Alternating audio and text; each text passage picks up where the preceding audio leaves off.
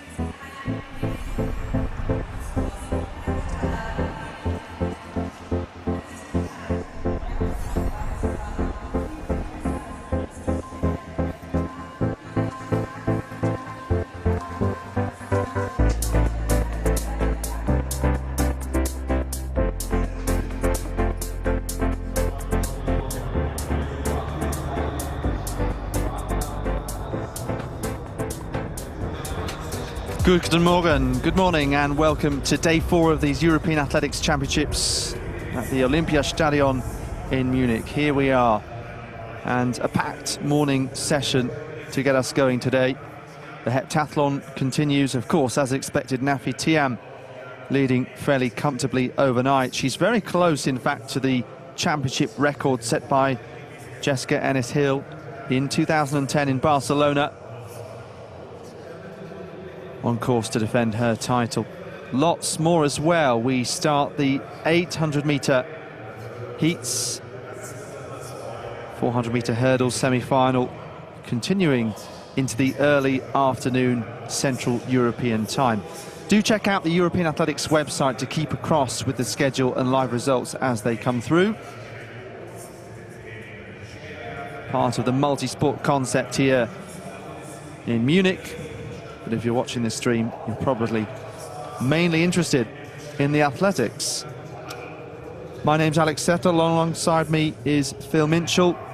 Phil, well, we're 4 days in now, and things starting to heat up. More and more gold medals being confirmed as we see the schedule, but it's ramping up a notch in terms of excitement.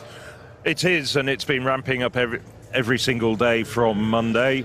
We've had 21 gold medals already decided, and we've got another 27 to be contested over the course of the next 4 days. Here we can see what's coming up this morning, and it's a long morning session indeed. It is, as Alex was saying, predominantly filled by heats on the track of the men's and women's 800 metres, men's and women's 200 metres, and also the men's and women's 400 metres hurdles. And of course, in the men's 400 metres hurdles, we get our first sight of one of those real icons of the current generation of European athletics, Karsten Warholm.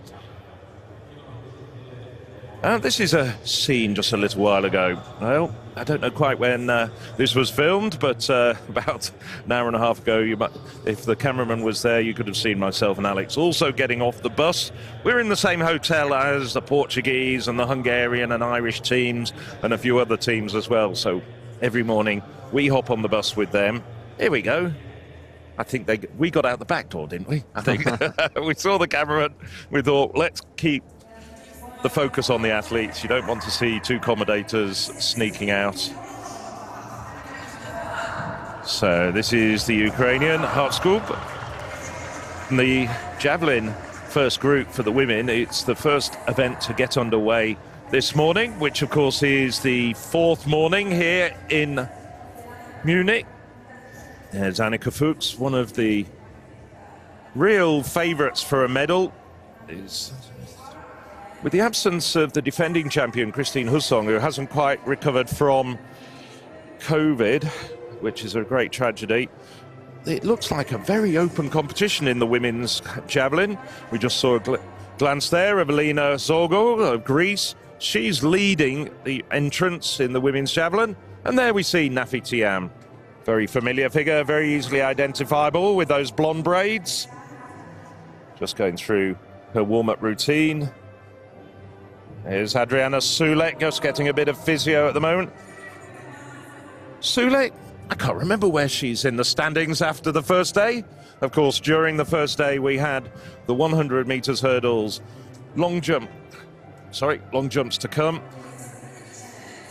High jump, shot, and 200 meters with the long jump, the javelin, and the 800 meters to come today.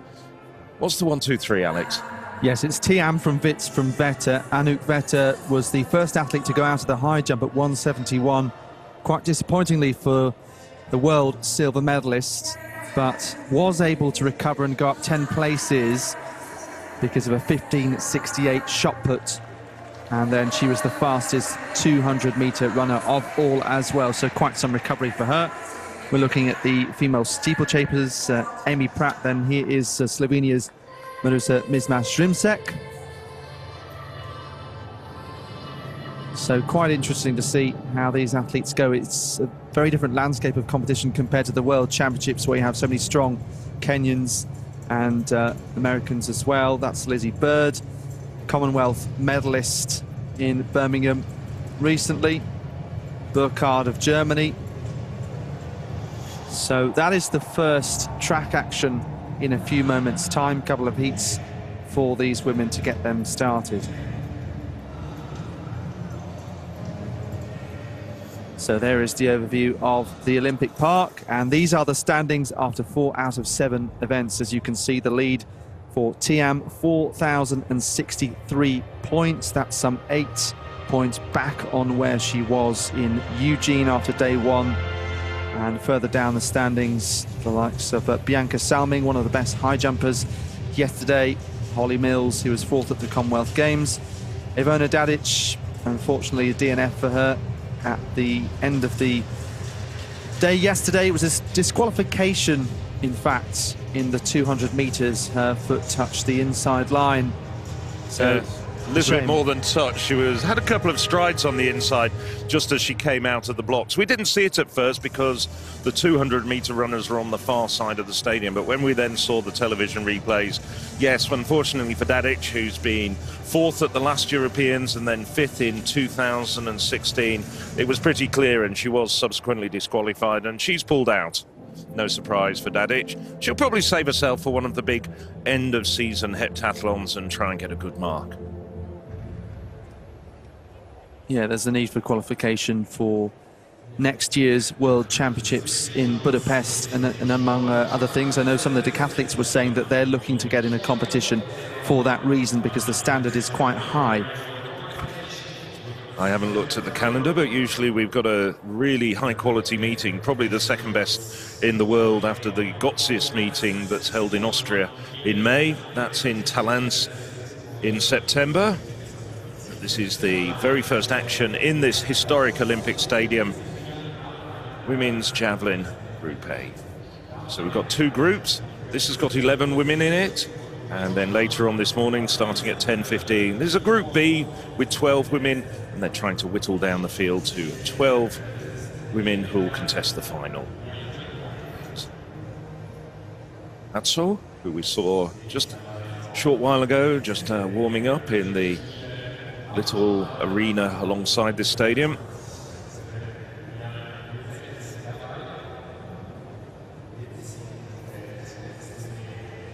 Of course, this stadium on the men's side saw one of the great javelin competitions of all time when the local star Klaus Wolfermann, back at the 1972 Olympic Games, beat the incomparable Latvian thrower Jānis Lūsis.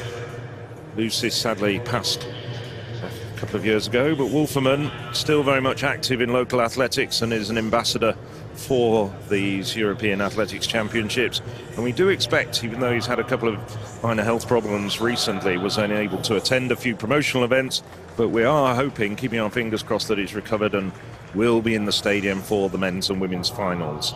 So, the very first woman to get underway in this competition, it's Nicole Tabakova, Czech thrower. Qualifying condition is 61 metres, and there's a familiar face to anyone who loves their javelin throwing. World record holder Jan Zalesny, who's now a mentor and coach to many of the current generation of Czech throwers.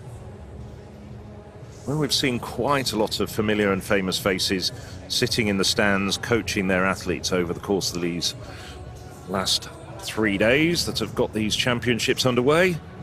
Not too many, though, with the greatest respect to all the people that we have seen and pointed out, can quite top Jan Zalesny. Three-time Olympic champion. He finally got a European title, it was a European medal almost in his retirement event in 2006. I was going to say, I think he was 40 years of age by that point. Fantastic longevity. That's also been seen on the women's side with Barbara Spatakova, of course.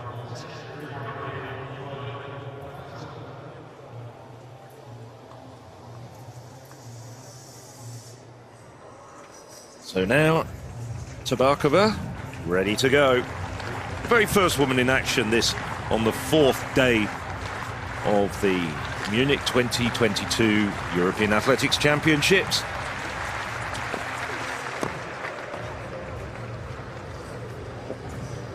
Well, drops down just over 50 metres.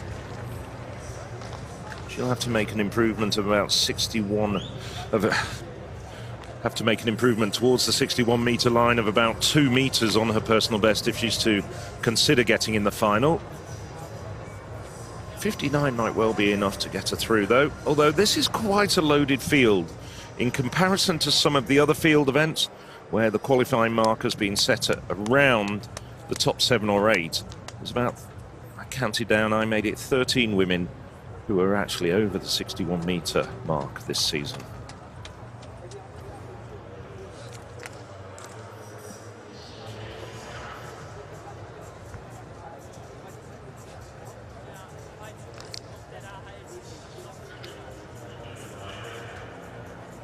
So it's Javelin of Lithuania up next.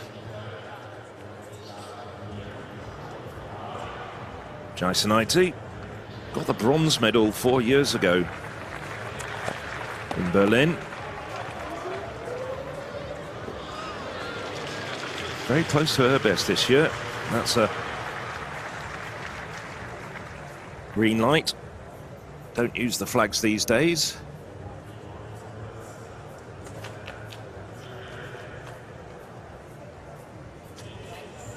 It drops down just over 55 metres. So 56.12 for Javelin.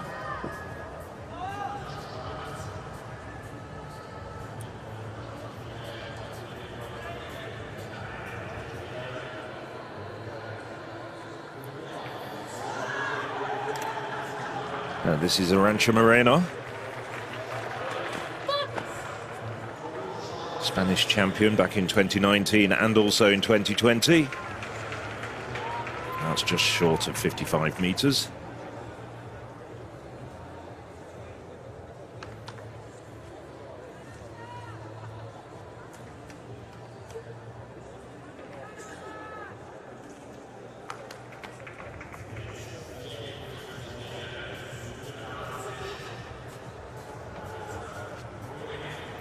.54.87.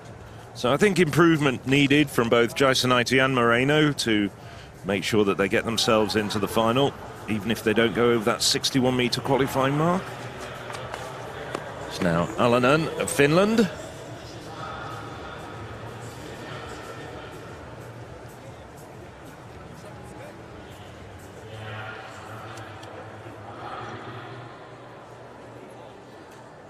Annie Linnea Alanen, another thrower who hasn't gone over 60 metres yet in her career, And that drops down just shy of 50 metres. Not the best of throws from the 19-year-old, still a teenager. She's coached, since we were talking about Jan Zalesny, I can see on my notes, by Michaela Ingeberg, who was third at the World Championships back in 1995. Becca Walton, Great Britain. Fifth in last year's Under-23 Championships, which Alex and I were fortunate to commentate on when they were held in Tallinn. Yeah, produced a personal best on that occasion and looked like she might compete for a medal. This year she's improved to 57.65. That drops down up 54 metres. Best throw by a British woman since the retirement of Goldie Sayers, that.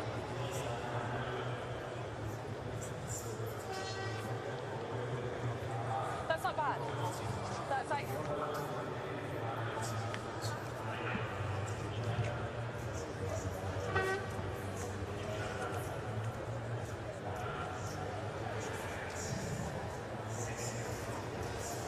Now, one of the women we do expect to compete for the medals, Lena Moussa, 2013 European Under-23 champion, and has gone on to great performances. Won the European title in 2016. About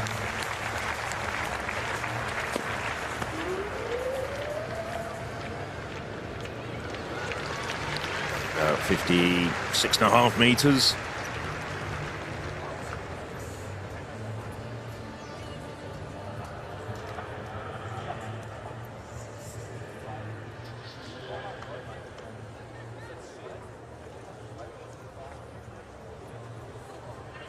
So all the women really at this stage just waking up just a little bit.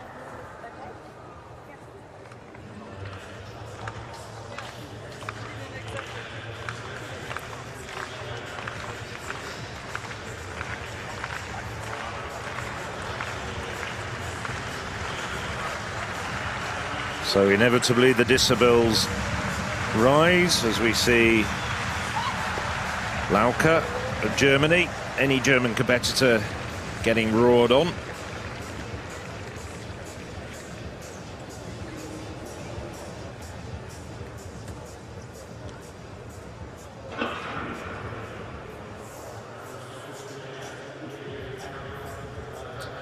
As I said, the Germans unfortunately missing the defending champion Kristen Husson. So 52.85 for Lauka, just 21 years of age. So she'll be in contention for medals, I think, when we get to the European Under-23 Championships next year in Finland. Victoria Hudson of Austria threw over 64 metres last year. Hasn't quite reached those distances in 2022, 61.90, but one of those dozen or so women who have thrown over the automatic qualifying distance of 61 metres. Oh, over 60 metres, just a few centimetres shy of that 61-metre mark, which you can see out there, big yellow tape.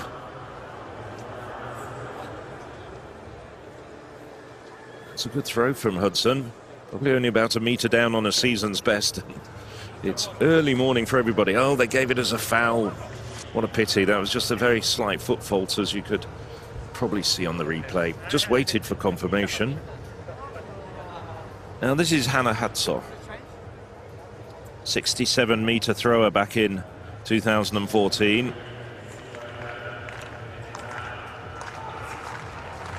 Didn't make it into the final 4 years ago in Berlin. Made it into the final in 2014, which was her good year. So rather tossed it out there as a dart, but it's dropped down just shy of the 55-metre mark.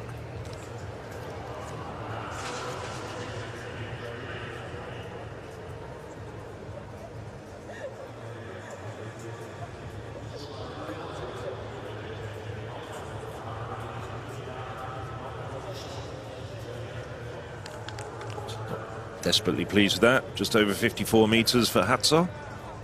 There's nobody over the automatic qualifier at the moment. Nice little wave by Hatzo.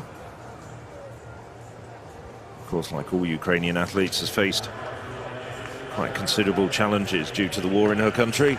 Now, this is Elena Zenko, who leads the European list, at least as far as the entries are concerned. Zenko, well, not a good throw by Zenko, really. About the 57-meter mark.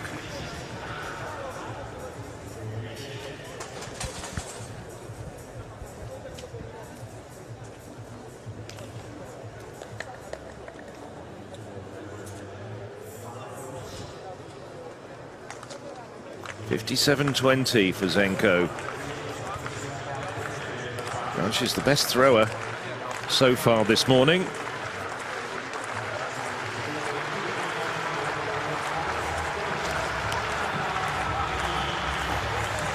Now Annika Fuchs. Got a few additional stats there. Personal best of almost 64 meters.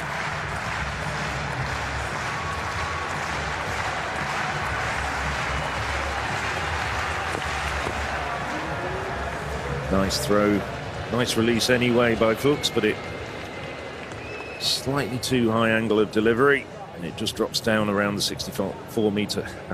54 meter mark.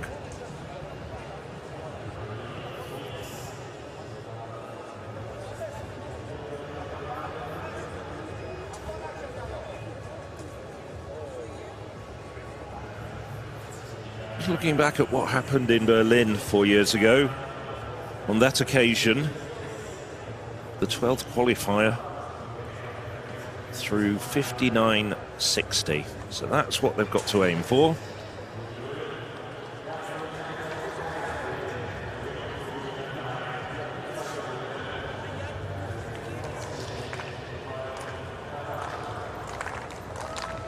So we start the second round of these qualifiers. Tabakova. That's better. That's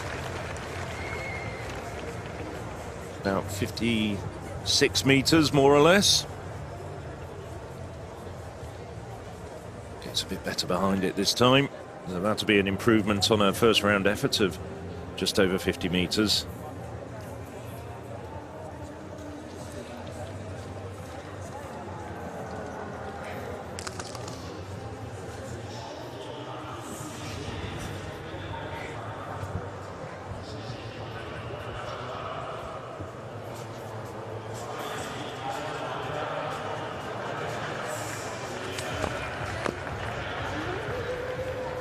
Jaisanaite. Oh, that's a good throw from Jaisanaite. That takes her well over the automatic qualifying mark of 61 meters. It's thrown 63.80 this year. That's just a few centimeters short of her personal best from 2019. Made the final of the World Championship, so she's in good form. 61.85. So our first automatic qualifier. Levita Jaisanaite can put on her tracksuit and just relax and assess the opposition. Arancha Moreno.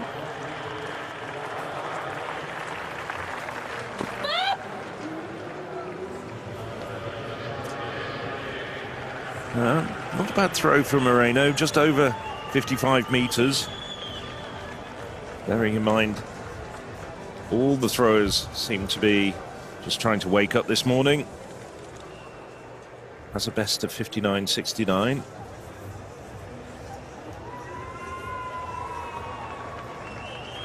$56.02 for Moreno.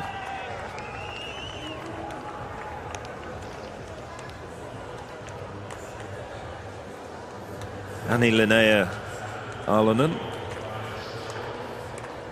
third in last year's European Under-20 Championships, which were also held in Tallinn. Back-to-back Under-23 and Under-20 Championships last July. Well, July 2021. It just pops down at around the 50-meter mark, so more or less the same distance as her first round effort of 50.24. London's not going to be happy with that. She's not throwing that well.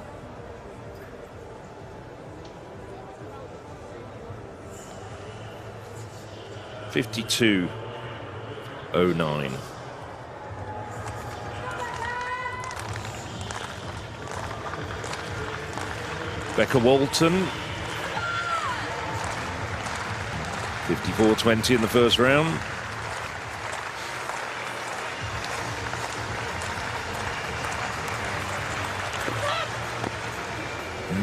Student of engineering at the famed Loughborough University. It's not going to be good enough. And she's just stepped over, just looking over onto the infield. So that'll be the red lights. Alex, help me out here. What would you call that? I mean, we used to have a red and white flag, didn't we? But now it's a green and red. Red lights? Doesn't seem quite the right phrase. Marker. Okay, we'll work on that one. Lena Moussa now. 56.60. Of course, this new signalling system for fouls or valid throws, quite a new innovation.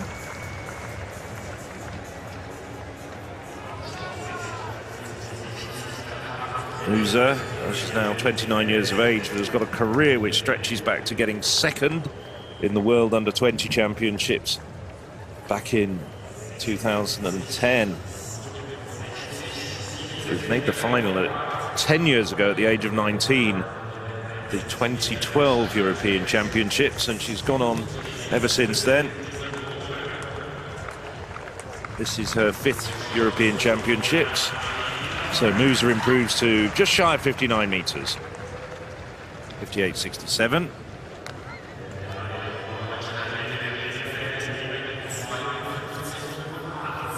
Lauka.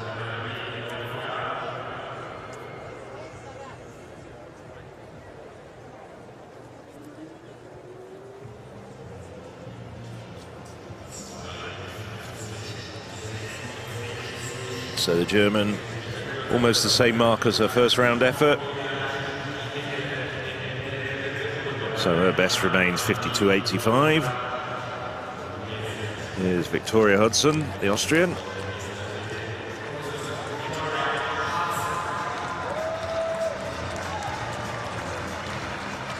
Hudson had a long throw in the first round, but just at the nearest of foot faults, and so it was ruled a foul. Could she be the second woman to go over the automatic qualifiers this morning?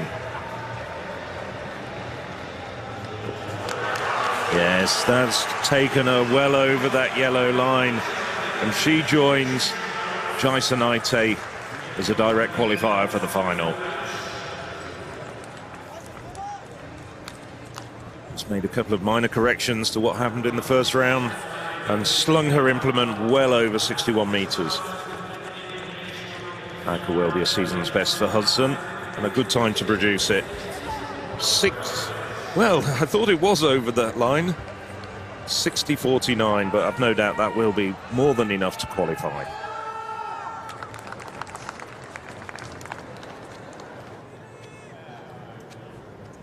We've got the pole vault qualifying later on this morning as well. That'll be a familiar face to most people who know their athletics. A certain Mr. Armand Duplantis, world record holder indoors and out. Vaulted 6.21 to win the world title. His 5th world record. I have a feeling there might be a few more as well. And of course it was the European Championships 4 years ago when, as a teenager, just 18 years of age, he announced his arrival by winning with his first 6-metre vault. Now he's gone on to do no less than 48 vaults over 6 metres. So coming up on the track, the heats of the women's 3,000-metre steeplechase. You're watching live coverage of the European Athletics Senior Championships from Munich. This is Amy Pratt of Great Britain, Northern Ireland. Just saw Louisa Geiger of Albania before that, one of our country's biggest sporting stars, perhaps, not just athletics. So 16 women expected then in this first heat. There'll be the top 5 going through to the final, and then 5-time qualifiers as well. Lydia Gut, home favourite, being picked out there. 9:47 she's improved to this year. Louisa Geiger, European silver medalist in Amsterdam in 2016. Won the Mediterranean Games this year, at the World Championships, and also won 2 titles at the Balkan Champs as well, so a very busy season. Amy Pratt has had 3 major events this year, just outside the medals at the Commonwealth Games.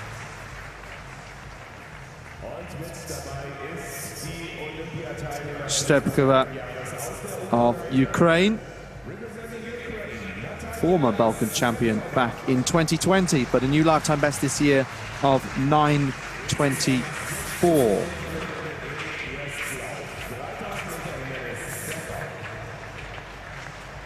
So getting us going this morning.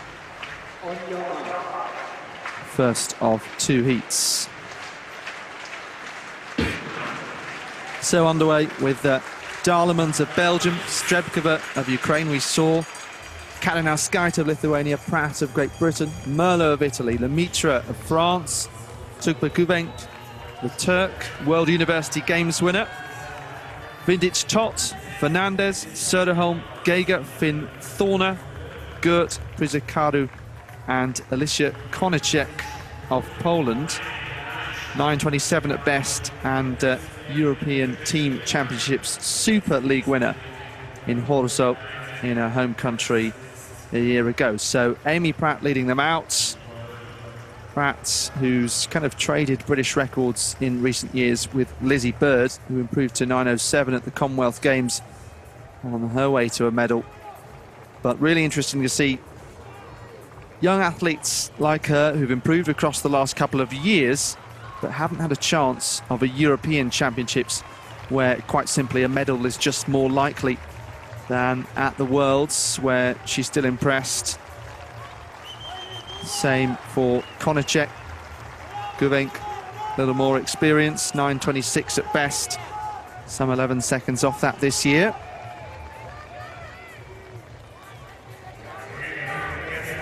So Pratt and Geiger near the front, won the 5,000 as well as the steeplechase at the Balkans. They were held in Craiova in Romania, so perhaps only happy tears in Craiova.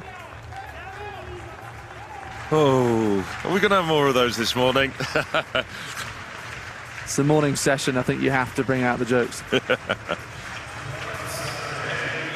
Maybe it's the heat that was getting to us in previous days, but slightly cooler conditions, and I'm sure the athletes will be glad for that as well. Przykaru of Romania also near the front. She's improved to 9:33 this year. But still, Pratt very happy to lead this one out. As we take a look back at Javelin qualification now. Yes, it's Elena Zenko after a modest throw by her standards of just over 57 metres in the previous round.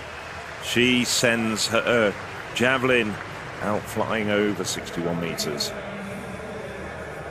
So she joins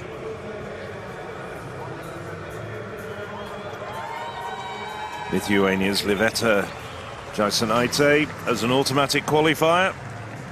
And Victoria Hudson just a few centimetres off that 61 metres as well.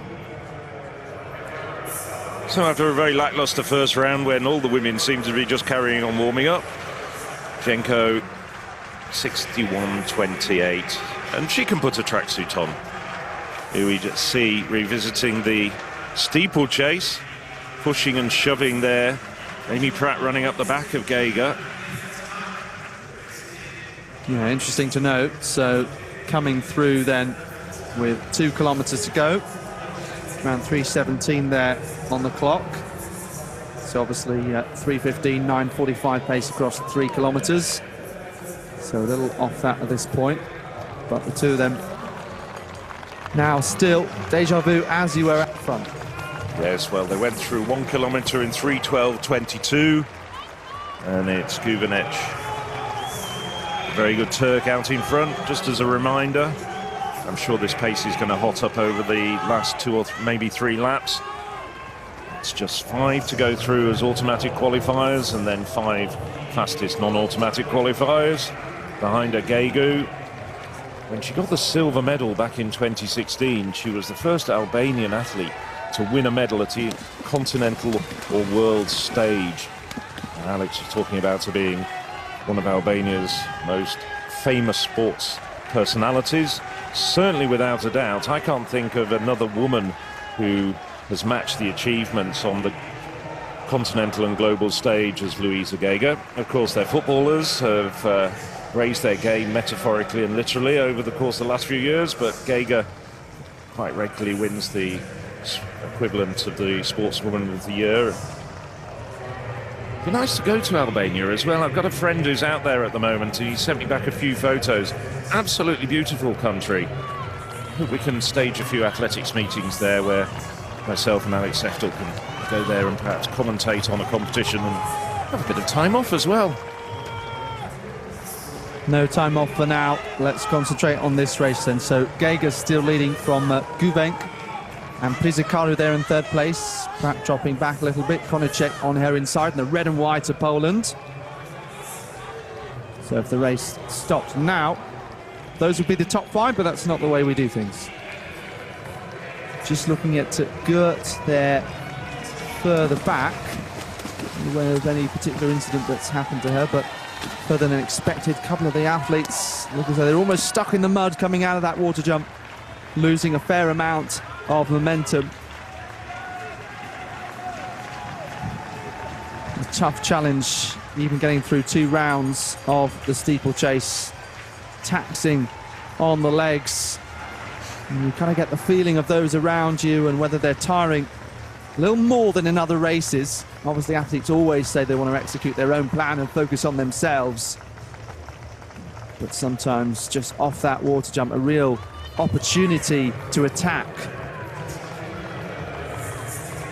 And Gega appears to have done just that. So the Albanian, eyes looking focused. Guvenk, she's just trying to manage that gap in 2nd place at the moment, leading what is still a reasonably big chasing group.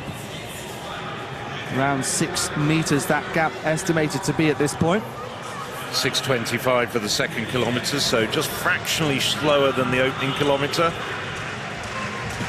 So we're at the moment looking at, if it was even placed, we'd be looking at around 9:37, but it is going to speed up in the final kilometres, probably a finishing time of around 9:30. So more and more spread out, the group behind Luisa Gega, who comes through now with just 800 to go. And some of the athletes around the 9:40, 9:30 mark at best have to kind of run the race of their lives to give themselves a chance to make it through to that final. And once you are running closer to 9:30, really the mark of a strong international steeplechaser, 9:15 and lower, that's kind of the world-class standard. Luisa Gega has a bit of a cult status outside of Albania as well. Sometimes it's nice to see some of the underdog nations get on the podium, along with some of those with rich, long-standing traditions who've won lots of European titles. So Pratt and Konicek overtaking Guvenk. Gega still looking very strong out of that water jump. Looks behind her and will be fairly confident when she sees that that gap has grown by around 5 meters in the last lap. Pizzicaru just struggling to hold on a little bit. And there it is, Gert still some way back. So Gega hits the bell around 8:19 on the clock, and she is being closed down just slightly. I wonder whether that look over her shoulder was a little bit nervous because she felt that she was tiring somewhat. And her technique still looks pretty fine. It's Pratt of Great Britain and Northern Ireland that's now starting to tire, but of course there's the opportunity for up to 10 athletes to go through. It's pretty easy qualification from just the 2 heats. In any case, you can see the top 5 on your screen and some distance back. So Gubenk in the black and red of Turkey there, who's in second place for a long time, has now found another gear on this last lap to make sure that she stays very much close to Geiger, who has been reeled in. So she might want to evaluate how she runs the final, but still, look at that. There is something left in her legs. Little bit of gamesmanship.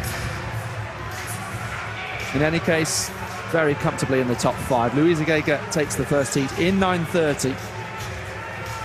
Gubenk, Konachek, Pratt all going through, and Prizekaru taking that 5th spot. Strebkova, there's Michelle Finn, the 2-time Olympian from Ireland, and Gurt.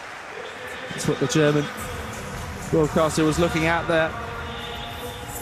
Just outside the automatic places, but still with a pretty strong chance of going through as the clock hits 10 minutes. Geiger, Gubenk, Konachek, 2nd and 3rd places. That's the fastest times they've run this year. Amy Pratt somewhat down on her recent 9:15. And Prizekaru was run out of things after going with that early pace, but is short of a place in that final. Yeah, it's quite contrasting with the heats from 4 years ago in Berlin. On that occasion, the best heat was a 9:33 heat. You needed 9:38 to get through to the final on that occasion. Strebkova got through back in 2018 into the final. It looks as though it might be a bit of a tall order because she got very detached coming home in 6th, but we'll wait and see. One more heat to come. Bit of pushing and shoving. Prizekaru, it looked like when Pratt stumbled, Prizekaru came up her back, just gave her a gentle nudge forward. Don't think there's anything for the judges to worry about though. Oh, that was what happened to Merlot though. We didn't see that first time around. Merlot falling in the water jump, so that didn't help her possibilities of getting through to the final. No trouble for Luisa Geiger. Very, very experienced.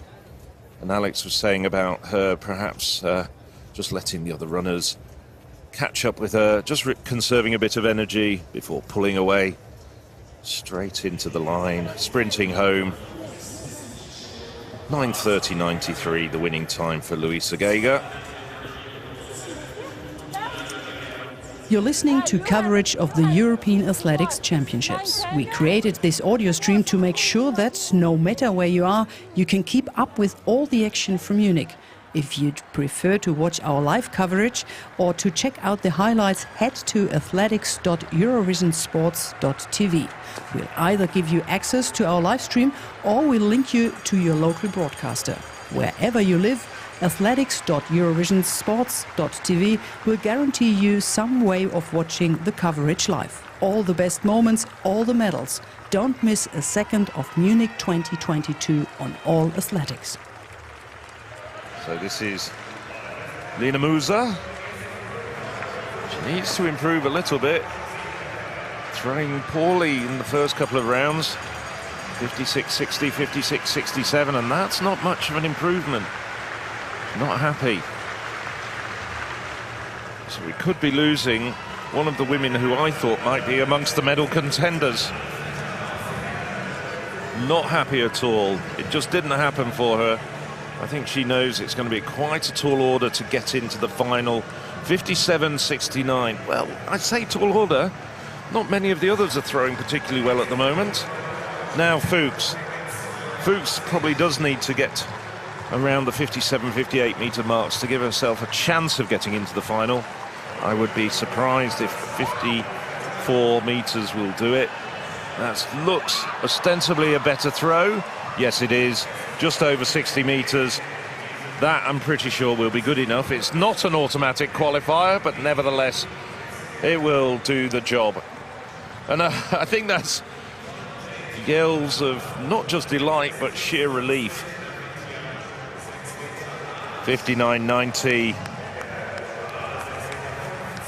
Probably is going to be good enough to see her through.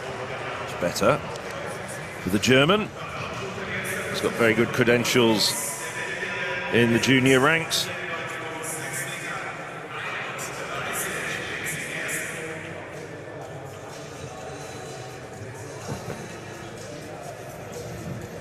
think that's the brightest smile I've seen this morning. 59.90 for Annika Fuchs. She moves up to 4th, with just 2 women over the automatic qualifiers at the moment. So, second day of the heptathlon now getting underway with the long jump. Nafi Tiam leading the competition overall.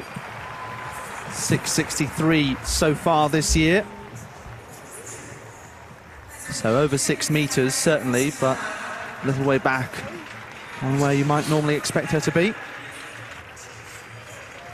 Mentioned at the top of the program, she's, after day 1, 8 points off where she was in Eugene, the World Championships earlier this summer. 6 meters and 8 worth 874 points. That's the best recorded so far.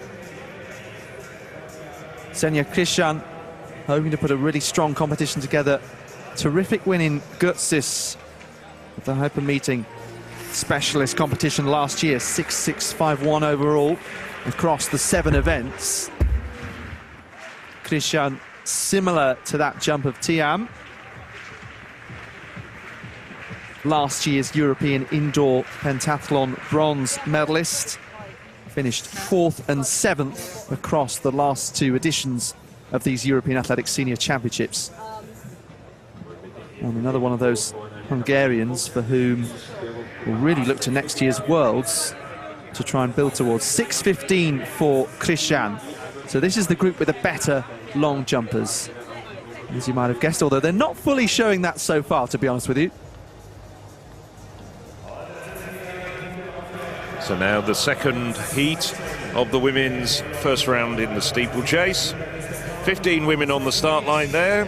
Quite a packed race. We saw one faller in the previous race. This is Lizzie Bird, newly minted British record holder, ran 9:07 in Monaco. Absolutely smashed both her personal best and the British record. British record had previously been in the hands of Amy Pratt, who got through in the last round. This is finalist from 4 years ago, Sanchez Escribano, Elena Burkhardt, also very, very familiar face at European cross-country championships.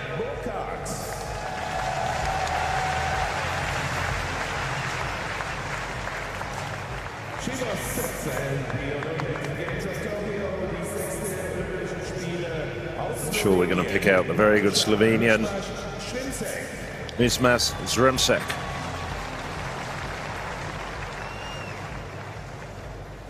Und wir schauen auf Europas beste 3000 Meter Hindernisläuferin in diesem Jahr, die Olympianerin. That's Lizzie Bird, European leader with that recent British record of 9:07.87.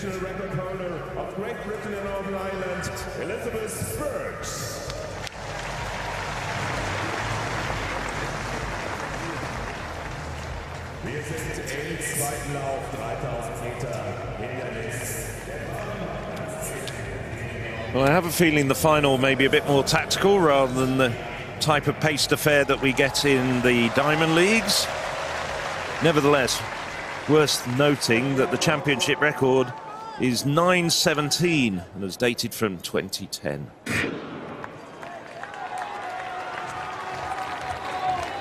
So we'll keep an eye on the splits as well, because bear in mind it's 5 automatic qualifiers from each of the 2 races and 5 non-automatic qualifiers. And in 6th place it was Strabakova of Ukraine, 9:47. There's quite a gap between the 5 automatic qualifiers and the Ukrainian in 6th place, so it could well be, if the tempo is quite high in this race, we could see many of those non-automatic qualifiers going through. Perhaps as many as 5 coming from this race if the tempo stays high. So at this stage it's Meyer leading the way.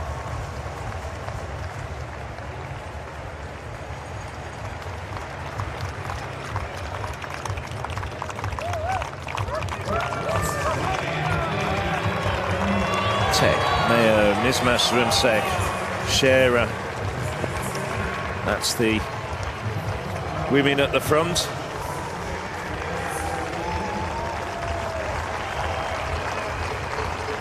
Fairly reasonable pace at this stage.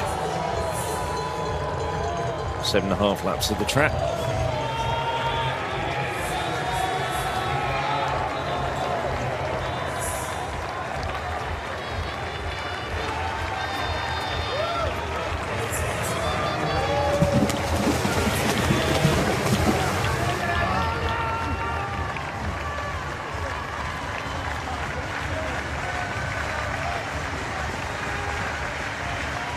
Still Mayo just taking the women round.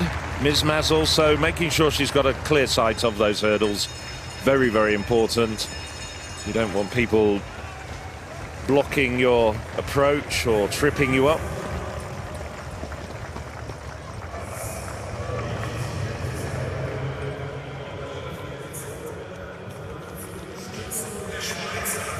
So they're just coming up very shortly to the 1 kilometre mark. Back to the long jump in the heptathlon. So still this group with those with a longer personal best. This is Norwitz, second place overnight, and that again is competitive with our leader so far. So Norwitz winning the indoor title in the pentathlon. 6:31, so very healthy as far as her medal prospects are concerned, but I'm sure we'll see some jumps closer to 6:50. Sophie Wiesenberg, devastation for her, no mark in the long jump at the World Championships, but the consolation prize, a home championships in Munich at the Europeans, and here she is now. So can she make amends?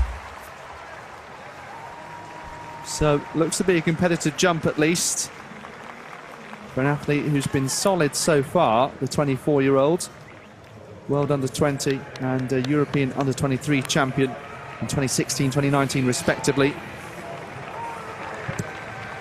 Close to 6,300 points in Götzis a few years ago, her lifetime best. So Wiesenberg 6:11 then. Third best what we've seen so far. Didn't see that jump of O'Dowd 6:27. So decent competition so far, but surely we'll see some jumps further and closer to 6:50. Well, the women went through the first kilometre in 3:10.89, so fractionally faster by about a second and a half from the first heat. And it's still Lea Meyer, the reigning German champion, leading the way. She didn't get out of her heats at the World Championships, and that's probably dictated her thinking in this event, just making sure that she gets through to the final. Scherer and Bird following her at this stage. Well, Bird just reflecting on the fact that that magnificent European leading time of 9:07.82 to take almost 8 seconds off the British record. Now it's back to the heptathlon with Kallin of Switzerland. Yeah, Annick Kallin, 6:62, new lifetime best. She was leading just by a fraction after the hurdles, the first event yesterday. Kallin with a huge jump, that is closer to 7 meters. Clearly, the 22-year-old, an athlete in form. National record for 6th overall in Eugene, and she might be even higher at these European Championships. Very close on that board. Pretty much perfection. Eyes down at the sandpit, and she'll be very happy with that. 6:73, way beyond everyone else at this point in time. We haven't actually seen that longest jump of Nafi Tiam, so perhaps we'll get sight of that. So we're back with the women's steeplechasers, and there's just a little bit of a breakaway group of 6 women, and then we have Burkhardt in 7th place, but the leading group of 6, Maya of Germany, Bird of Great Britain, Sanchez Escribano, Spain, Ada Cohen of Israel, and Mizmaz Rimsek of Slovenia, just putting a bit of daylight between themselves now and the women behind them. But it's still Leah Meyer pushing the pace. She's had some good results apart from that trip to the World Championships. Of course, we are missing the 2-time defending champion from Germany, Gisa Felicitas Krause. She's one of a number of athletes in the German camp who've caught COVID, and it's had detrimental effects on their preparations. Bird looks very comfortable at this stage, just sitting in. Marusa Mizmaz Rimsek, well, really classy athlete over the years. 6th at the Olympics last year. Expecting her to challenge for a medal. She's just sitting in there, looking very comfortable, watching it all happen.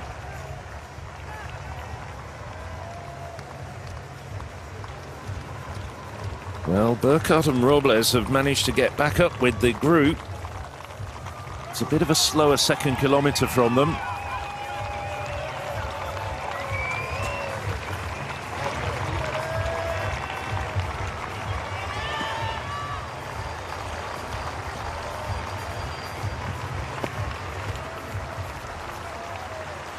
Still Maya just controlling the pace from the front.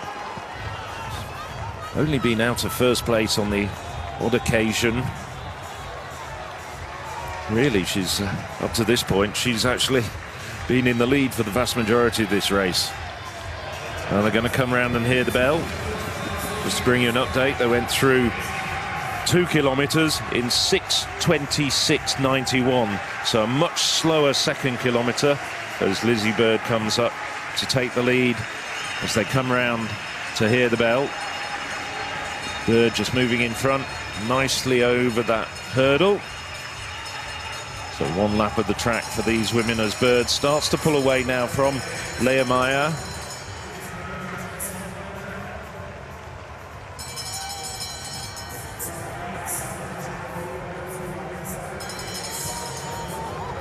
Schura, the Swiss runner, Yara Schura,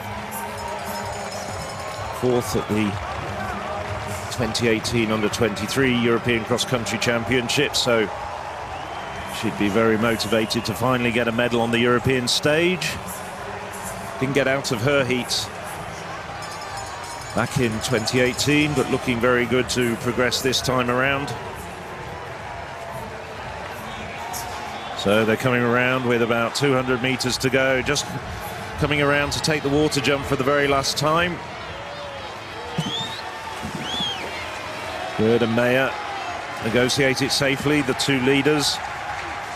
Behind them, the diminutive figure of Cohen from Israel, Israeli record holder, Adva Cohen. So that last lap, with just that increase of pace from Bird and Meyer, has strung out the field, and it's going to be Leah Meyer, Lizzie Bird behind them. Adva Cohen gets through without a doubt. Just wait for confirmation.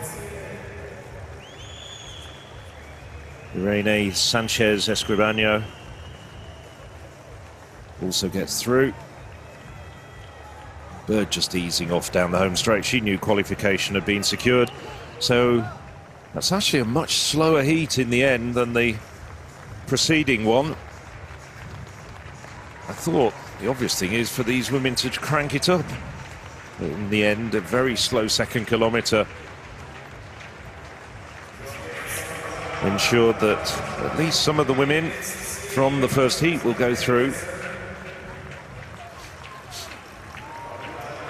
Waiting for confirmation. There's Sanchez Escribano. And Scherer gets the 5th automatic qualifying spot. Tech will go through. She ran a personal best of 6:43.97. Came through strongly over the last lap. Robles will qualify as well. Well, Marusa Mismas Shrimsek, that was a poor run from her, but she'll get through as well.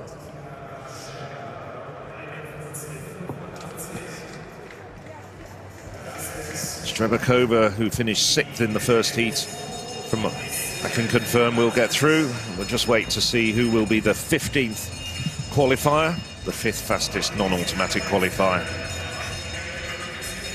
Well, for the best steeplechasers in this, it's really about getting through without incident, because it should be fairly straightforward. Certainly they'd hope it to be, and sometimes that can be quite an adjustment for an athlete when you know a race should be easy.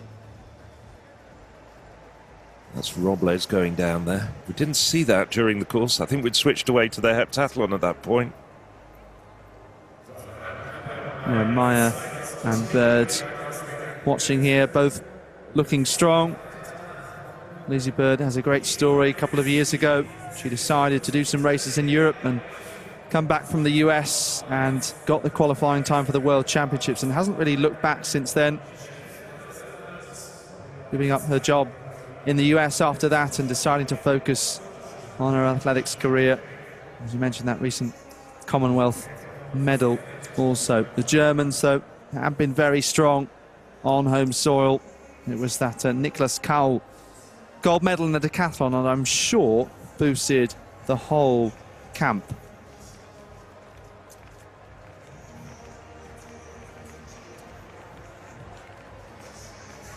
I know Leah Mayer, after disappointment of not making the final in Eugene, has come here with a point to prove. There's confirmation. So Ms. Masrimsek does get into the final. As we watch Lizzie Bird just rehydrate. Not as warm as previous days. Yesterday we were seeing the thermometer go over to 30 degrees. Not quite as high as that today. So Anouk Vetter, 2 fantastic events to end yesterday. Under a bit of pressure here, though. World silver medalist. You can see that big leap of Carlin's 6:73 new lifetime best. Leading the way. That's the number 1 line superimposed in the sand. Vetter looks to have got that valid attempt, though. The favourite for the silver medal at this point, although Carlin has certainly made things interesting. Their various strengths should even out, but Vetter, fantastic javelin thrower, and that could make all the difference.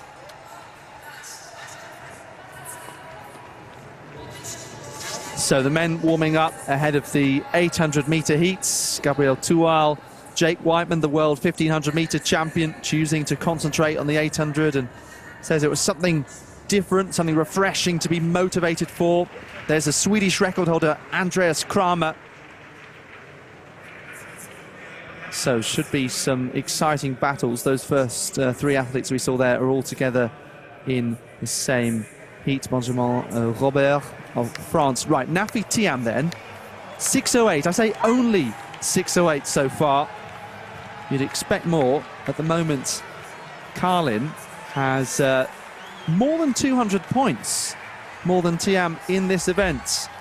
Obviously, Thiam, much better javelin thrower. But Thiam, disappointment for her.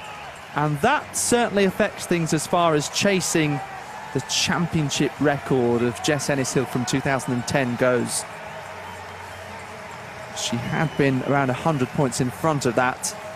And then after the 200 metres, which not one of her stronger events, ended up just behind it by 17 points. So this is a reminder of what happened a few moments ago, and should see the results. So confirmation of the women's steeplechase first round. Louisa Geiger winning the faster of the 2 heats. But ironically, it was 4 of the women who came through from the second heat, much more bunched finish. There's the women who missed out. Some of the names, including Lena Milanog of Austria. Might have been expecting to see her go through. Liliana Vindic-Toth, a good Hungarian. So a few people who we might have thought might get through to the final, but most of the main medal contenders are in there. So these are the men's 800-metre runners starting to come out. We'll see them line up very shortly. Yeah, we'll have 4 heats, and then after they've concluded, it will be the women's 800. We've also got 400 hurdles, semi-finals, some 200 metres coming up later. So while we're seeing these athletes come out, we've got the long jump as part of the heptathlon going on, and Adriana Sulek under a lot of pressure here. Someone who always seems to look positive and come in with enthusiasm and personality. Got to summon strength here, get the crowd going. Obviously a lighter crowd for some of the morning sessions. Many of them are stacked just behind the camera next to Sulek. So here she comes, needs to get something on the board. Will she play it safe? No, she won't, in fact. She'll go for a big jump. Well, that's really impressive from the young Pole. We know she's had a great season and has risen up the ranks since winning the European Under-23 title. Very close, pretty much perfect. What is it? It might well be a new lifetime best. 6:43 in Eugene. And now 6 meters and 55, over 1,000 points for Sulek. What a relief.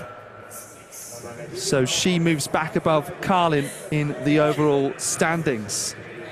Emotional moment for Adriana Sulek of Poland. Wow, thank goodness for that.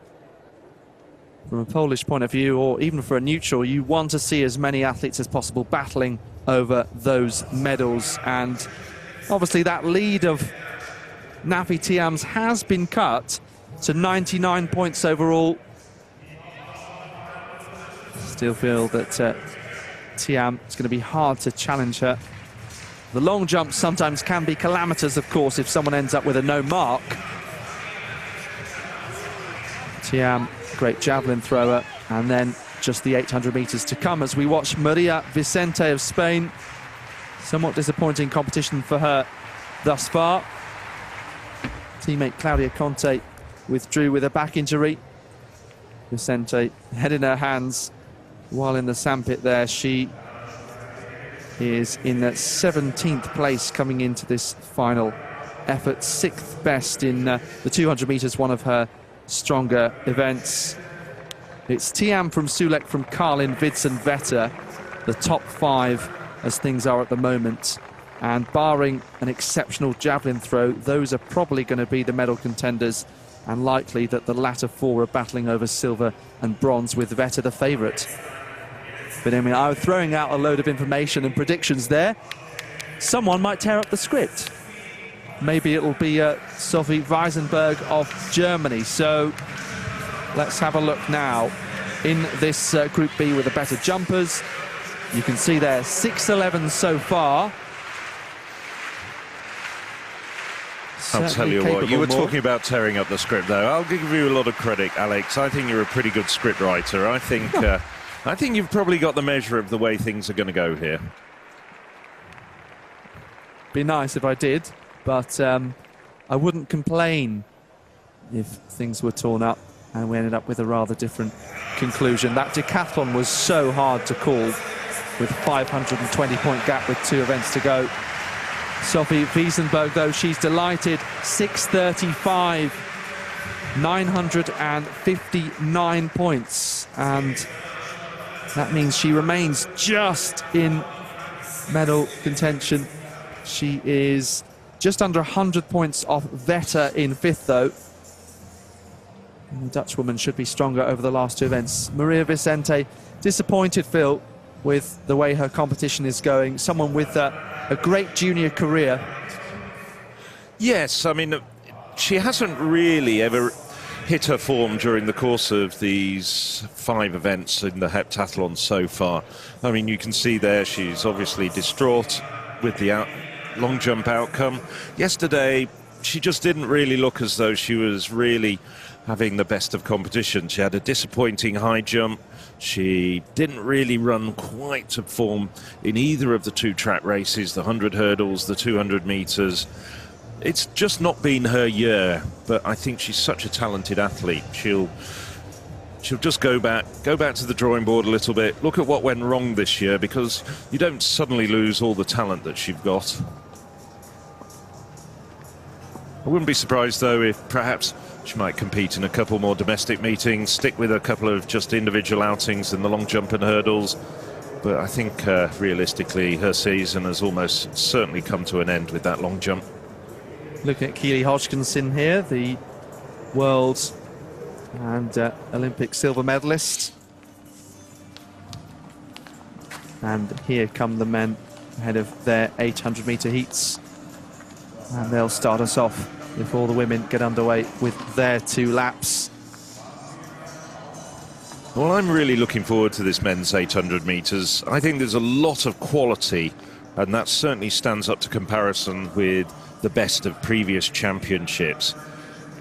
Well, of course, you know, you come to a European Athletics Championships, a lot of events do exude quality. But this year, we haven't really seen the domination in over 2 laps of the track by the Africans. We've seen 1 or 2 other people, like the Canadian Arop, come to the fore.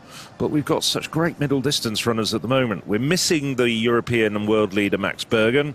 He injured himself just prior to the World Championships, but nevertheless we've got the likes of Jake Whiteman, who's dropping down distance here after battling over 1,500 metres in the Commonwealths and getting a bronze in probably the race of the championships there. And we've got Benjamin Robert, the very good Frenchman, broke through to run under 1:44 in the Paris Diamond League meeting. And you just run the rule over these 4 heats. It's going to be tough, even just making the semi-finals. Yeah, it's effectively the shortest distance over which athletes didn't receive a bye through to the semi-finals. So that's the reason why the heats are pretty strong compared to, let's say, the 400 metres. So there will be 4 heats. So we wait for the athletes to come out. Looks like we've pretty much concluded the heptathlon long jump. Just saw that Leonie Cambour of France, who was 7th overall at one point with 3 fouls. So it means we're down to, what, 18 athletes in the competition. But as you can see, athletes packing their bags. Nafi Tiam, solid, but looked like she was pretty disappointed with only 6 metres and 8. Some of them capable of going much closer to 7 metres. Of course, lifetime best of 6:86, 6:63 this year in Belgium. Thank you for checking out this live stream from European Athletics. I hope you're enjoying our coverage of these historic championships in Munich. Stay with us, because we'll be here morning and evening, bringing you every minute of the athletics from the Olympiastadion. To keep up with all of the events happening in Munich as part of the European Championships, head over munich2022.com. Gabriel Toual coming out there. You mentioned Benjamin Robert. Toual not quite as fast as him, but still quite close on the French all-time list among some of their fastest ever athletes. 7th at the Olympics, 6th at the World Championships, so someone who'd like to be higher up here. Andreas Kramer, someone who's not always that consistent. He is the Swedish record holder and the silver medalist last time in Berlin, but I remember that he came to the European Under-23 Championships the year after that silver medal in Berlin and really struggled and didn't progress through to the final. I know we always say that the 800 metres is one of the hardest to make it through to the final, but once you're there, you give yourself a chance. But he has struggled with injury and illness to try and recapture some of that form over the last couple of years. So you're watching live coverage of these European Athletics Senior Championships inside the Olympiastadion in Munich. Now, while Group B appears to be concluded, we're just going to take a look at long jump Group A. This is Sophie Doctor of the Netherlands. So Anouk Vetter, the leading Dutch woman, Emma Oosterweg, Olympic medalist, crashed out the 100 hurdles. This is Sophie Doctor.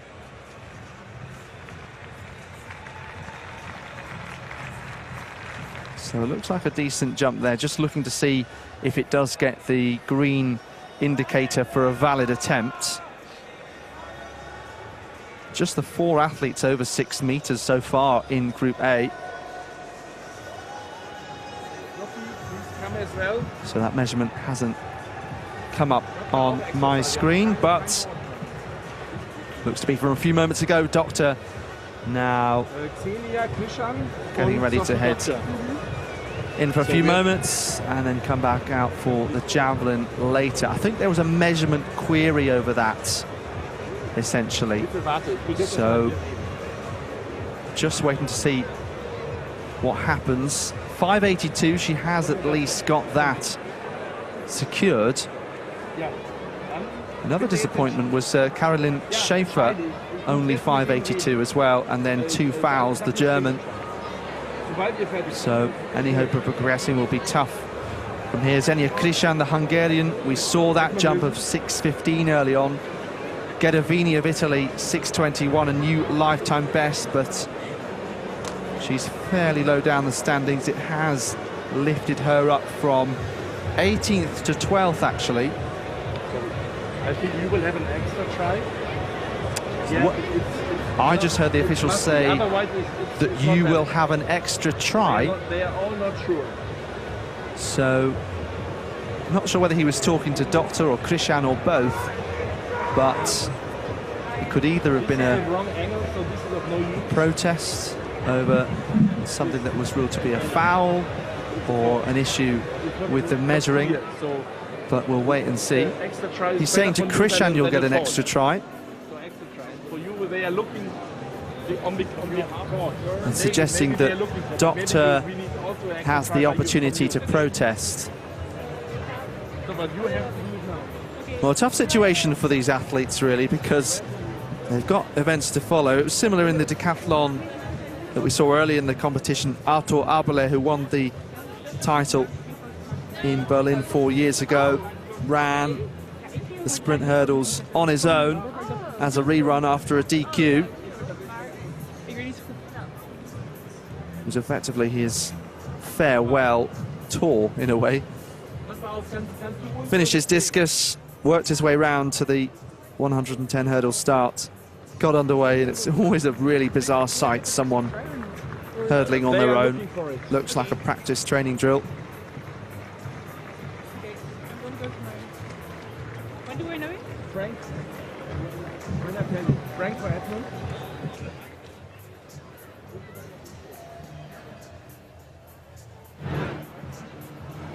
Well, Xenia Krishan here, she's in 8th overall. Moved up 1 place as a result of this long jump so far.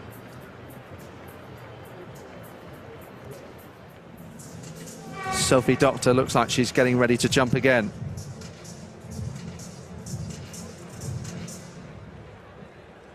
She's moved down a place as a result of her 582.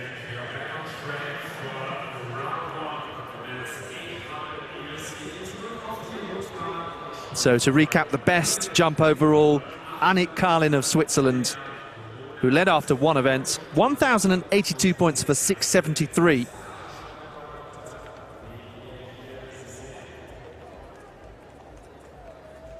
Adriana Sulek improving to 655. Ghedovini also hasn't jumped, so we'll work out exactly what's going on in a moment's time as we focus now on this first heat of the men's 800. So Simone Barantini of Italy On the outside, this is Andreas Kramer. That silver 4 years ago. The Swedish record holder, 144 this year. Muzinovic of Bosnia, Toile of France, Christoph Kessler of Germany, improved to 145.27. Big applause there from the crowd. And a man in an Italian vest as well. I wonder if he has Barantini on the other side of that cardboard banner. Daniel Huller of Hungary, Thibaut de Smet of Belgium, and then Jake Whiteman. Well, he said that despite winning the World 1500 title, that's generally been his main event of the last few years, he still wants to be considered an 800 runner too. A middle distance man in the fuller sense. Jeff Whiteman was the stadium announcer in Eugene. Not so here, but Jake was joking that he'll be getting on his nerves as a coach instead. Whiteman, De Smet, Huller, Kessler, Tual, Mujezinovic, Kramer and Barantini in this first heat. So, top three going through automatically, and then four-time qualifiers across those four heats. So Jake Whiteman, outstanding kick in Eugene, and afterwards beating Jakob Ingebrigtsen, saying that he expected Ingebrigtsen to come through. The Norwegian made a remark afterwards that he was beaten by a worse runner, and tried to speak to the Norwegians to get an idea of what kind of context that was said in. Whiteman said that yes, probably most of the year he appears to be the worst runner, but when it came down to it on the day, he was in front of the Norwegian. He was fantastic, of course, in the men's 5,000 metre final. Kramer leads this one out in 51.53. The Swede mentioned sometimes that he appears to be off colour, but strong here. We'll wait and see how he times this last lap and whether he has enough to hold on. Barantini, one of a big group of middle distance running Italians, looking very strong over the last couple of years. Gabriel Tual, maybe not as quick as his teammates Robert, but still a medal contender. Jake Whiteman now on the outside in a good position. Kramer there, trying to focus. Will he have enough to be in the top three? Whiteman comes through, and Tual, and Barantini. De Smet also overtaking the Swedes. Oh, that's so close. Kramer just running out of steam after being the leader in the early stages.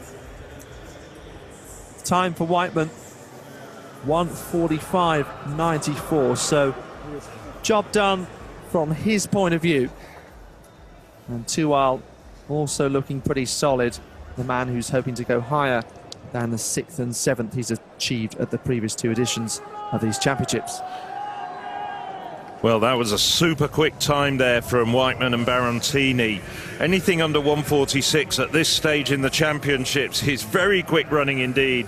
It was set up by Kramer with that thrilling first lap of 51.53.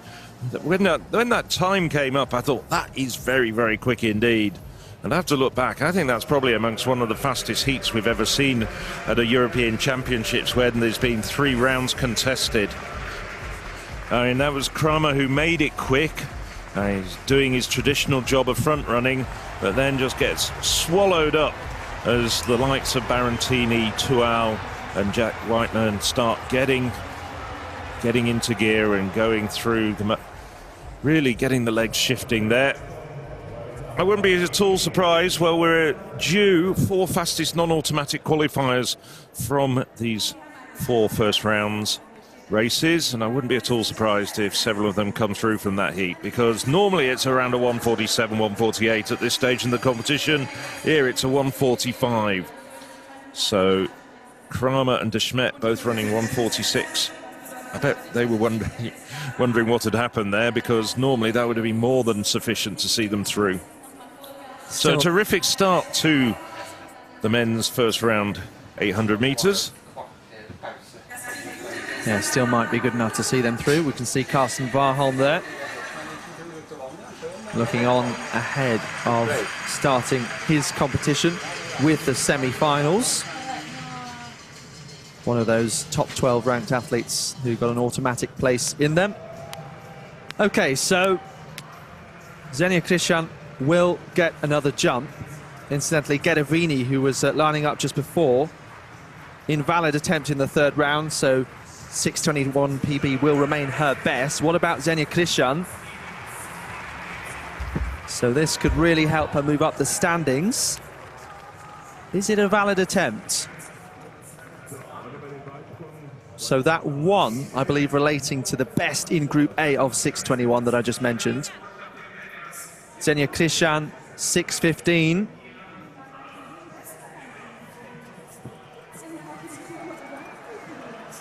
Well, it's come up as invalid.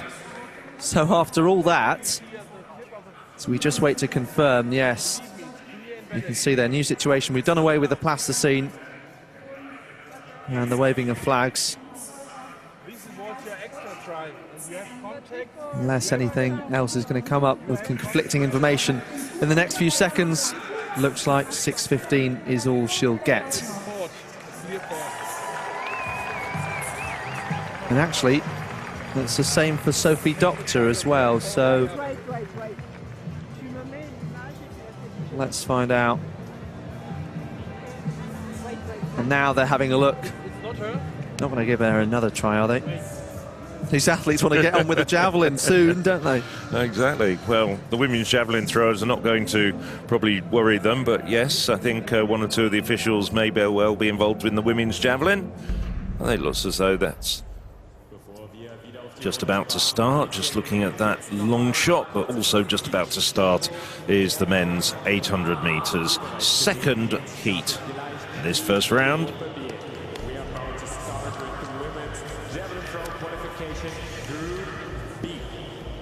Auch hier gilt es 61 Meter zu schlagen. Wir haben einige Athletinnen in dieser Gruppe dabei, die das in jedem Fall direkt abhaken wollen.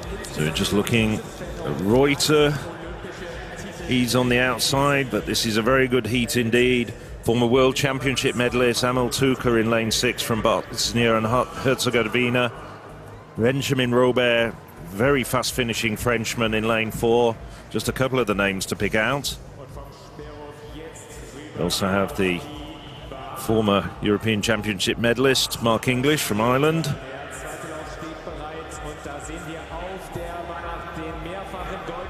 So it's Mark Reuter on the outside.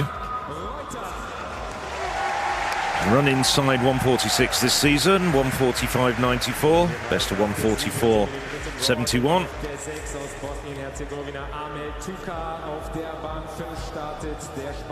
I'm going to pick out, I thought we might pick out De Arriba. It's just Benjamin Robert, who had that terrific run at the Paris Diamond League, worked his way through all the traffic at the front end, came away with a personal best of 143.75. Here's Mark English. Well, English took a medal back in 2014 when we had the championships in Zurich. Been around for a long time. And Lewalski on the inside, but I'll give you the full lineup. I'm just picking out one or two of the runners. So from the inside, it's Lewalski of Poland, Vukovic of Slovenia, English of Ireland, Robert France, De Arriba of Spain, Tuka of Bosnia, Rowden of Britain, and Reuter of Germany, the hosts, and the country that's topping the medal table at the moment after 3 days of competition.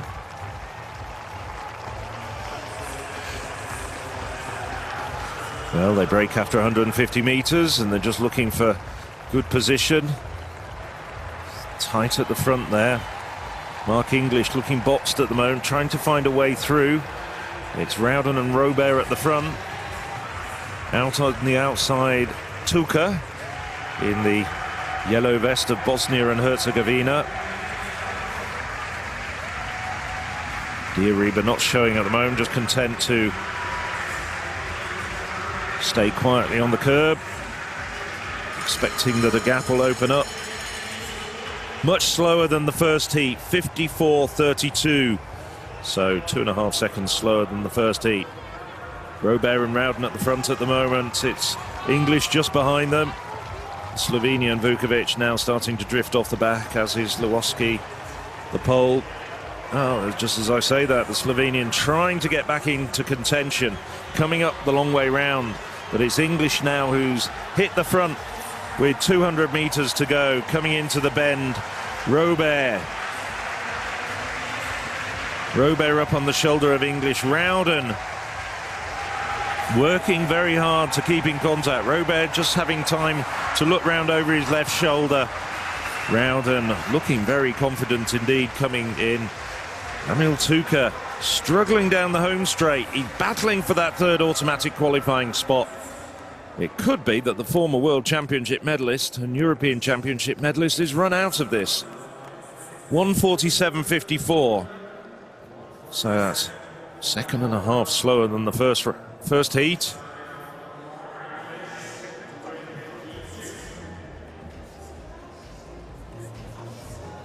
Well, Tuka timed his finishing surge, for which he's so familiar and famous.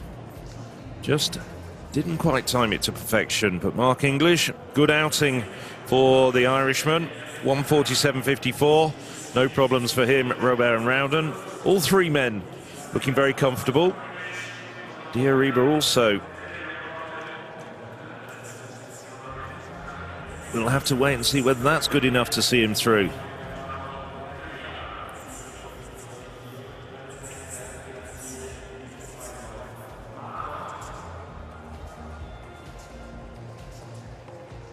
So brilliant performance then for Mark English, just ahead of Benjamin Robert. Terrific Frenchman, kind of following in the recent footsteps of Pierre Ambroise Boss. English here, someone who, while doing athletics, has spent many years studying medicine and was going to focus on athletics full-time a couple of years ago, but because of the COVID pandemic, then got himself stuck into a medical internship. So huge respect for athletes doing that, multitasking, working really hard alongside competing.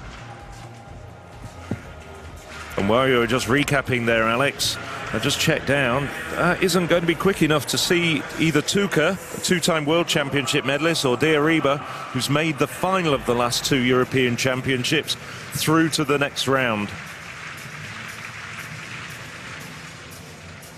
So this is the result of the so-called fourth round of the women's long jump heptathlon, and a foul there confirmed for Xenia Klishan. She looked really happy, but that emotion soon turned. Annick Carlin, so this is just the long jump overall. Best jump by quite some way. Lower down, a few disappointments. Holly Mills much closer and over 650 at best, so she'll be disappointed with that. And no mark for Cambourg of France. So here's how it looks then, and Anouk Vetter projected to move into second, as we think, with that excellent javelin throw of hers. Adriana Sulek, that clutch jump in the third round. Maybe she could get bronze. I think it would be a good battle with Annick Carlin, who's a decent 800 runner and fairly close to 50 meters in the javelin. Be interesting to see how that settled. Okay, so still two more heats of the men's 800 meters to come. Once again, top three going through in each heat, and then four-time qualifiers advancing to those semi-finals. Ben Patterson on the outside. Big improvement for him this year. He was part of a historic British 1-2-3 at the European Under-20s, and he said to me recently, I'm 20 years old now, I'll need to achieve something else. I thought, you're only 20, come on. But he did get that Commonwealth medal. Van der Putte of Belgium. Lobles, the Dutchman. But Simons of Ireland, hoping to follow English through. Patrick Dobek, then, someone who was previously known as a 400-metre hurdler, a best of 48.40, until really shining in this event. The Olympic medalist Jonas Renner, he's been the best Finnish 800 runner for some time. On the men's side, Snyder, and then Mariano Garcia, really impressive at the World Indoor Championships. The Spanish team, another one that's pretty tough to get into over 800.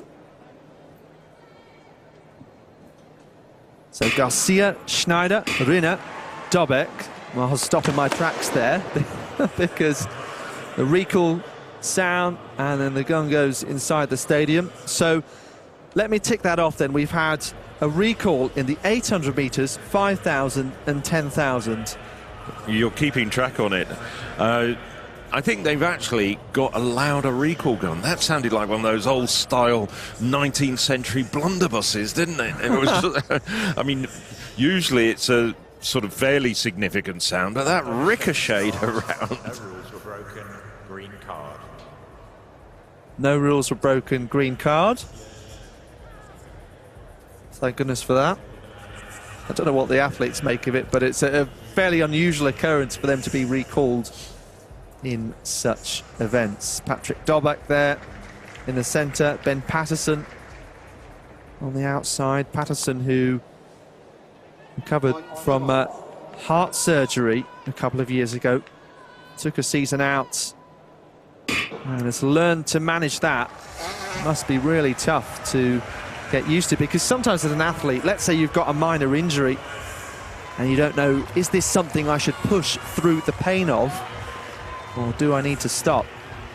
Plenty of athletes have that. Hopefully not too regular occasion, but when it could be something potentially serious like a heart issue, really important to get the right medical advice, and obviously athletes supported by so many people that you don't see, right through from parents to coaches, medical staff, physios and others. So Garcia is going to be the man to lead them out.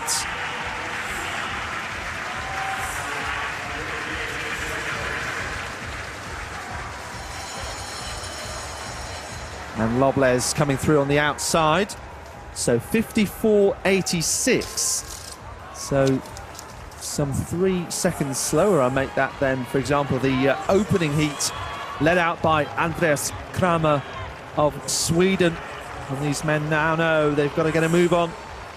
Running 3 abreast. Patterson on the outside. Lobles not able to respond. Visually moving much quicker now. The Irishman now being overtaken by Dobek. Perhaps he's going to have the speed. The man used to running 400 just looks over his shoulder. Right royal battle over the top 3 spots here. Garcia just about going to hold on. So better job than Kramer in that regard. Dobek and Patterson go through automatically. Also through to those semi-finals in 1:47.49. So just a shade quicker than heat number 2, but some way off that rapid heat number 1. Yes, do you know what that means? At the moment, all 4 fastest non-automatic qualifiers are coming from that first heat. There we can see Dobek, Patterson and Garcia confirm their position in the semi-finals, and Lobles, who you might have expected to have had a good chance of getting through to the semis, run out of it. So at the moment it's De Smet, Kramer, Huller of Hungary and Mizjunovic of Bosnia and Herzegovina who have the hot seats. Well, we're not using those very, very picturesque seats for the 800 metres heats. Just use those for the semi-finals. As we look now at the final, Dobek, very impressive run in. Patterson, just wonder how tired he is after his Commonwealth Games exploits. Looks as though he's got plenty in his legs though there. A nice little smile from Dobek. Poles, like the Germans, having a good championships here in Munich.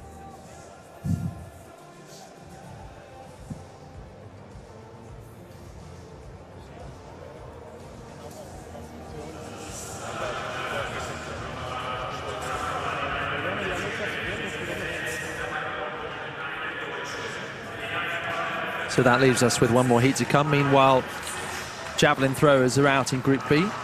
Yes, it's the great former Olympic and world champion Barbara Spatakova, world record holder still, now 40 years of age, aiming for 61 meters, and not quite there.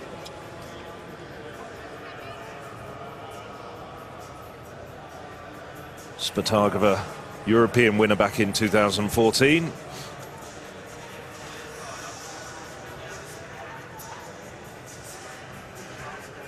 No, shake of her head there for Spatakova. She's not too happy with that. 56.36. Although that might just be still good enough to get her through to the final. Sarah Kolak, the surprise winner of the 2016 Olympic title.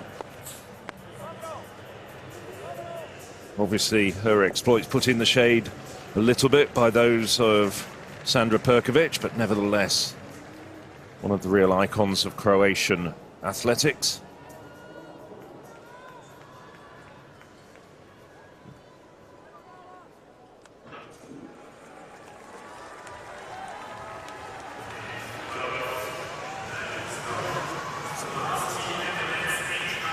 Yeah, Kolak really disappointed at the World Championships with no mark there, but getting a valid throw in here. 57.31 for Kolak.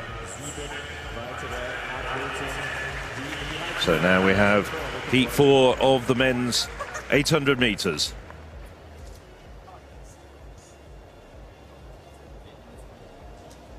Ja, dann sind wir bereit und schauen mal, wer denn hier mit am Start ist. Ganz draußen auf der Bahn 8, da steht Matthäus. Just to pick out a couple of men from this lineup. Adrian Ben, the very good Spaniard.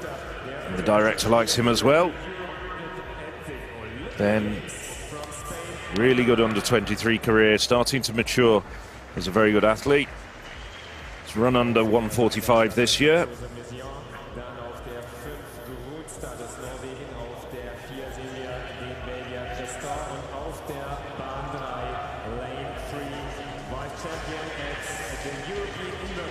Tony Van Diepen as well. Van Diepen likes to run from the front, has improved this year to 1:44.16.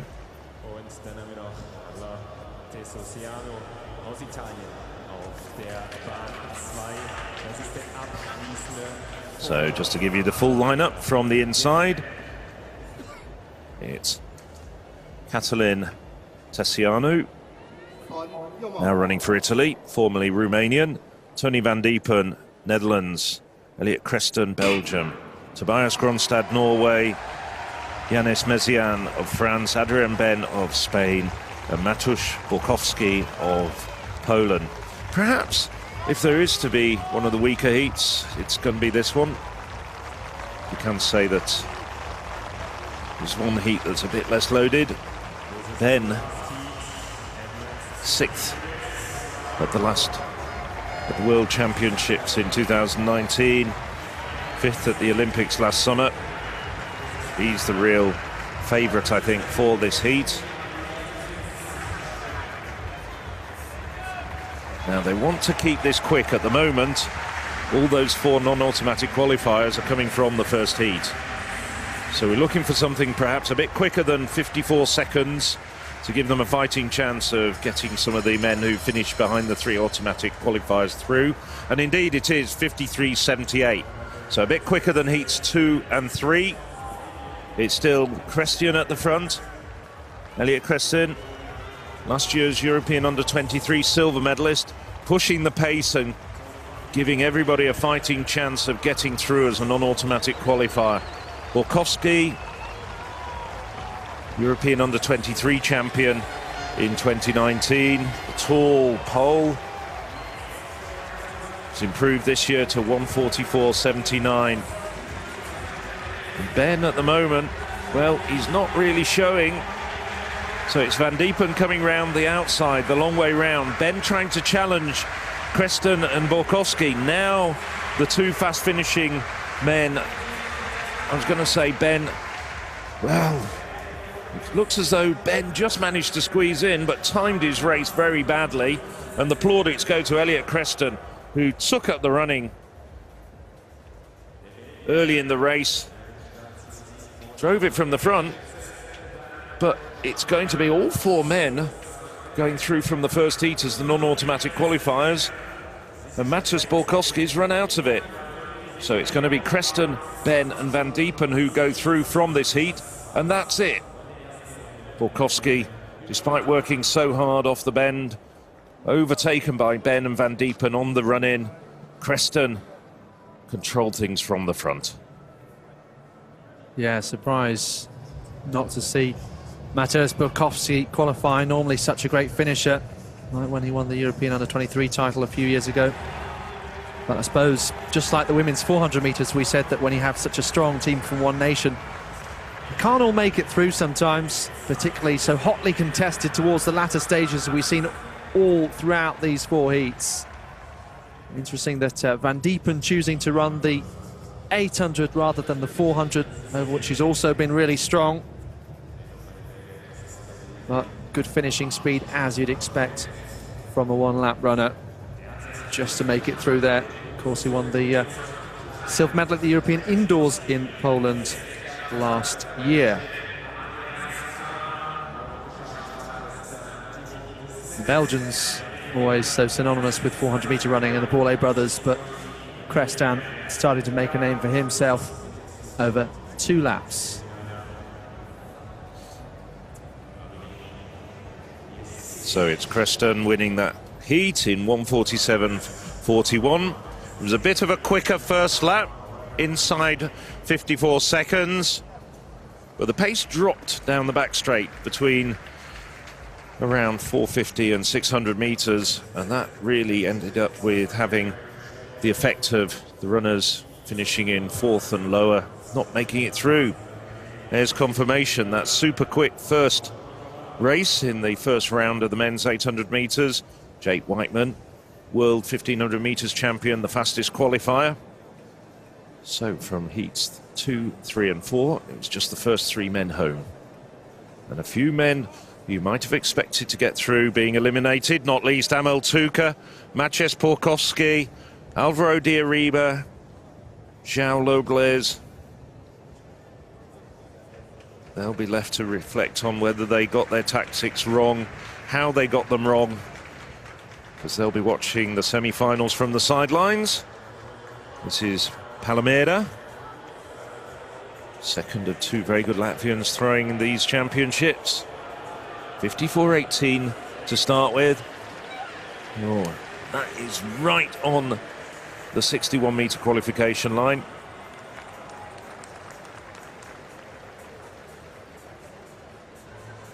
Just in case you were wondering and thinking, hold on a minute, hasn't that yellow line got a bit closer to the 60-metre line?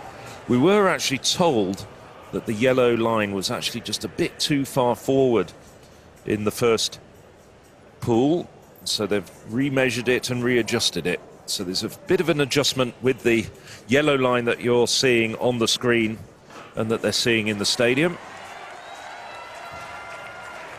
So Palmera, 60.56. That should see her through to the final.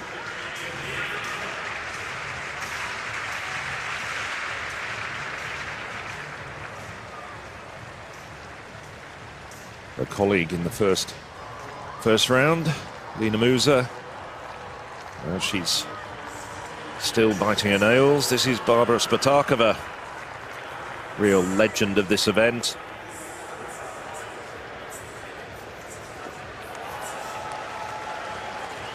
Well,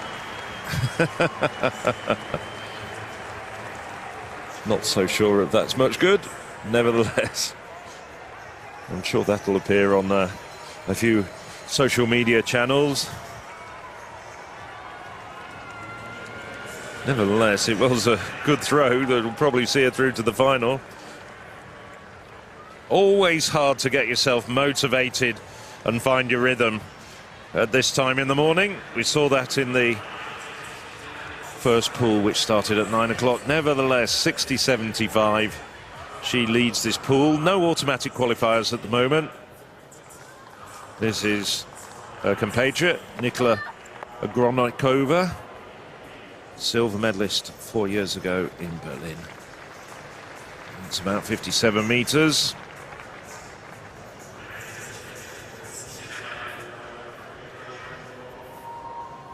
She's a very strong thrower, perhaps not quite as quick on the run-up as some of her rivals. Decent effort there.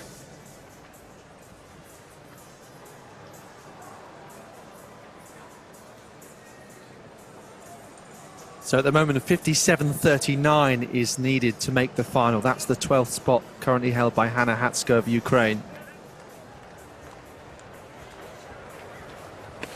So now this is Matija Ratesh of Slovenia. She's thrown close to 60 meters. Good throw from the Slovenian.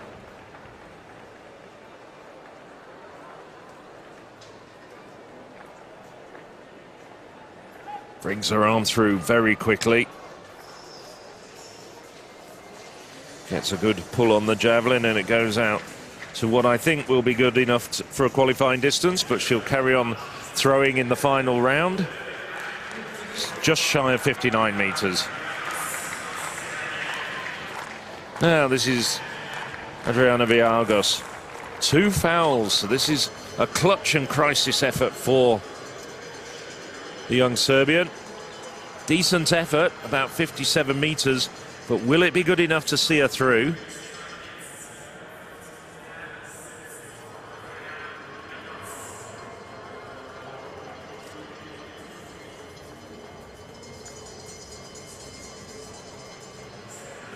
Well, she gets the thumbs up from the coach. 57.70. That moves her up into 5th place in this group. Might well be good enough just to see her through. So very shortly we'll have the women's 800 meters on the track. The women in the first heat have already got out there, just warming up. These are the women in the second heat. Seen there, Vero, former European under-20 champion from Switzerland. Spill of Germany, and Keeley Hodgkinson, well, Olympic and world medalist, probably the favourite for this title. But we've still got 1 heat to go before we see Keeley Hodgkinson in action. Zazalgi, the Hungarian throwing, 57.40, and she's just seen herself overtaken by Vialgos of Serbia, so needs to make some improvement.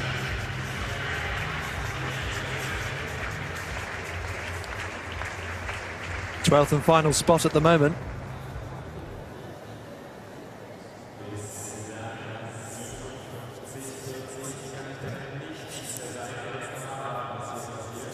So it's a foul. Yes, footfall. Drops down rather short. She doesn't bother getting it measured.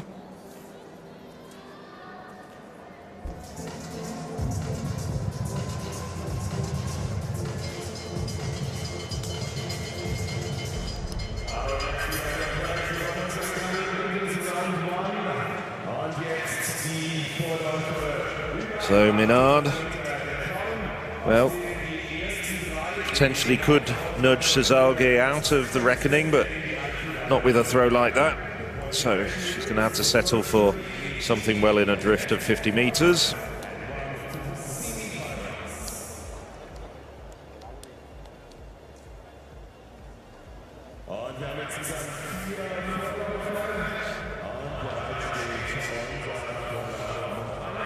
.52.50, so she misses out on the final. At the moment, it's looking as though Sarah Kolak, the 2016 Olympic champion, is also eliminated.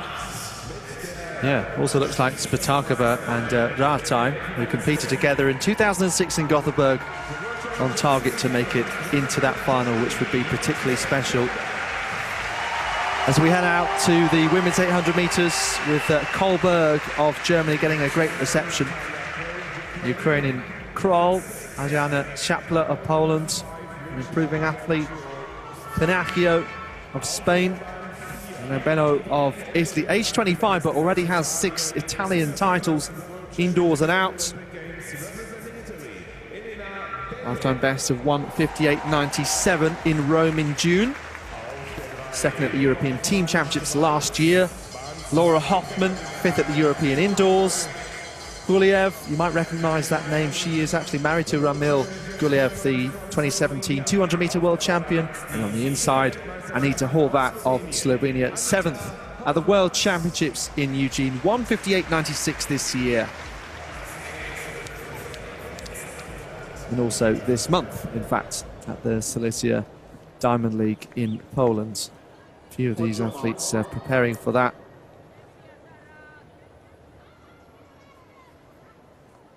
In the neighbouring country, Schapler also set her lifetime best there, 1:59.86 for the Polish woman, who's there in lane 6. Keen to get a good start though on the outside, as you can see the German in this first heat of 4. Once again, top 3 going through to the semi-finals with 4 qualifiers based on their times. And in 800-metre heats, it's always hard to say what those times will end up being. But this looks like decent pace. Many of these women around the 1:58 mark, so could be tough to try and make it through. Of course, Andreas Kramer leading out that first men's 800-metre heat, and that's where the time qualifiers came from in the end. Bello of Italy now taking over the lead from Kohlberg. 58.26. So that really is quick. If it was evens, it would be 1:56. Not quite able to maintain it, but you can see there Guliev just drifting off the back. She actually won the silver medal, did Guliev, under the name Poistagova, behind Kasta Semenya at the London 2012 Olympic Games. And now in the colours of Turkey. So Bello holds on the inside. Horvat, Hoffman among those trying to come through. The Swiss Hoffman in a much better position though. And Kroll is also looking menacing there. So Bello looks like she's going to be overtaken here. Laura Hoffman, Horvat out of the race though. Hopefully get another look at that. Kroll comes through from Hoffman. Bello fading badly. 2:0.89. So slower second lap there. 5.4 second. Nita Horvat is going to try and finish this race. Frustration for the Slovenian, and of course did so well at the World Championships, as I mentioned. Hoffman also makes it through. It's the fastest time that Kroll has run this year. Impressive from her. Guliev, who looked like she was just drifting back off that pace, was able to stay with those in front quite impressively, then coming through for that third automatic qualifying spot. New lifetime best for Pinacchio. He'll have to wait and see whether that 2:01.63 is good enough, as will Bello.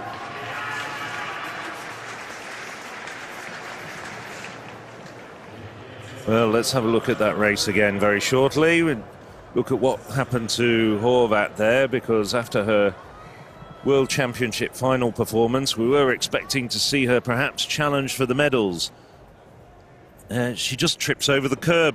Nobody else involved, just tired legs, and just loses her footing. Just a loss of concentration, and I'm afraid her European Championships medal hopes crash to the floor here in the Olympic Stadium.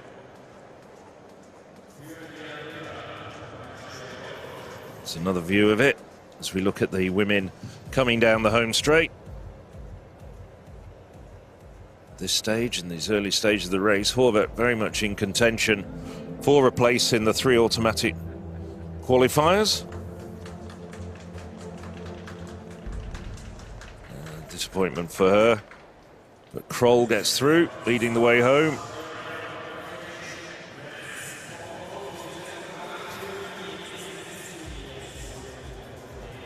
So Natalya Kroll, two-time European champion.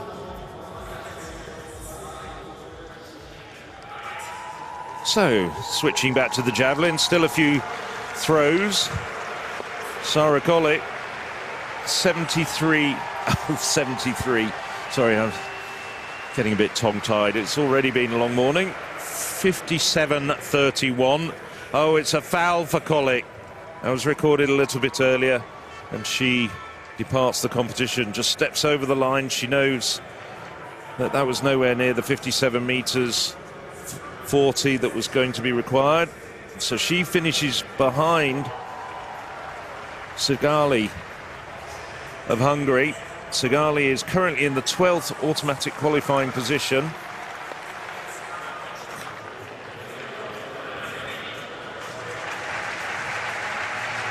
Well, that's a lot better from the German.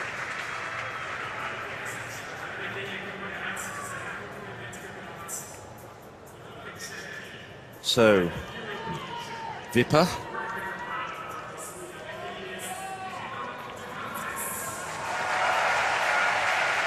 Improves to 55.07. Well, unfortunately, that's not going to be good enough to see her into the final either.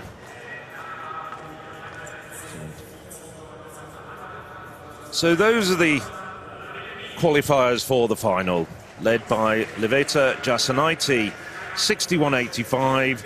Elena Zenko of Greece, the other automatic qualifier. And the venerable, I think I can say, Bobra Spatakova, third. Anna Hatzo, Sarah Kolak, both women who might have hoped to, well, let's be honest, throw further than 58 meters, miss out. So only one German in the final. That'll be Annika Fuchs.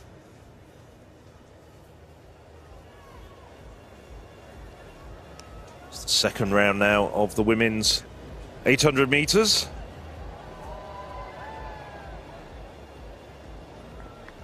And of course, Keeley Hodgkinson, very much the woman we're going to be keeping an eye on. She's out in lane 7. So Hodgkinson, 2021 Olympic silver. Silver again just a few weeks ago at the World Championships. And then just 2 weeks ago, silver at the Commonwealth Games. Well, she had a fantastic teenage career and minted plenty of gold medals, really just looking for her first major European title or international title. Just 20 years of age though, still plenty of time on her side. On her inside, Tanja Spill, semi-finalist at the European Indoor Championships last year. It is Audrey Vero,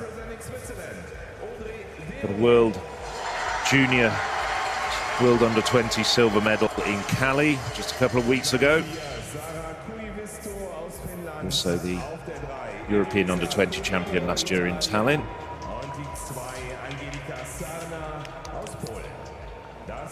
3 to go through.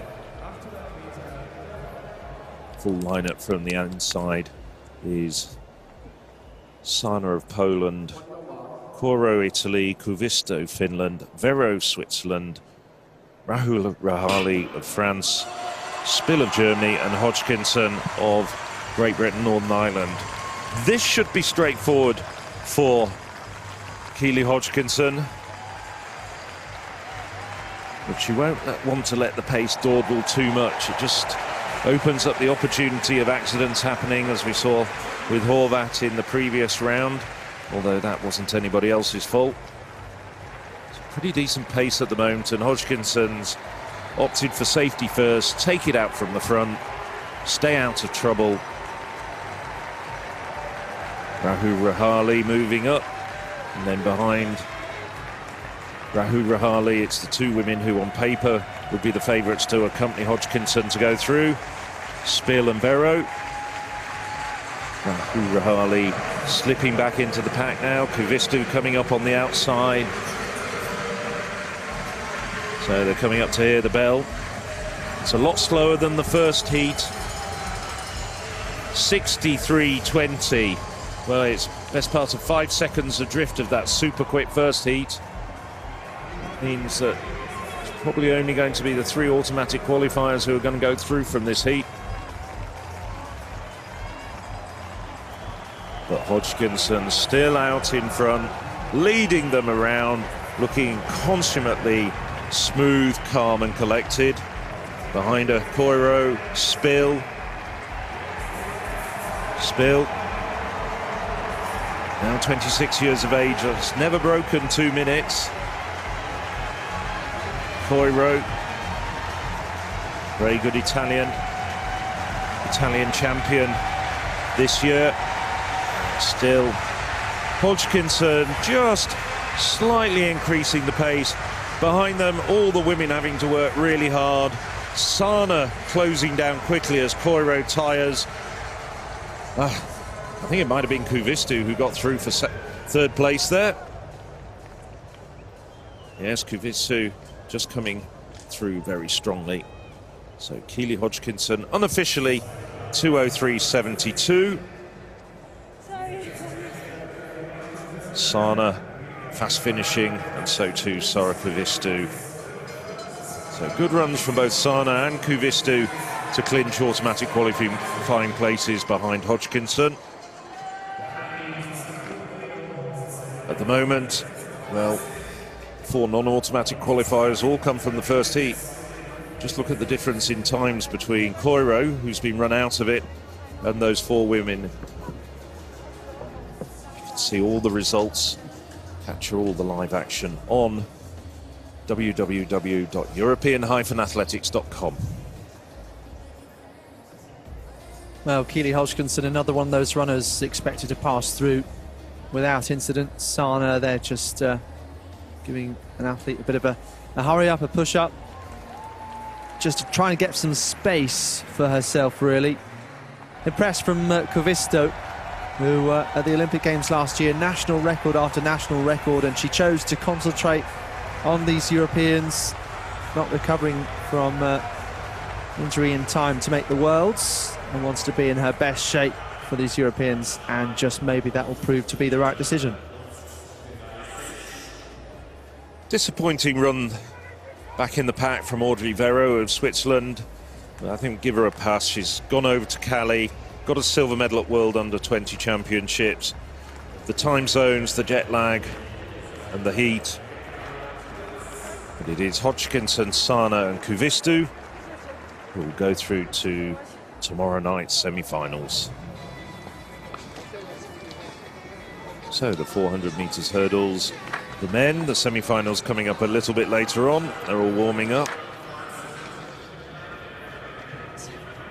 The experienced Jasmine Capello, and this is the Swedish youngster Karl Bengstrom, European Under-20 champion in Sweden, in Borås in 2019, where his parents were officiating at the long jump.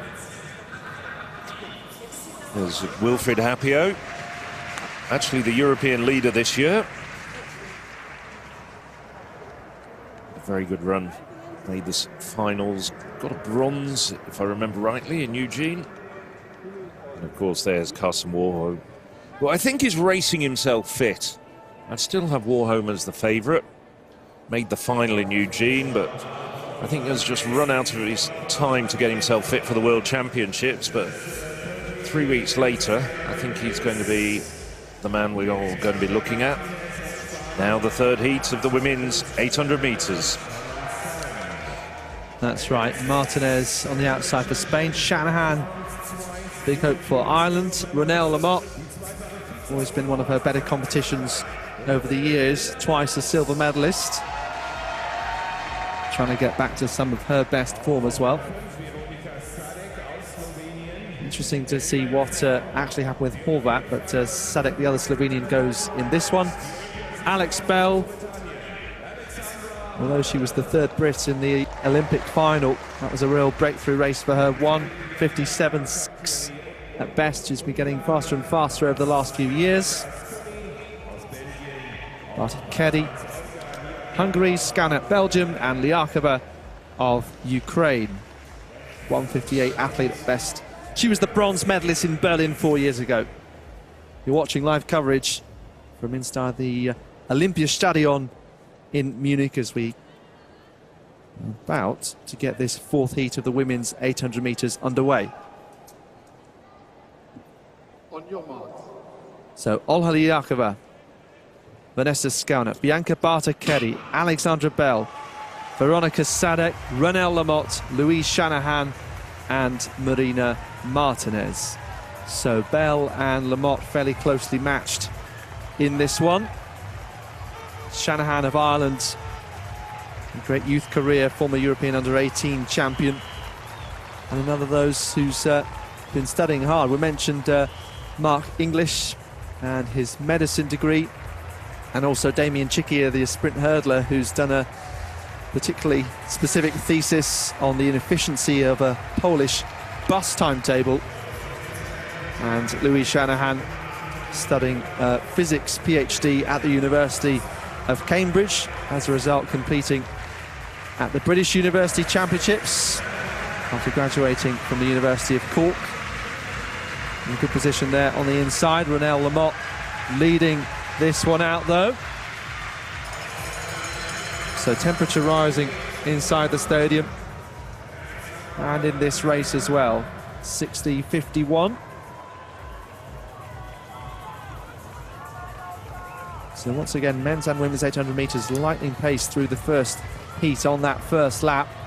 And other athletes opportunity to try and respond, and will have to try and up the pace a little. Lamotte, the experienced French woman, both Amsterdam and Berlin, she was the runner-up. Skaunet, a little way off, maybe an incident there that we didn't see. They're battling for space once more though. So Lamotte, Barter-Keddy of Hungary in the green on the outside. Shanahan on the inside as Lamotte ups the pace now. Bell coming through. Top three, don't forget, all important. Shanahan and Barter-Keddy very, very closely matched. And Shanahan looks like she's just going to take that third spot.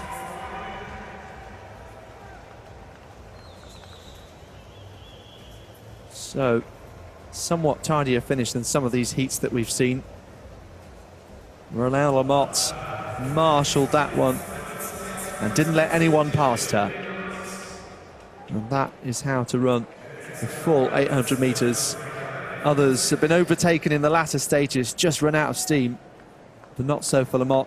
2:02.22, a couple of tenths in front of Alex Bell, who had a strong finish. She said that she was struggling to really find her feet at the World Championships, but was starting to feel more like herself. Louise Shanahan very strongly to beat Liakova, the bronze medalist from Berlin 2018. Yes, that very much went to form. The three women who've run under 2 minutes this year got through, and it was a bit quicker over the first lap, and that really set the tone for the rest of the race. 60.53, not quite as quick as the first heat, but nevertheless made sure that the women behind the first three automatic qualifiers had a fighting chance perhaps of getting through to the semi-finals. But nicely done by Renelle Lamotte. As Alex was saying, two-time silver medalist at these championships and always a very tenacious, formidable competitor. Alex Bell just running herself into form as well. Louise Shanahan, quite a long season. Didn't look as though she had quite the spark I've seen in a couple of races earlier this year. But Liakova run out of it, not quite quick enough to get into the four non-automatic qualifiers. Well, we've seen some athletes warming up ahead of the men's 400 hurdles. This is Femke Bol, pretty much fresh from winning the 400 in a time that only Shawnee Miller-Weibo has run faster than in the world this year. Miller-Weibo is here, not competing though. She was supporting her husband Michael in the decathlon, and he was just outside the medals, just behind his Estonia teammate Janak Oglanet. So really interesting to see how Bol will do. Of course, going for what would be a sensational double, and this is the event that she's known for, although she now is the European title holder, indoors and out, over the 400-metre flats. And Carsten Borholm wished her good luck in the attempt to do the double in the press conference. Bol's someone with such great inner confidence, even though she can sometimes appear a little reserved. Just seems to run faster and faster, so consistent on the Diamond League circuit as well. So that is coming up as part of this morning / early afternoon session here in Munich. So now we're going to be looking at the fourth and final first round heat of the women's 800 meters.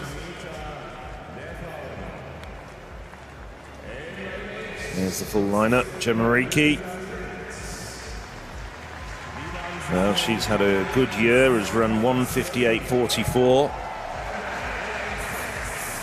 Got Olympic bronze last year, over 1,500 meters.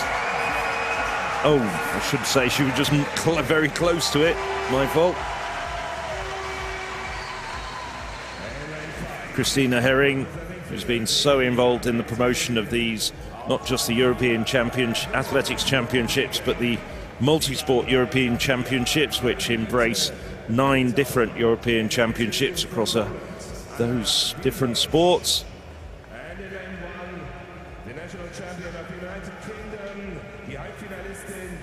There's Gemma Ricci.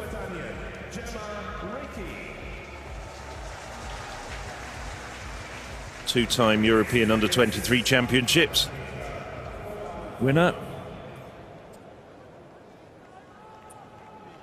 So from the inside, it's Gemma Ricci of Great Britain, Northern Ireland. Then Vilgoš, Poland. Galvita, Lithuania. Hanna, Norway. Martinen, Finland. Herring of Germany.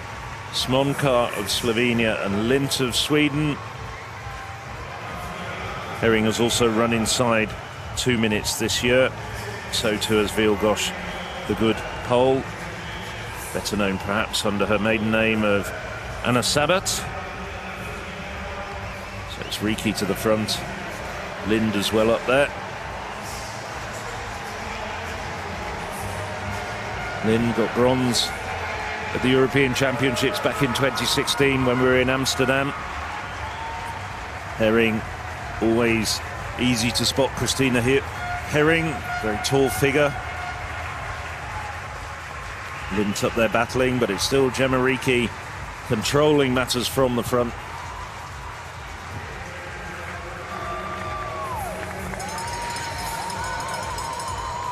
(1:01.53), so not as quick as the first and third heats.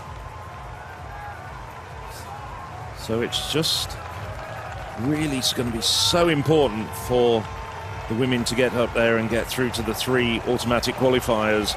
It's a bit unlikely that there's going to be a back door open, but Ricci still motoring well down the back straight.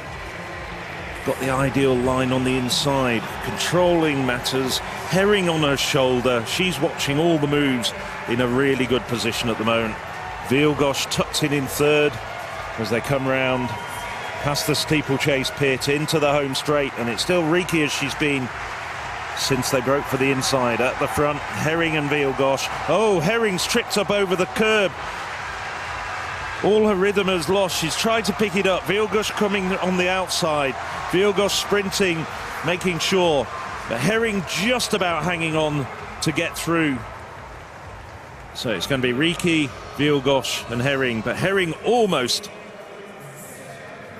crashed to the floor there. She stumbled for about 3 paces and then managed to get back into the running again.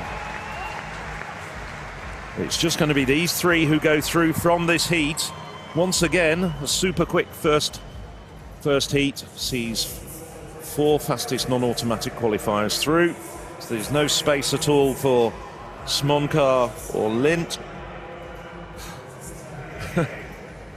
Sigh of relief for Herring. Another athlete tripping up over the curb. Gemma Ricci, focused on the task at hand, has had quite a tough season considering the reputation she's built for herself over the last few years. 1:56.90 athlete at best, 4th at the Olympic Games last year, not making that Commonwealth final over 800 metres was tough. She was 5th in the 1,500 metres. And also just missing out the Worlds. But maybe this is going to be her competition.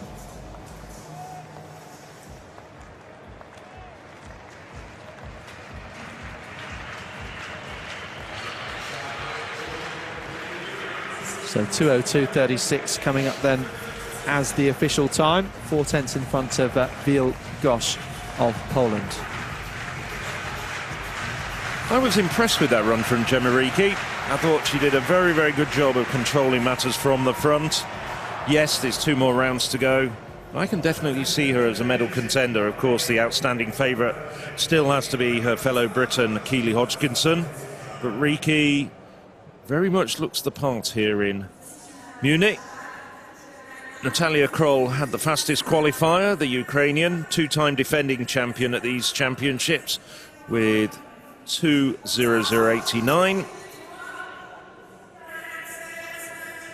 Kroll hasn't had the best of years. She always seems to be able to peak for the Europeans. So a few names not making it through, like Koiro. Spill, I think people were hoping for. Header. Horvat, who had that spill, did eventually right herself and come through and get a time. Horvat, the World Championship finalist, not making it through to the semis here in Munich. As we move onwards and upwards, the men's pole vault qualifiers.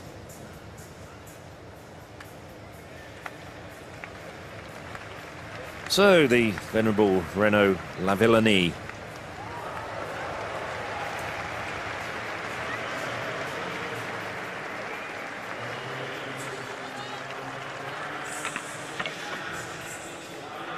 Nicely done at 5:50 for the Frenchman.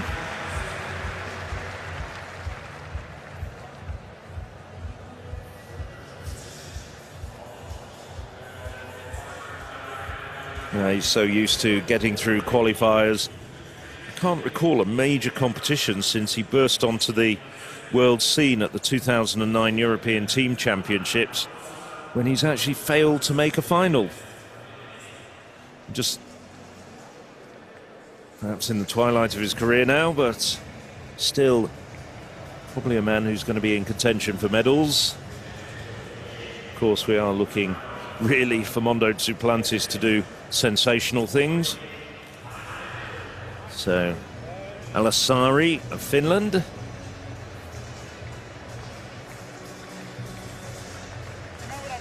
I mentioned it a little bit earlier when we saw Mondo Duplantis warming up. It was 4 years ago in Berlin that he really broke through to the public consciousness. Still a teenager, 18 years of age, and won with what was then a world under-20 record of 6:05. And from then, well, he's just gone on to just better and better things. Won the Olympic title last year, won the world title with a world record in Eugene just a couple of weeks ago. Alasari pulls out of that, his first attempt at 5:50. Took 3 attempts to get over 5:30. 2 more attempts at this height for the Finn.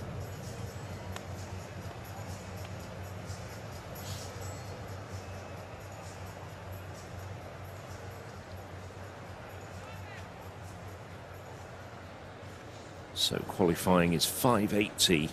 That's a really tough qualifying height. I don't think we're going to need that.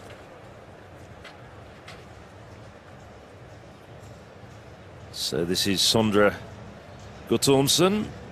Well, 2022 US Collegiate Champion, attends Princeton University. Alex was rattling through a few of the competitors here in Munich who've got outstanding academic achievements. He's a grade A student to go to Princeton, one of the top Ivy League colleges.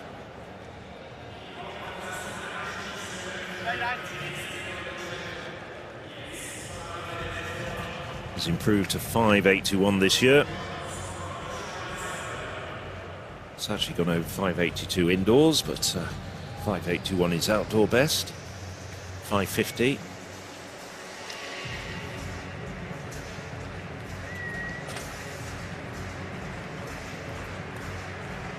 went to the last European Championships as a teenager and finished equal 6th.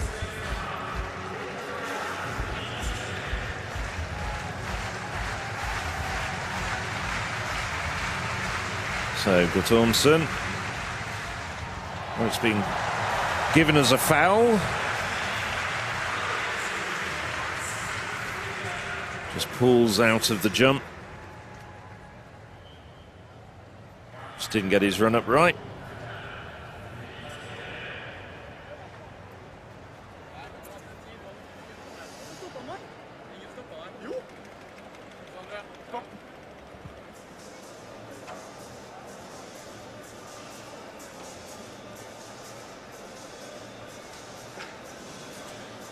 Well, two groups operating alongside each other. In the first group, 11 men.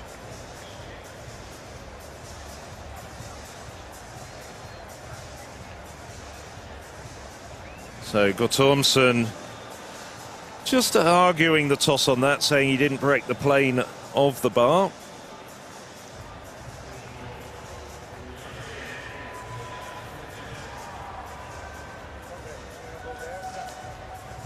Well, I was looking at Guttormsen over on the far side of the field here in the Olympiastadion.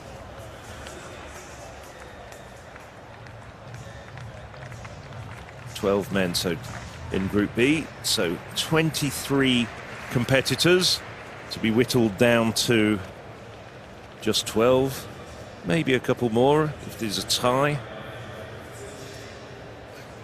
Judges do have that discretion rather than going up to a higher height of maybe putting 13 or 14 through. This is Robert Renner, a very good Slovenian.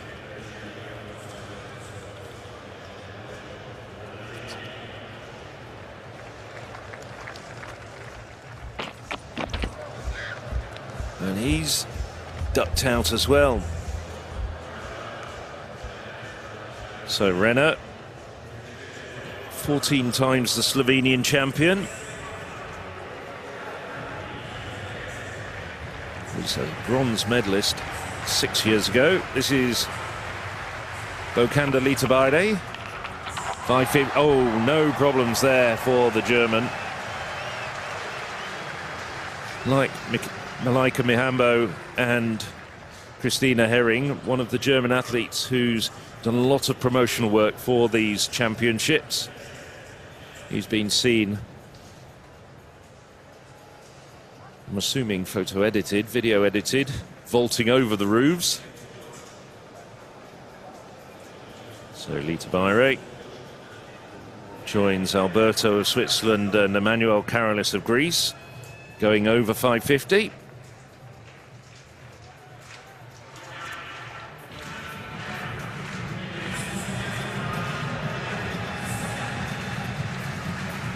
Don't expect Mondo Duplantis to come in at this height.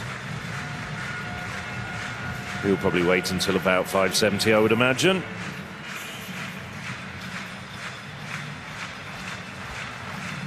This is Ben Bruders. Bruders, World Championship finalist, both in Eugene and 2019 in Doha. Equal 4th in the 2016 European Championships, but crashed out 4 years ago in Berlin in the qualifying round.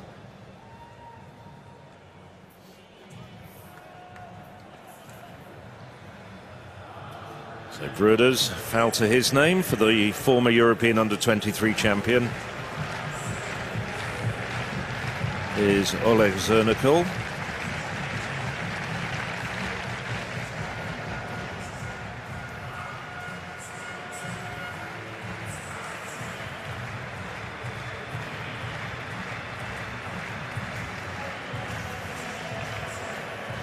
Fifth at the World Championships a few weeks ago. Nicely done for the 27-year-old German.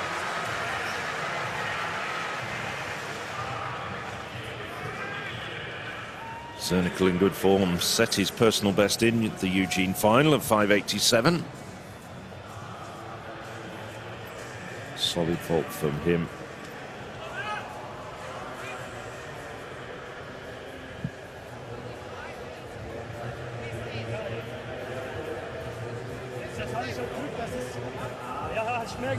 So 4 men over 550 in Group B.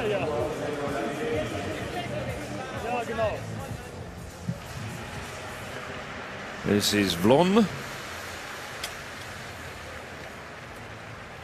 Renault Vlon. Dutch record holder indoors and out. It was a best of 585.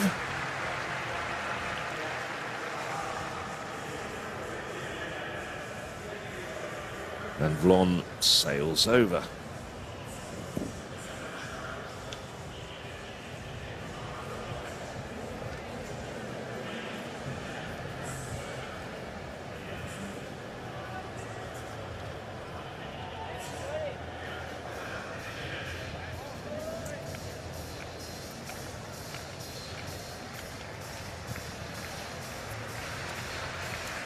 So this is Karl Lillefosse,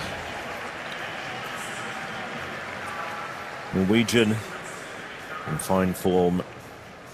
The Norwegians have got a really good trio of vaulters in this competition. Could well be that all three of them will get through to the final. So nicely done. Straight over for Lillefosse, no fuss.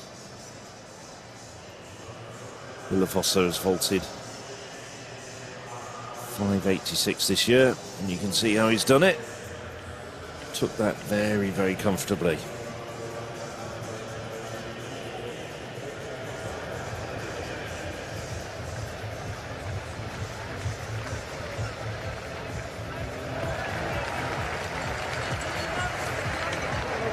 This is Robert Sivira, former European champion.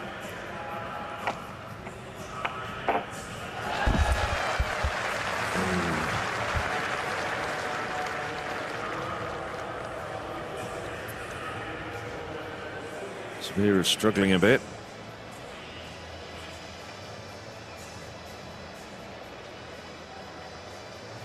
Nevertheless, good clearance from 31-year-old Pole. His personal best of 580 dates back 8 years to 2014.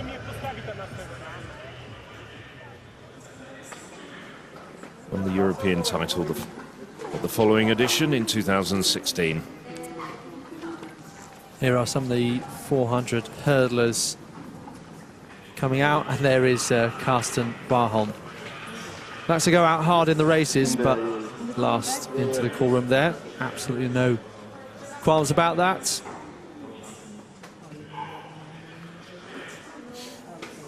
And there we go, the contrast to some high technology elements of athletics to the safety pins, old-fashioned pinning on of the bib. Some of those things I'm still amazed about. I mean, we do have, you know, now the technology to put removable adhesive labels on there, but we're still sticking with the safety pins. But it does give the flexibility for late changes, though, doesn't it? I suppose you're right, but I just think that we could probably, you know, all you really need is a decent printer down in the call area.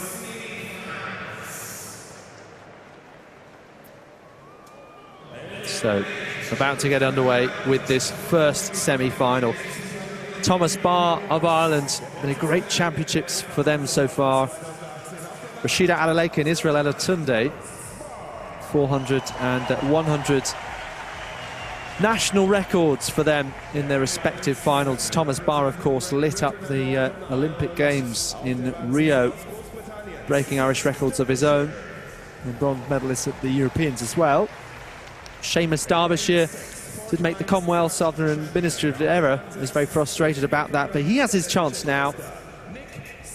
Nick Schmitz, a strong Dutchman, going here from lane 6. Joshua Abuaku, who's improved this year to 48.80.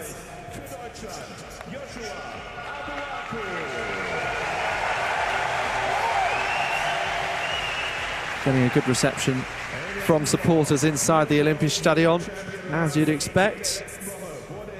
Moving on to Nazir, just 19 years of age, the Turk, World Under-20 champion, recently in Cali in Colombia. Of course, those two back-to-back World Under-20s have been in Kenya last year. Hapio, the Frenchman, fourth at the Worlds, the 2019 European Under-23 champion.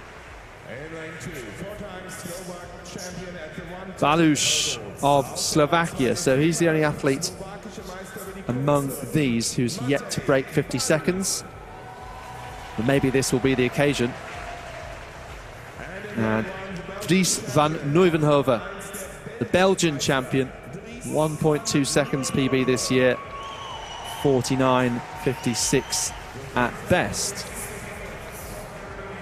So yes, even though Balush hasn't broken 50 seconds, could quite easily do it if you look at the trajectory recently of someone like the man on his inside. And that is Dries van Nieuwenhove of Belgium, Balush of Slovakia, Hapio of France, Nazir, the Turk, Germany's Abuaku, Schmidt of the Netherlands, Seamus Derbyshire of Great Britain, Northern Ireland, who had that gymnastic forward roll when he qualified for that heat. And then Thomas Barr of Ireland goes in lane 8 on the outside. First two in each of these semis, and then two-time qualifiers across the 3 runs, making it through. Nazir there looks to have had a really poor start. The young Turk, perhaps not too much recovery since those World Under-20 Championships. Abuaku sailing through, though. The German in the yellow in lane 5. Will he have it all his own way down this home straight now? Barr of Ireland nearest the camera for a moment there on the outside. Hapio now fighting pretty much neck and neck. Who has the more momentum off the last barrier? Hapio going to come through to take this semi-final in 48.89.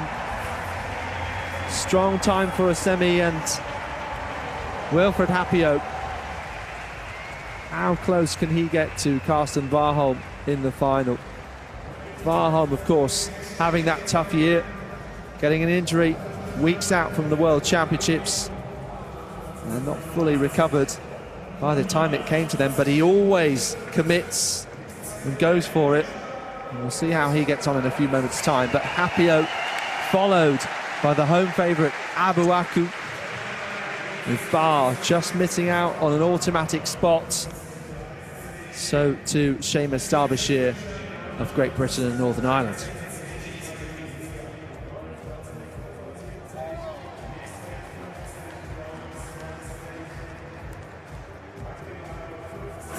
An outstanding run there from Wilfred Hapio, as Alex was saying. Good time for a semi-final, especially one run in the morning.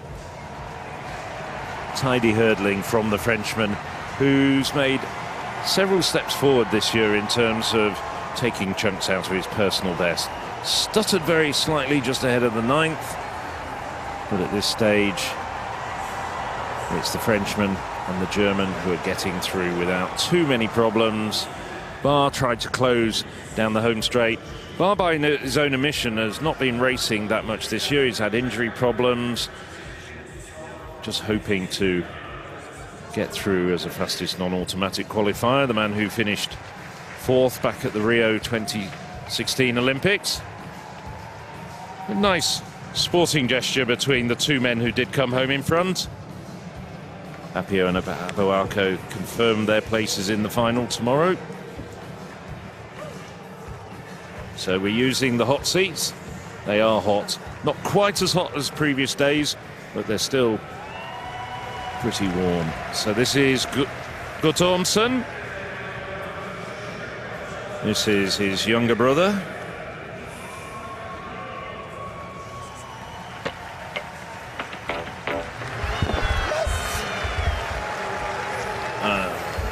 So he's happy after his second attempt.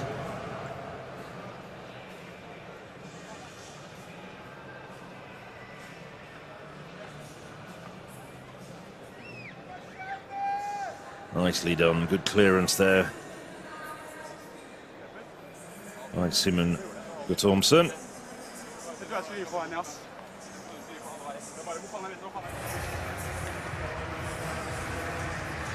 So now Piotr Lisek,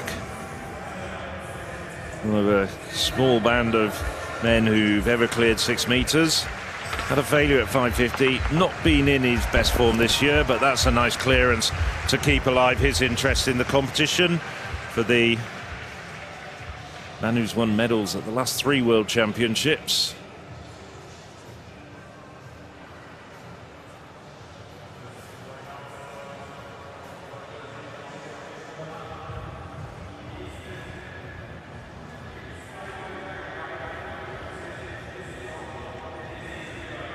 So this is Broders once again. We saw him just run through, now gets it right, gets his strides right, gets his run up synced in. Nicely done.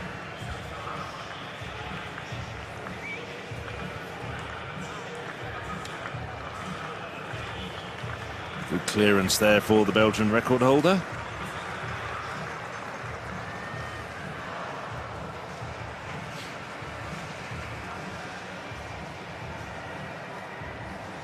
So now 7 men in this group. This is Valentin Lavin, and he's seen his brother Renault, better known of the 2 siblings, go clear at 5:50. Ooh, he had huge height over there, but clipped it off with his arm as he's trying to push away. So he has 3 failures at his opening height, and that means he departs this competition.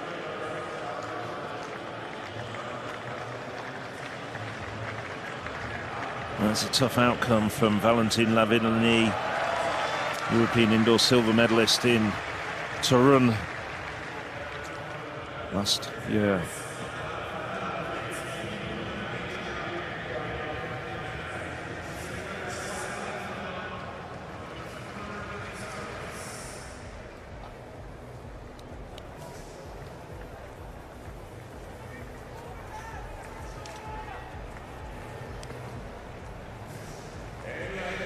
So now the second heat of the men's 400 meters hurdles, with none other than Carson Warholm. Ran that incredible world record when flying to gold last year. I don't think many people could believe their eyes when they saw that time of 45.94 flash up on the scoreboard. Fourth at the 2018 European Championships in Berlin. Vierter der Europameisterschaften 2018 aus Frankreich, Ludwig Vélante. There's Ludwig Vallon. Lane 5, the twice Italian champion. Auf der Bahn 5 der zweifache italienische Meister, Mario Lambrughi. Lane 4, the Belgian record holder. Auf der Bahn 4 der belgische Rekordhalter über diese Strecke. There's Julian Wateren. Made a good conversion to the 400 hurdles, better known up until now as a stalwart of the Belgian relay teams. What more can you say about Carson Warholm? Well, 48 dead this year. He's had his injury problems, as we know, ever since the spring. Came back to the World Championships, made the final, and he's now just really racing himself fit. And a big cheer for the Norwegian Olympic champion. National champion, auf der Bahn 2 der tschechische Meister, Martin Tuček. And in lane 1, representing Spain, auf der Bahn 1 aus Spanien, Jesus David Delgado.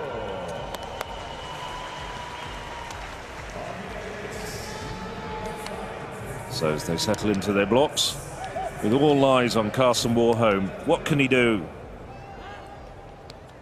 First 2 in this heat, that's the one before and the one just about to come, plus 2 non-automatic qualifiers.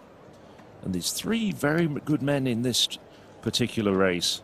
Warholm in lane 3, Wateren 4, and Vaillant in lane 6. Let's not forget Lambrugi in lane 5 as well. From the inside, Delgado, Spain, Tušek, Czech Republic, Varholm, Norway, Votren, Belgium, Lambrugi, Italy, Vaillant, France, Bonvin, Switzerland, and on the outside, Jacob Paul of Great Britain. And Warholm's the first to rise. He's already clawing back the stagger on Watrin, and he's running very quickly. He's gone out hard, right up on the shoulder now, halfway down the back straight of Watrin. Lambrugi not really showing at this stage. Watrin's hanging on in there. Vaillant now, having run a good back straight and good bend after very slow starting, is in contention. But Warholm, he's back to something like his best. Watrin is in second place at the moment. Vaillant trying to close him down. Bonvin on the outside is drifting backwards. Vaillant comes through with a super surge to take second. But all the plaudits go to Carsten Warholm. And the time unofficially, 48.38. Well, that's almost a season's best for him. He's looking good, and he's certainly running himself into the type of shape that we've seen in seasons gone past. Yeah, and still looking at him going into that last hurdle, appeared to be stuttering somewhat. I had my heart in my mouth for a moment there. Maybe he did as well. As we can see the times all coming up.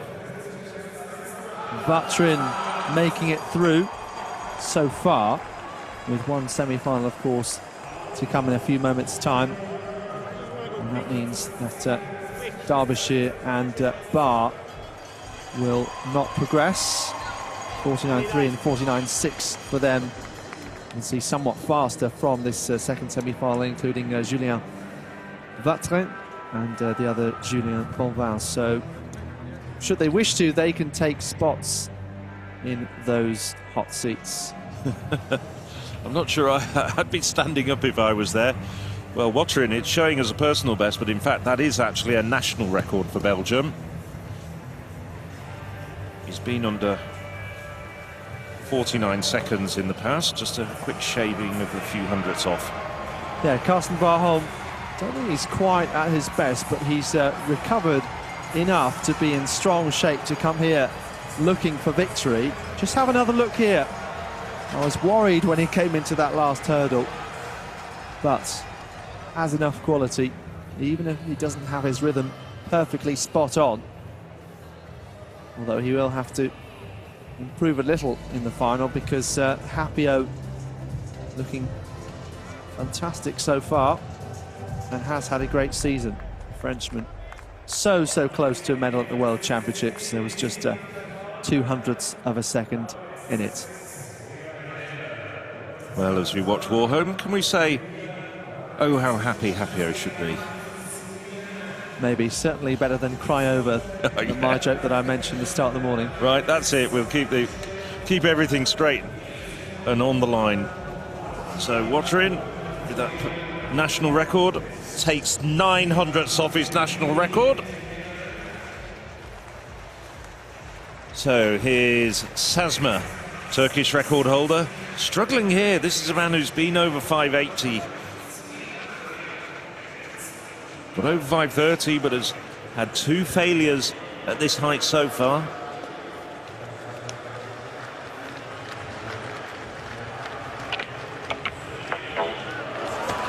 Oh, yes.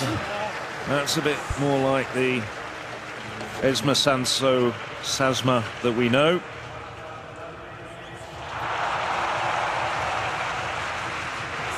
Well, Turkey have got a few hopes for medals here, but probably their best one is Esma Sazma. But it's a very, very good pole vault competition. Even if you semi-hand the gold to Duplantis. So here's Renault Lavin. Oh.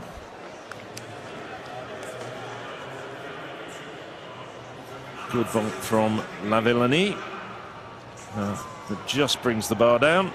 Looked as though it was going to be a nice clearance.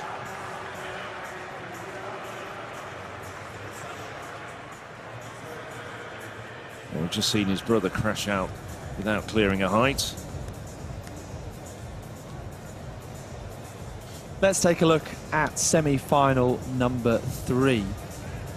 Karsten Warholm winning just a moment ago in 48.38 compared to Hapio's 48.89. Specially branded Munich 2022 hurdles. A decent collector's item, souvenir, but difficult to transport back, unfortunately. Ramsey Angela of the Netherlands on the outside. We've seen Van Diepen going the 800. Two of them won the World Indoor 4x4 title together. Bonavacia was just out the medals actually in the 400 metres. A bit surprising, but he was. Anyway, moving on with Victor Kolak. Not as strong as Hapio, but still with a decent opportunity to make it through to the final, you would have thought. Yasmani Capello, well, until the current Karsten Warholm generation really hit the heights, Capello was consistently one of the best and still remains pretty good. European champion in 2016 and then silver medalist 4 years ago. Olympic and world medalist as well. Karl Bengstrom, 48.52 this year. European under-20 champion 3 years ago.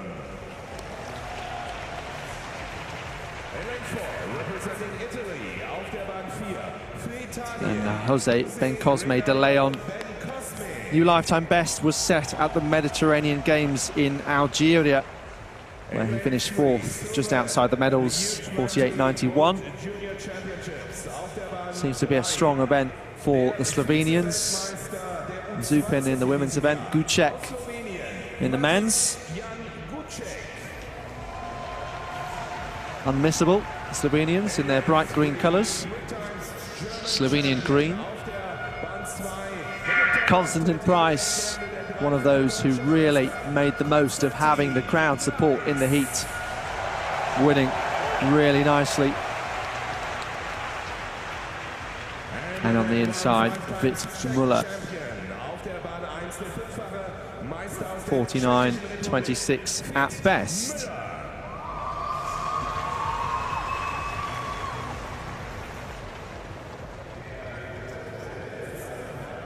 So going by PBs, Yasmani Capello, 47.81.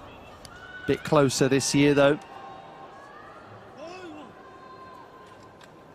So 4 of these men around the 48-second range. From the inside, Müller, Price, Gucek, Bencosme de Leon, Bengstrom, Capello, Korole and Angela. The third semi-final of the men's 400-metre hurdles.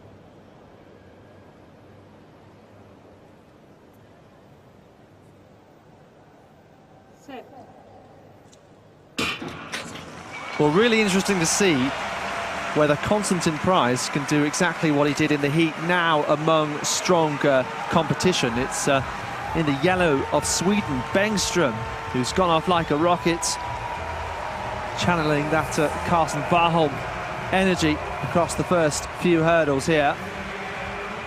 Müller also well up on the inside there and actually ahead of Price at this point. Starting to edge in contention in the blue of Italy is Bencosme de Leon now from lane 4. And sailing through with great speed. Bencosme de Leon, Müller really gritting his teeth and straining. And here comes Capello now. The experience shows. Nice final gear. And the European champion 6 years ago. 49.34, the official time coming up. Korole makes it through, so we will have 2 Frenchmen in that final. 3, in fact, with Ludwig Vaillant also making it through. Well, that to me is a big surprise that we've lost Bencosme de Leon and Karl Bengstrom. I thought they might be the 2 men who'd come through, but 35 years of age, there's still a bit of zip in Alex Capello's legs, without a doubt. Victor Korole, well, he looked good in yesterday's first round, and he's carried on that momentum through to these semi-finals.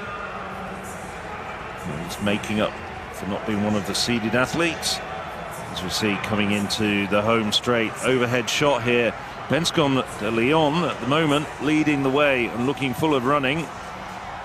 And then suddenly coming through like a train off that last hurdle.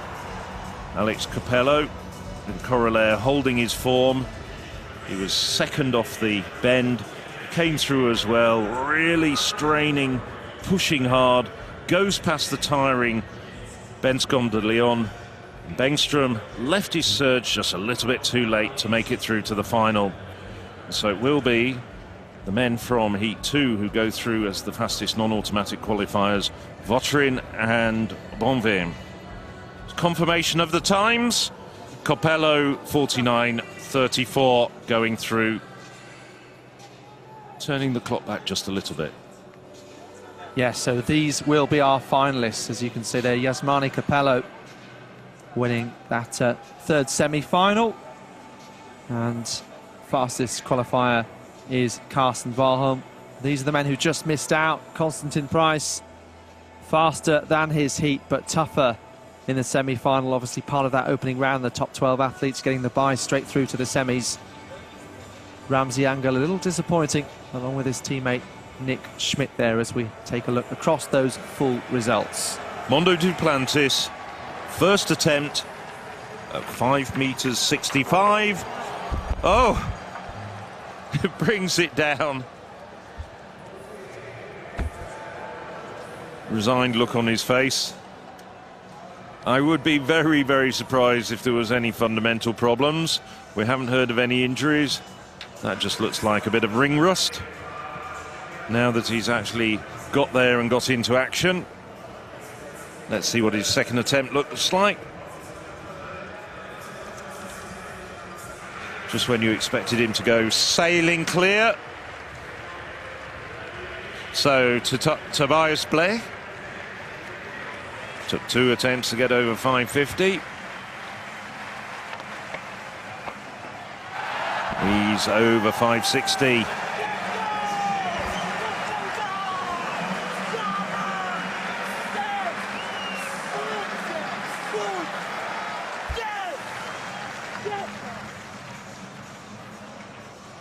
Nice jump from the German.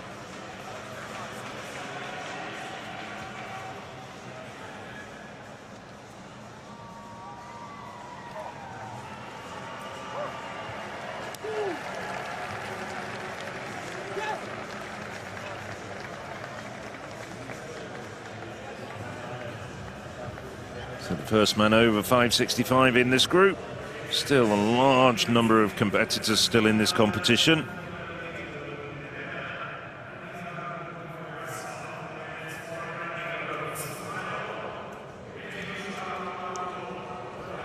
So, decent crowd now towards the end of this, in inverted commas, morning session. And this, then, the penultimate event of the heptathlon. Norwitz of Belgium remains a medal contender. This isn't her strongest event. Anouk Vetter should be much, much better, as we saw at the World Championships, where the Dutch woman came through for the silver medal in what seems to perennially, in the last couple of years, be a battle between the Benelux nations, the Netherlands and Belgium, certainly. Those few countries having very, very strong heptathlon traditions. Adriana Sulek with this eccentric javelin run-up that made a lot of social media clips at the World Championships. You can see a lot of the heptathletes go into the throwing position quite early, side on, try and keep hold of the point. So Sulek 40.39 in the opening round and gets the valid attempt in here.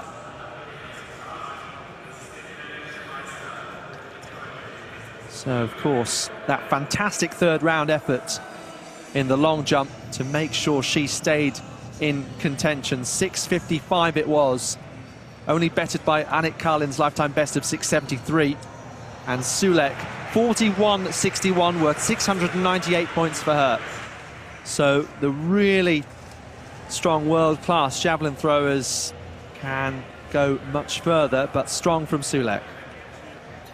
Thibaut Collet now, first attempt at 5.65. There's 18 men in this competition. Should say 16 still in this competition with the bar at 5.65. Collet's clearance almost certainly will see him through to the final. Nicely done from Collet. Well, we've seen Valentin Lavin depart. We've still got it, his brother in the competition, but certainly one Frenchman looks very, very likely to go through to the final.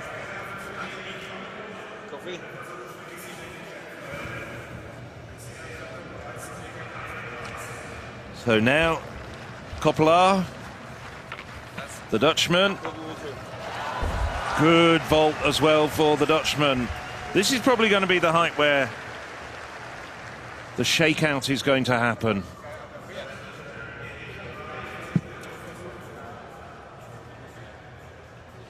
Kolak, nicely done.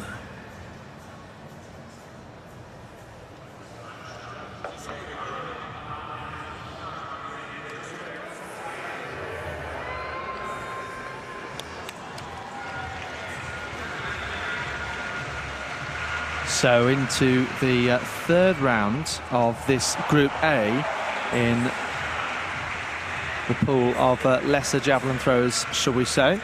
Norwitz appears to have made a slight improvement.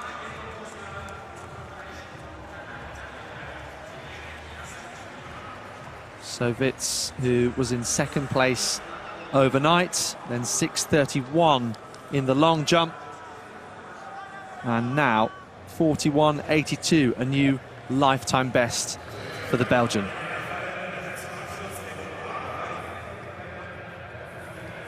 Renault Lavin, second attempt at 5.65. Still opting for long tights. It's very warm here now, probably in the mid-20s. Not quite as hot as it was yesterday when we were soaring towards about 30 degrees at midday. Looking on. Gudmundsson. Well, we wait for Lavin. This is Bokanda Litabare. His first attempt at 5.65. He's seen his compatriot Blay go clear. Sporting sunglasses, nicely done.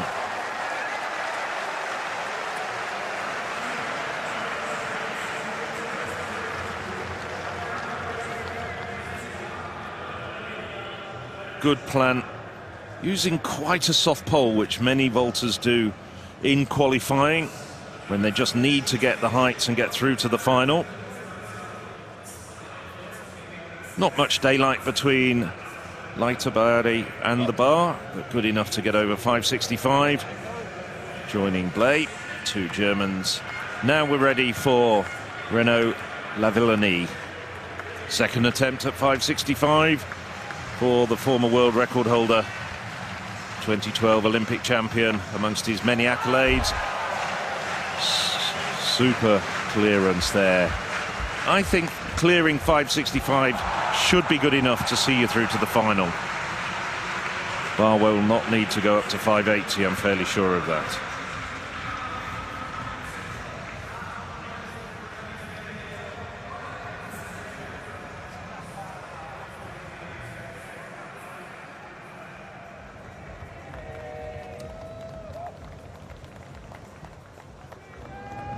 So now the women's 400 meters hurdle semi-finals.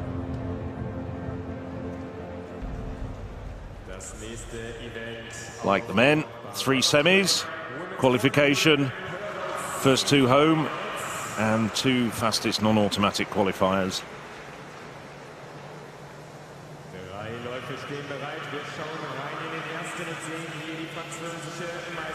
There's Serie of France.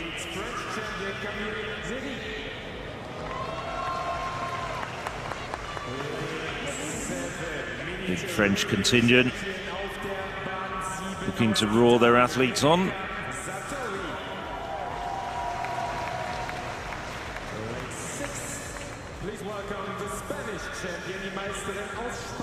Sarah Gallego taken the Spanish record down this year to 54.35.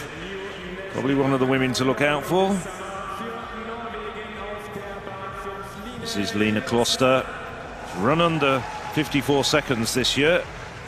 Very good Norwegian. Lena Nielsen switched to the hurdles this year. Her sister Lavin Nielsen was in the 400 meters. Karolina Krafzik looked good in the first round the other day.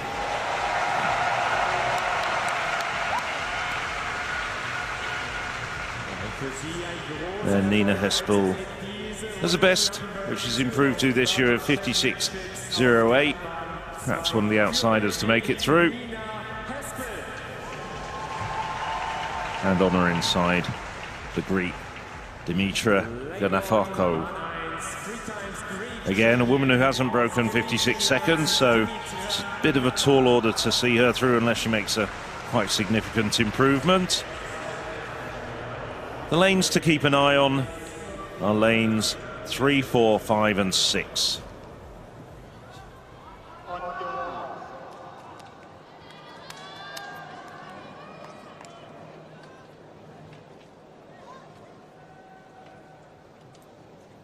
So as they settle into the blocks from the inside, Nafaki of Greece, Hespel, Belgium, Krafzik of Germany, Nielsen, Great Britain, Kloster, Norway, Gallego, Spain, Sartori, Italy, and on the outside, Seri of France.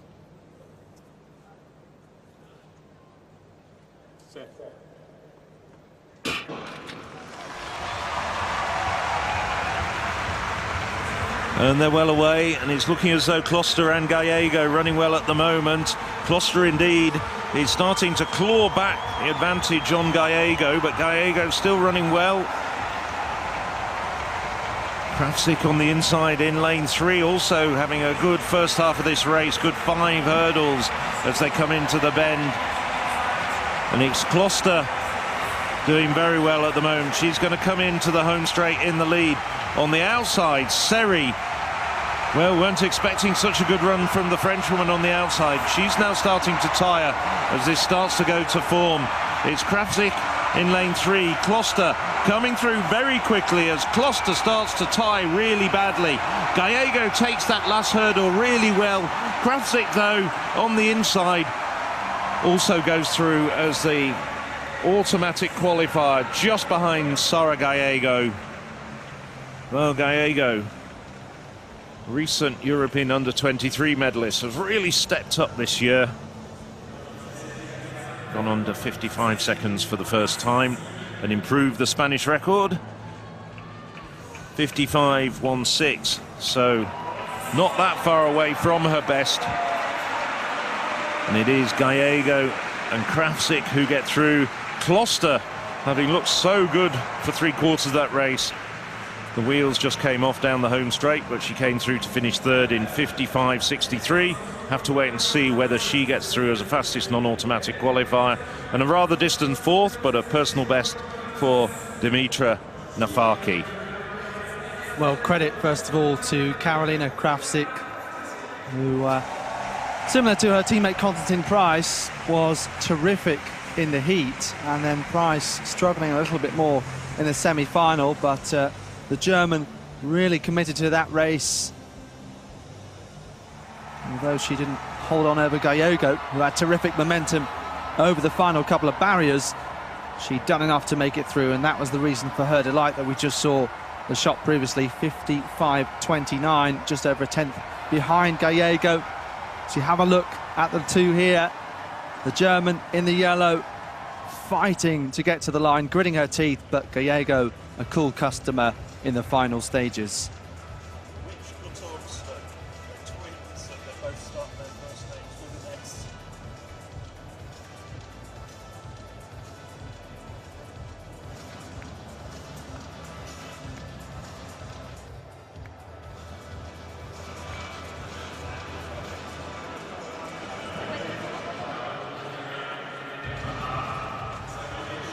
confirmation there. Sara Gallego, Caroline Krafzik.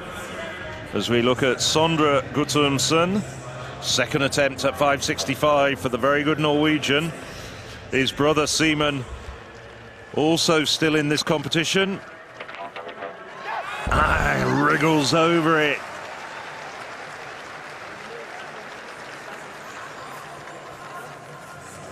But it stays up, and he joins the small band of vaulters who've got over 5.65, and I think are already looking at a place in the final. Nicely done for Sondre Guttormsen. His brother Simon, 2 vaults still to go. Now we saw Mondo Duplantis. Scrappy first attempt at 5.65. Let's see if he can get it right. And he does, without too much trouble. End of story. Well, the automatic qualifying height is still 5.80, but with 16 men in at this height, I have a feeling we won't be needing to go any higher.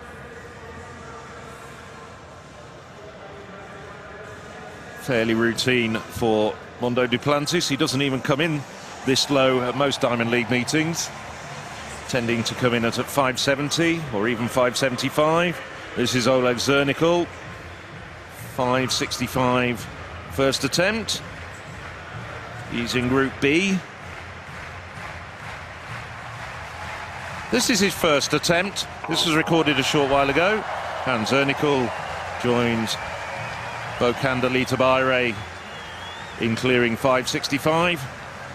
And I'm almost certain joins him in the final. Good jump from Zernickel, who improved his personal best to 5.87 when finishing 5th in Eugene at the World Championships.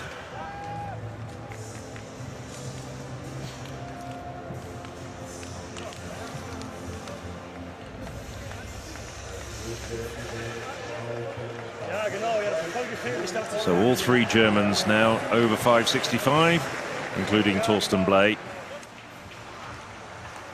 Back to the heptathlon javelin. So Adriana Sulek, can she eke out a bit more improvement? 51.61 so far. So once again, here she goes side on, doesn't build up that much speed on the runway. That javelin goes further over 40 meters though. We've only got 6 athletes in this pool. We saw Dadic was disqualified at the end of yesterday. Maria Vicente appears to have pulled out now. She was looking quite distraught after that long jump competition. Holly Mills, also down on her best, is out.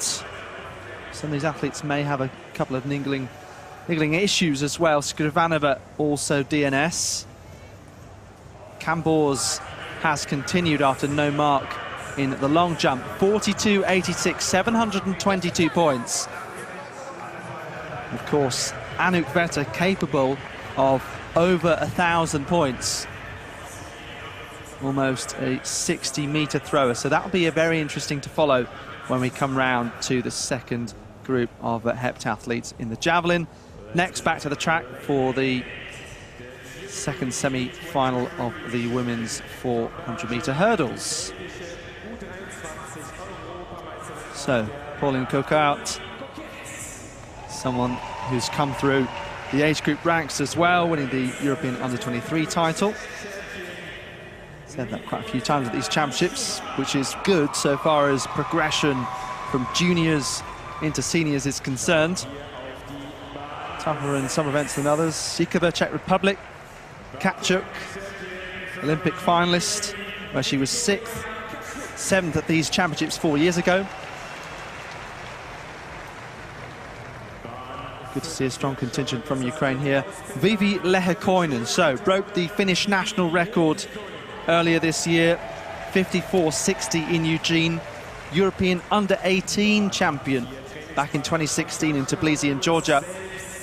Amalie Uhl, long-time training partner of Karsten Warholm. And let me tell you, it always looks like it's a fun training group to be part of.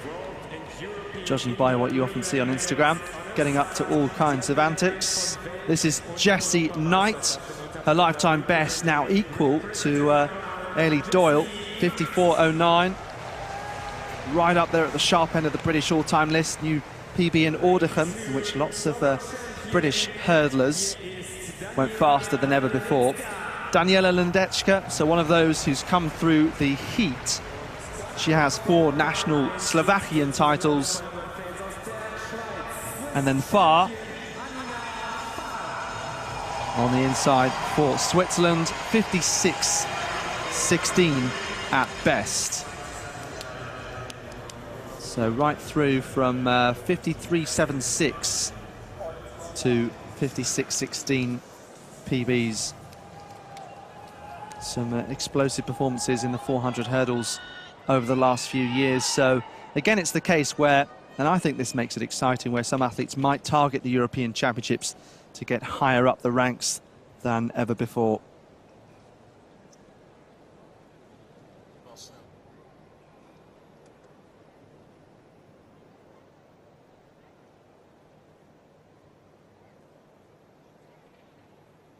So far, Ledecka, Knight, Yule, Lehikoinen, Tkachuk, Yikova and Kukait. So these 8 athletes with a chance to make it through to a European final. Going strongly on the inside, Annika Farr.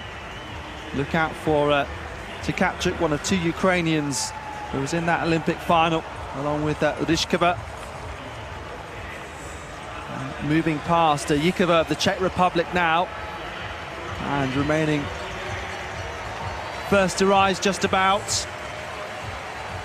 Kukait on the outside, establishing herself as a member of the Belgian mixed relay team along with the Borlée brothers, but looking for individual success here.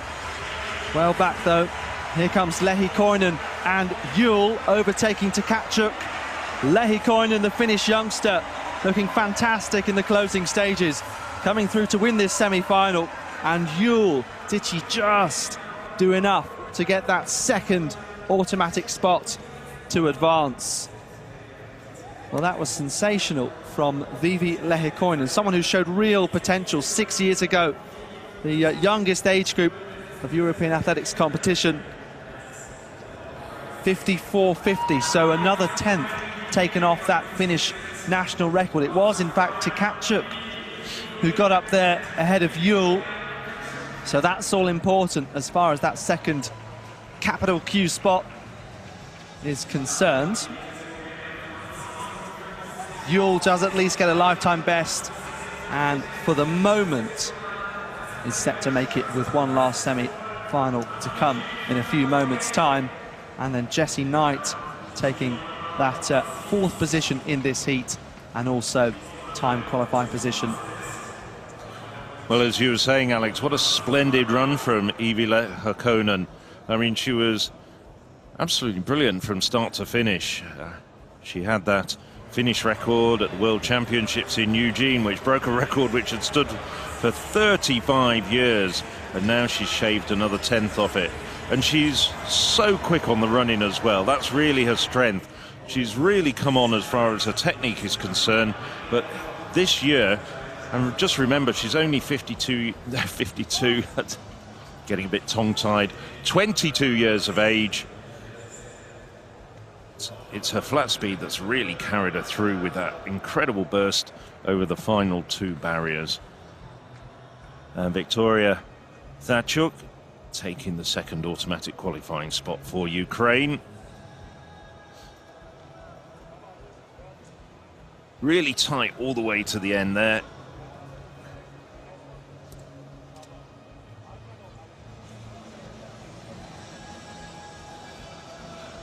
So Yule, 54.68, and then Knight, 55.39, taking 3rd and 4th.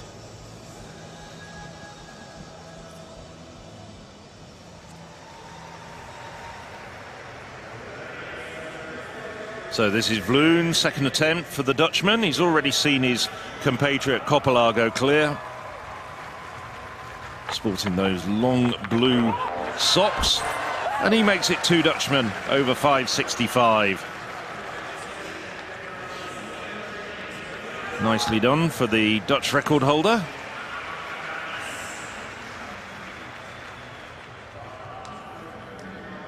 Lots of height as well there. That's a good clearance. Everything just slotted into place there from a good runner, good plant of the bar, good strong plant, elevating himself into the air. And he's the 4th man in Group B to go clear. Now this is Lillefosse. He's seen Sondre Guttorsen go clear at 5:65. Simon Guttormsen still in the competition, and it's Lillefosse who now goes clear.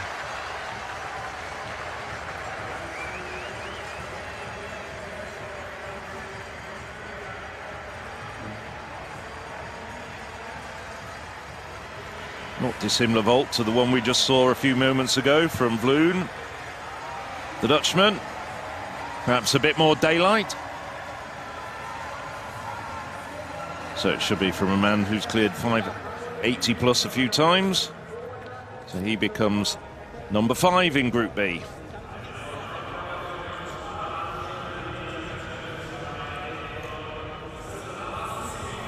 So this is the 3rd semi-final of the women's 400 meters hurdles.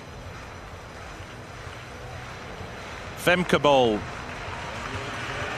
Well, she's now returning to her favourite event after taking her first gold medal here last night in the 400 meters. Still trying to work out, haven't had time to check when the last time a European ran as fast as her with that utterly stunning run.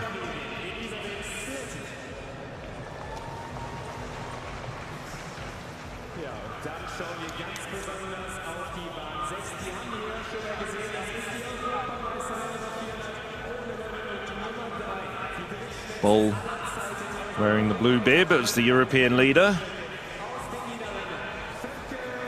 52.27. That's silver medal in Eugene. Ran 52.03 last year to take the bronze at the Olympics. Alongside her on her inside, the very good Belgian Hannah Kleiss.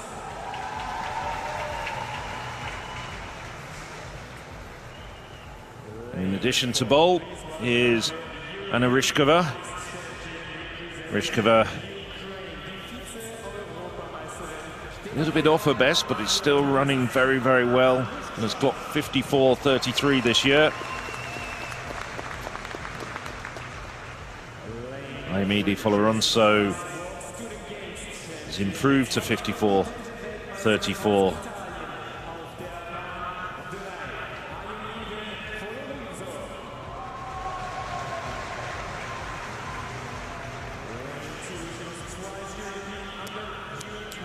Yasmin Geiger, well, she's a terrific teenager.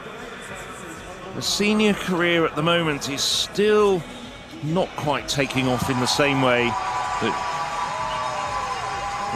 that when she was appearing at the European Age Group Championships and she took European under-20 medals. And on the inside, Christina Halonen. An outsider to go through, but you can't help but wonder what effect that terrific run in the previous heat from Evie Lehatonen will have. So all eyes are going to be on Femke Bol without a doubt. But there's 2 women to go through. There's Yule and Knight from the preceding heat, who are in the hot seat at the moment. From the inside, Halonen of Finland, Geiger, Switzerland, Foloronso, Italy, Ryšková, Ukraine, Kleiss, Belgium, Bol of the Netherlands, Slettum, Norway, and on the outside, McLean of Great Britain and Northern Ireland.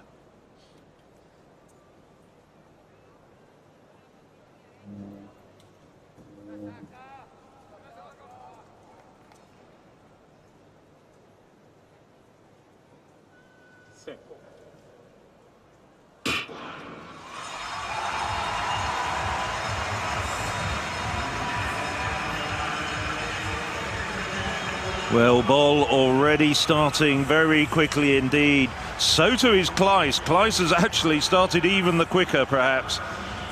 But no doubt at all, Boll now into a running. Anna Kleis at this stage, super quick. It's Boll followed by Kleis. Boll really picking up the speed down the back straight after a sluggish first 100 metres. Ryškova battling as well. So at the moment, it's the Netherlands, Belgium and Ukraine. That's the 1, 2, 3. Folorunso slightly out of it, but she's a fast finisher. She's trying to get up on the shoulder of Ryškova as Kleis starts to go backwards, tiring badly. Boll, though, still bags of energy despite those 2 rounds of the 400 metres. And she's followed home by Anna Ryškova. So it's the Netherlands followed home by Ukraine. It'll be Femke Boll followed by Anna Ryškova into the final. 53.73, and she just makes it look routine. Ryškova, season's best of 54.25. Folorunso, that nudges Jessie Knight out. So the 2 fastest non-automatic qualifiers will be Juul of Norway and Folorunso of Italy. Smiles for Juul, who's still the Norwegian 400-metre record holder on the flat, overtaken in the record books by Kloster, who we saw in action in the first heat. Folorunso makes it through to the final with that run just inside 55 seconds. I wonder if she really does need to wake herself up. It was probably a long night after winning the 400 metres yesterday, doping control and all the protocols that come post-event. Yeah, well, we have some quite late finishes to sessions here, so I'm sure that would have had an impact because, what, 10, 11 o'clock local time, of course. And as you say, you consider by the time she gets back to the hotel and hopefully gets some sort of rest, would have been close to midnight and then up fairly early this morning, but made that look so easy, as you said. I mean, start of last season, that would have been a lifetime best for Femke Boll, but just shows you how much she's improved to 42.03, which was set obviously last year in Tokyo, and just coming on leaps and bounds, but really at home in European competition, aged just 22 and on course for that sensational double. And a shout out for Anna Ryškova. I think we've said on several occasions, we all know the difficulties all the Ukraine athletes have in getting ready for these championships, not just the Worlds, but here in Munich as well. But there's confirmation. Femke Boll and Anna Ryškova were the 2 fastest women in this morning's semi-finals, and Evie Lehtonen improving to a national record of 54.50 for the Finns. It's the full details of everybody.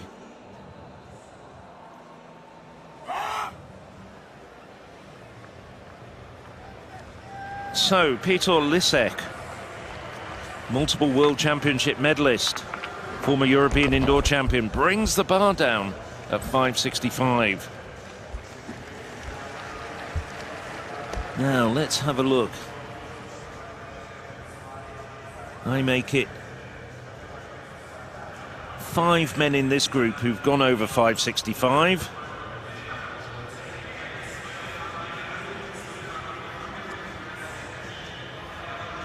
And he's in equal 7th place at the moment.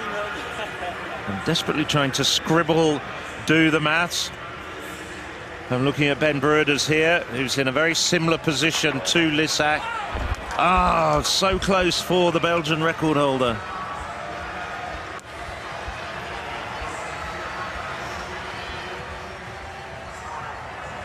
I don't think that's going to be good enough.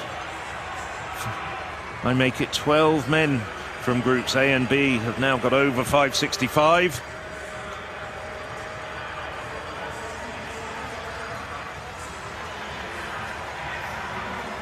So Broders doesn't make it through.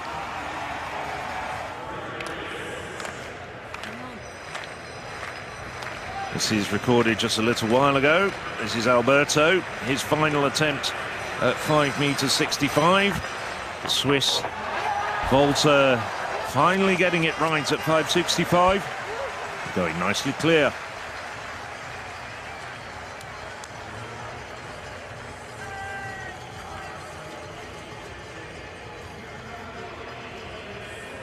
Tidy jump from Alberto. Season's best for him.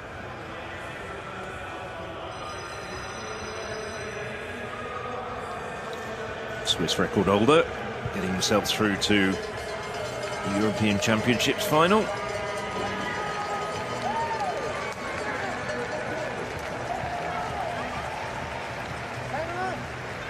Just getting some input in there, as always, from the coaches.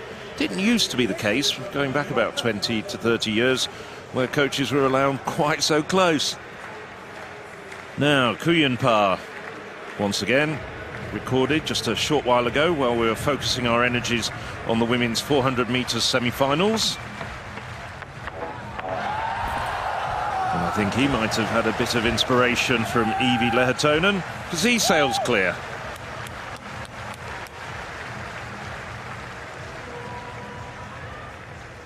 Nicely done.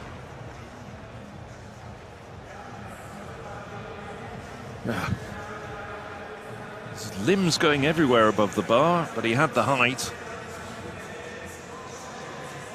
Almost spidery. Not the tidiest of vaults at the top end of his trajectory, but he had the height, and he gets over 565 on his third attempt, and it's a season's best for him as well.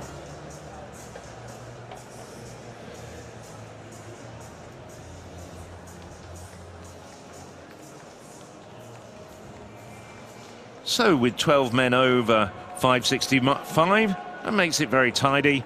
3 Germans through to the final, 2 Frenchmen, 2 Norwegians, Menno Vloon, Dominic Alberto and Urho Kuyenpaa of the Netherlands, Switzerland and Finland respectively. We lost Harry Koppel and Valentin Lavin. Little bit of a surprise there on both counts. Both men failed to register a valid jump. Also, Ersu Sazma, who's been vaulting very well this year, Turkish record holder at 580, he's gone out. So we've lost a few people we might have expected to have got through to the final. By contrast, we've got a few that we didn't expect. Still more to come as part of this session. We have some 200-metre heats. Haven't seen any of the longer sprints so far. Look at that, the relay practice there. A little bit sped up, otherwise I'd be really impressed with those changeovers.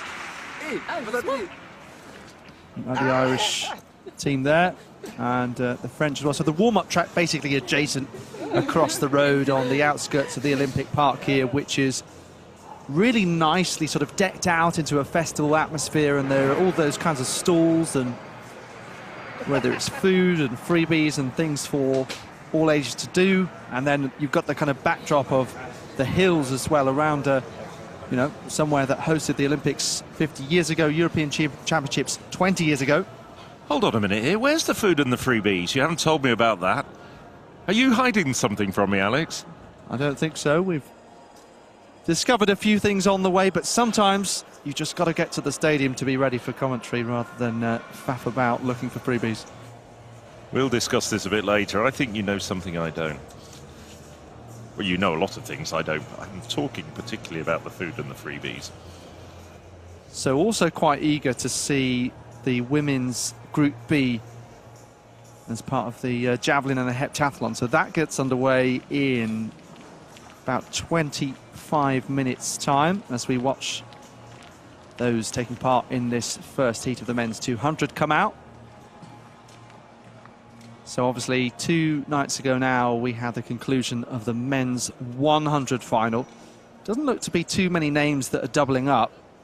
Just a quick look along the start list for this. I can see Robin van der Bemden, one of those who sometimes doubles up, but more of a 400 runner. Going over the shorter distance here. Marcus Lawler. Well, the Irish sprinters have been the talk of the town. In fact, some of their distance runners have been feeling under pressure as a result. Israel Olatunde, the first ever Irishman in the final at the European Championships. I saw. He overtook Paul Hessian's national record, running close to it in both the heat and the semi, so going through all 3 rounds, and then 10:17 in the final. You're listening to coverage of the European Athletics Championships. We created this audio stream to make sure that no matter where you are, you can keep up with all the action from Munich.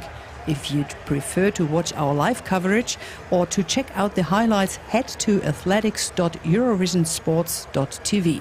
We'll either give you access to our live stream or we'll link you to your local broadcaster. Wherever you live, athletics.eurovisionsports.tv will guarantee you some way of watching the coverage live. All the best moments, all the medals. Don't miss a second of Munich 2022 on All Athletics. So some more of the men. This is for the 3rd heat of the 200.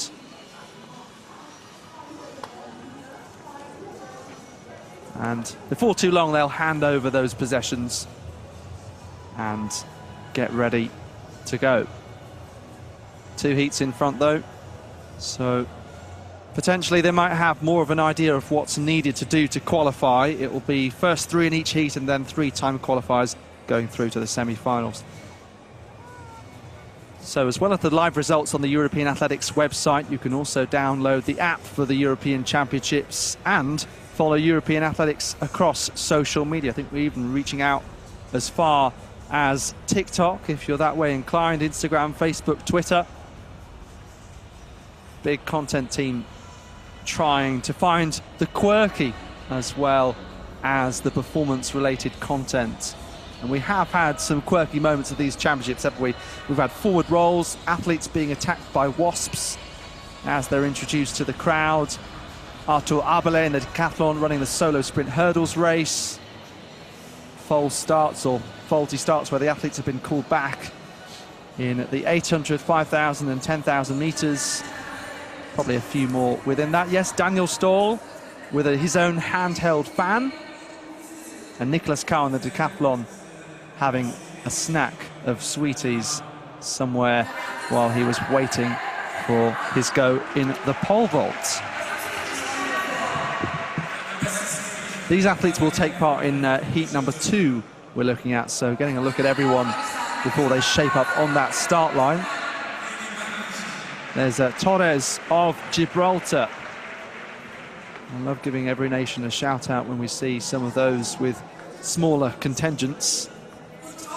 Doesn't necessarily mean that they aren't always contenders to advance, of course. Luxembourg have 2 very strong athletes, Van der Weyken, the female sprinter, and Charles Grethen, who's been very consistent on the European circuit this year as a middle distance runner in the 1500. Yes, Gretchen didn't unfortunately get through to the final of the 1500 metres, but also a shout out for Cyprus as well. Decent number of throwers, some of them doing well at the Commonwealth Games 2 weeks ago, others in contention here.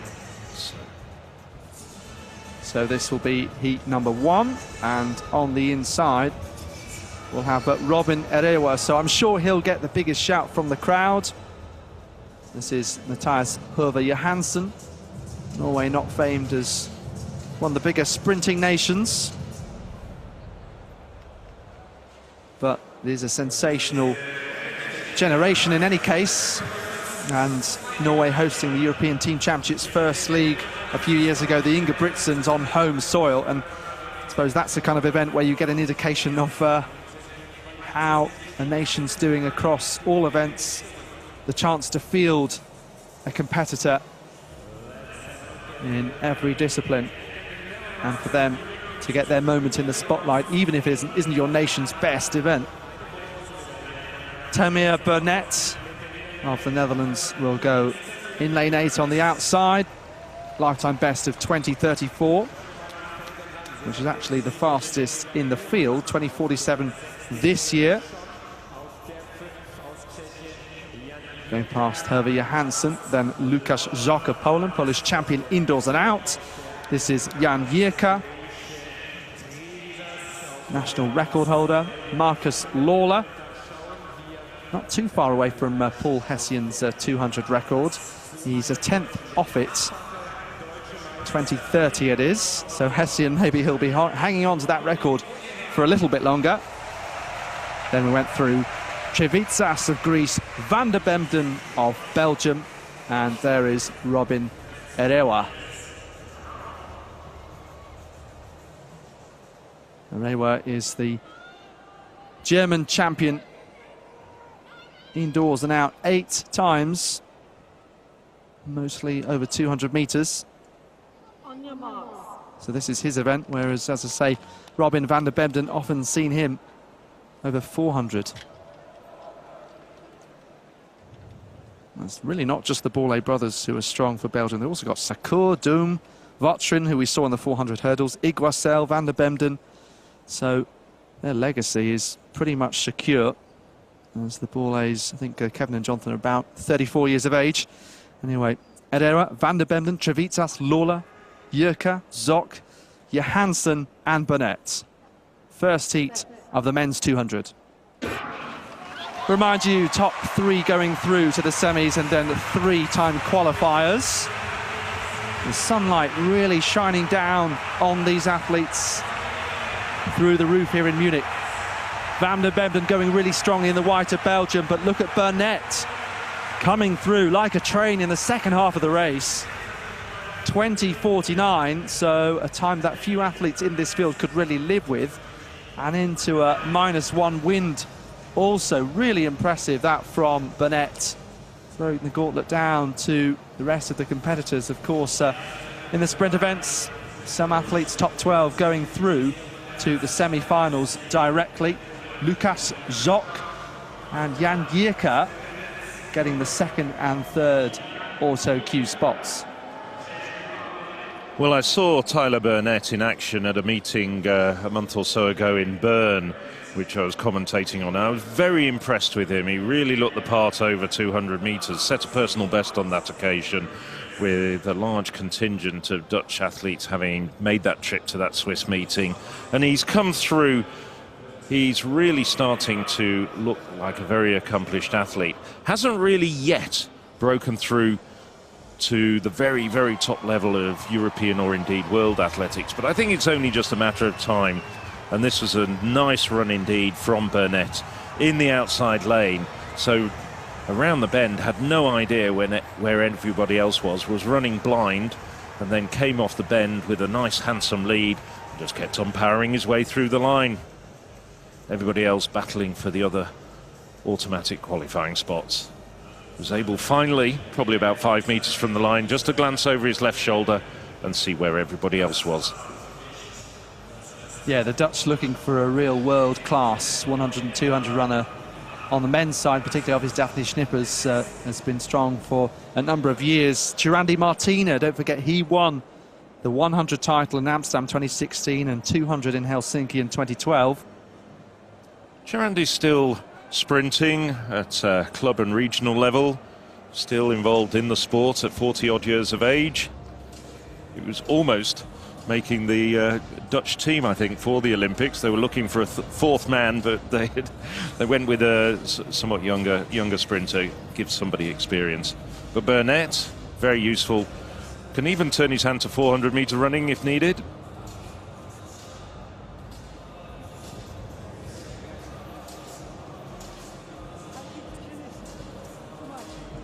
So confirmed time coming up as 20:48, 3/10 ahead of Lukas Zock. And then Jurka getting that 3rd spot in 20:84. So a bit surprised that Van der Bemden is only as high as 5th, 20:90 his time. In heat number 2, we'll see the likes of the Italian Esiosa Di Salu. So another fast athlete seated on the outside with a best of 20.13. And Jan Volko, who was part of the 100 final, will go in the 3rd heat. Just see a replay there once again of Burnett striding his way down the home straight. A little bit of a surprise that the times were so modest behind Burnett, just getting inside 21 seconds. These are good sprinting conditions. We've commented in the past, of course, with the 100 metres and the hurdles last night, this isn't the fastest of tracks, but at the same time, it will only make a tenth of a second's difference to the top men in Europe. See there, the battle for the second, third, fourth and fifth place is going on behind Burnett.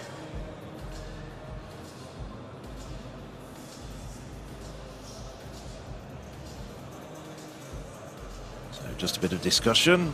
We know there's a large contingent of Dutch journalists here. I'm sure they'll be wanting to have a word with him.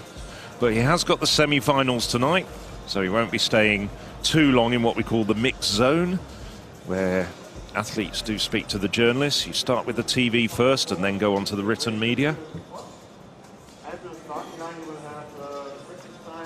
This is the call room for the third heat. The men in the second heat have already made their way onto the track. Still just trying to keep cool. When you watch the championships, you typically see inside the stadium, but the infrastructure, particularly needed for a multi-sport event, is absolutely extraordinary. I couldn't believe the number of production offices needed for all of the different sports and all of the different streams as well, and so much having to be put on. And you have hospitality facilities, medical areas. There's so much that needs to be worked on, and years of planning, in fact. Indeed there is. You've also found where the food and the freebies is. That's going to rankle with me for a little while, but now we're going to concentrate on the action on the track, which is the second heat in this, the first round of the men's 200 meters. Well, Alex mentioned him a little bit earlier. We've got Jan Volko in here as well. Esa Desalu. This is one of the Finns trying to keep cool. Desalu on the outside. Parola wears the cap because he sees it as lucky. He ran fast in training wearing it, and even actually I don't think it does keep him cool. It's a bit of a good luck charm. We'll see whether he's right as this heat unfolds. So the man we're really keeping an eye out for is the man on the outside. We've just seen the first heat run from lane 1 from lane 8. Esiola Desayalu ran the third leg on the 4x100 team that won Olympic gold last summer in Tokyo. So this is a man with an Olympic gold medal in his collection at home. Jedal Torres of Gibraltar. Tazana Kamanga-Irbak, the Danish record holder. Czech Republic's Eduard Kubelik. Lithuania's Gedminas Truskaskus. And then Samuel Perla, Finnish record holder at 200 meters with 20:45. Won many medals in age group championships, both at the European under-18 and under-20 level. Now 22 years of age. As we scan inwards, William Rees of Switzerland and Teemus Mate are in the end side of the Finn. So Parola in lane 3 and Desalu out on the outside in lane 8, the man to keep an eye on. Don't discount as well Kamanga Dierbach of Denmark. It's improved the Danish record this year to 20:48.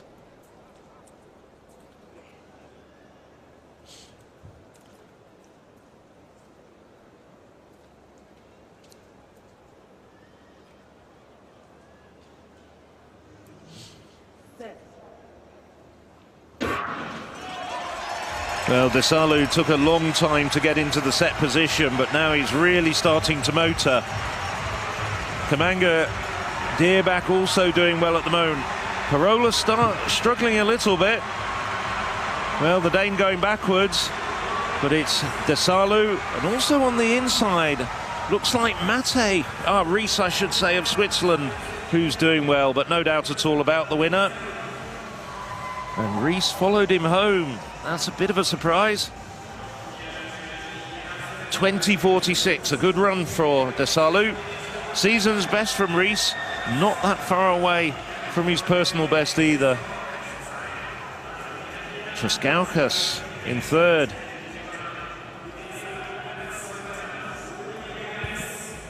So Truskauskas gets a cue next to him. And Parola, well, a bit of a surprise. He wasn't really showing. He looked as though he was struggling down the bend.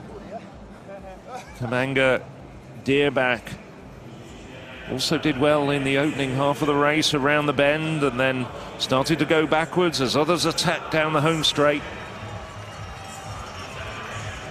Etiota Desalu, always great to watch. Part of that Olympic Games winning relay team with Filippo Torto, Marcel Jacobs and Lorenzo Pata.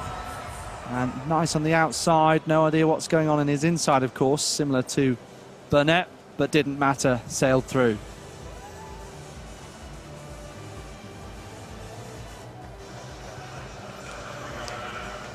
Don't really need the photo finish there.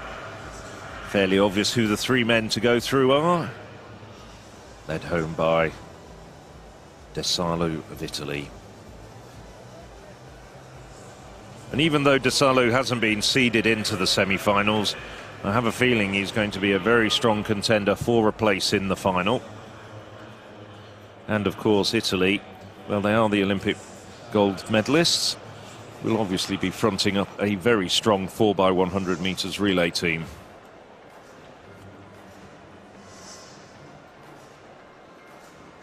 Well, Parola, hard to work it out, but I think he's a bit disappointed with that, and frankly he should be. No doubt at all who's happy. The Italian contingent. The Italians have brought quite a lot of people here, and they're supporting their athletes all the way through this morning session. Just to touch on Parola, Samueli Samuelsson in the 100 meters was similarly disappointing for Finland, given that he'd actually set a Finnish national record and broken a 21-year long-standing mark fairly recently. But the Finns will come together in the relay. I seem to recall they actually set a national record in the 4x1 at the last European Championships in Berlin, so attention could well turn to that, although Parola, based on his time, still has an opportunity to make it through to those semi-finals, which I believe are coming up later. That's this evening. Well, we've got Finnish broadcasters not that far away from us. Maybe at the break we'll have a quick word with them and see if there's any prevailing issues in the team. Maybe a few people just recovering from COVID that we don't know about, which of course is one of the things that we all consider these days when somebody's not running quite to form. Yeah, Topi Raitanen, the Finnish steeplechaser, was a big hope for them, but had a stomach bug at the World Championships. The big success, though, was Vilma Murto in the pole vault last night with a championship record performance and Finnish national best as well. I think that was even the first Finnish gold, not just in the athletics, but across all the 9 sports being contested here at these multi-sport European Championships. Yeah, becoming the 5th Finnish woman to win gold at the European Athletics Championships specifically, and 34th overall. So interesting that it's been predominantly male success in recent years. People often think of Tiina Liilak as one of the great Finnish javelin throwers. The last Finnish person to win gold at these championships was Antti Ruskonen in the javelin in 2014 in Zurich. Yes, neither of the two great women javelin throwers from Finland ever won a European title, neither Liilak nor Mikaela Ingeborg, who was here as a coach this morning, coaching the Finnish female javelin throwers. It was Sara Essay, the racewalker, who got the last Finnish female gold medal before Murto, wasn't it, back in 1994?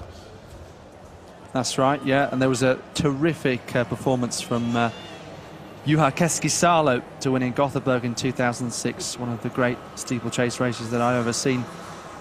Let's focus now on this next heat of the men's 200s. Quite surprised that more athletes haven't got the shades out. Looking cool there, that's Simon Hansen of Denmark. Set a 4x1 national record in Tokyo, 20:49 at best. Again, the fastest athlete will be on the outside, certainly going by PB. That's Jan Volko. So said he was in the 100 final. He was 4th there. Known as a bit of a 60-metre specialist. Won the European indoor title in 2019, the Slovakian. Here he is, in fact, a 3-time European indoor medalist.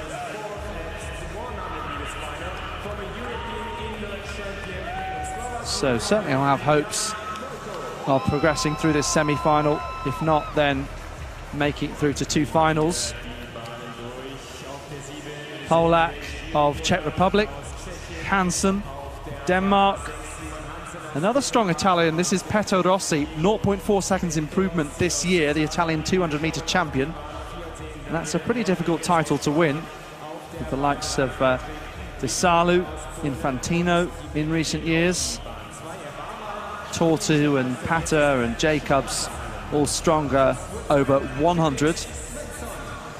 So Rodriguez of Spain, the others Vicrota of Poland, and then Felix Svensson. So he's someone that's won the Swedish title in the past, and then this year the Swiss indoor title. And I've just seen from his World Athletics page that his eligibility to run for Switzerland just started this week. So the full lineup with Svensson in lane 2, Vicrota alongside then Rodriguez, Petto Rossi, Hansen, Kolak and Volko. The final heat of the men's 200. Let's see who the top trio will be. They will automatically progress to the semi-finals. We'll have to wait a few moments though, with that second gun going. I mentioned that the last event I was commentating on in England, we had to have 7 guns go until the athletes were called back in their preliminary round. They just didn't hear it. They were too far around the bend, and then they needed some recovery time before eventually they ran.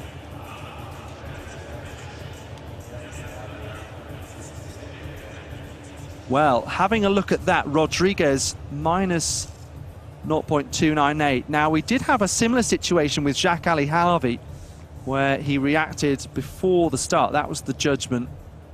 And it looks like the yellow card is in Chris Cohen's hand, yeah. I think it's really important that we've added the microphone so it's announced to the crowd. I mean, you did sometimes often hear the announcement from the officials, or you see the card eventually, but just good to add that bit of information.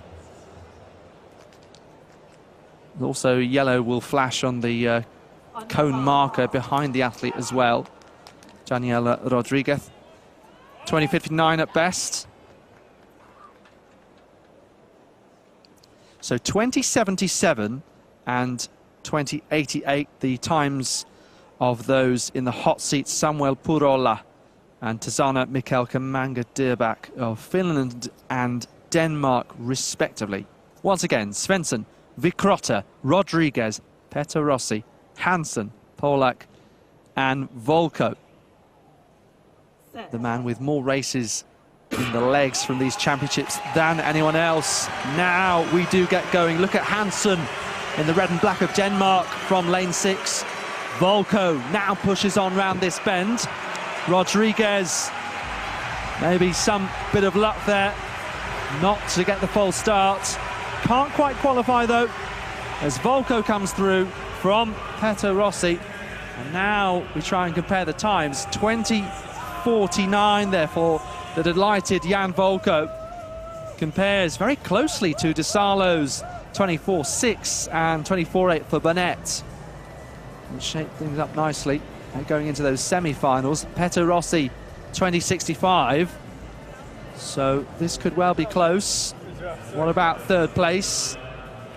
It was tight on the line as they came through. Rodriguez was among those fighting. So Rodriguez does in fact make it 20:80, and that means that Purola should go through. Vicrota 20:81.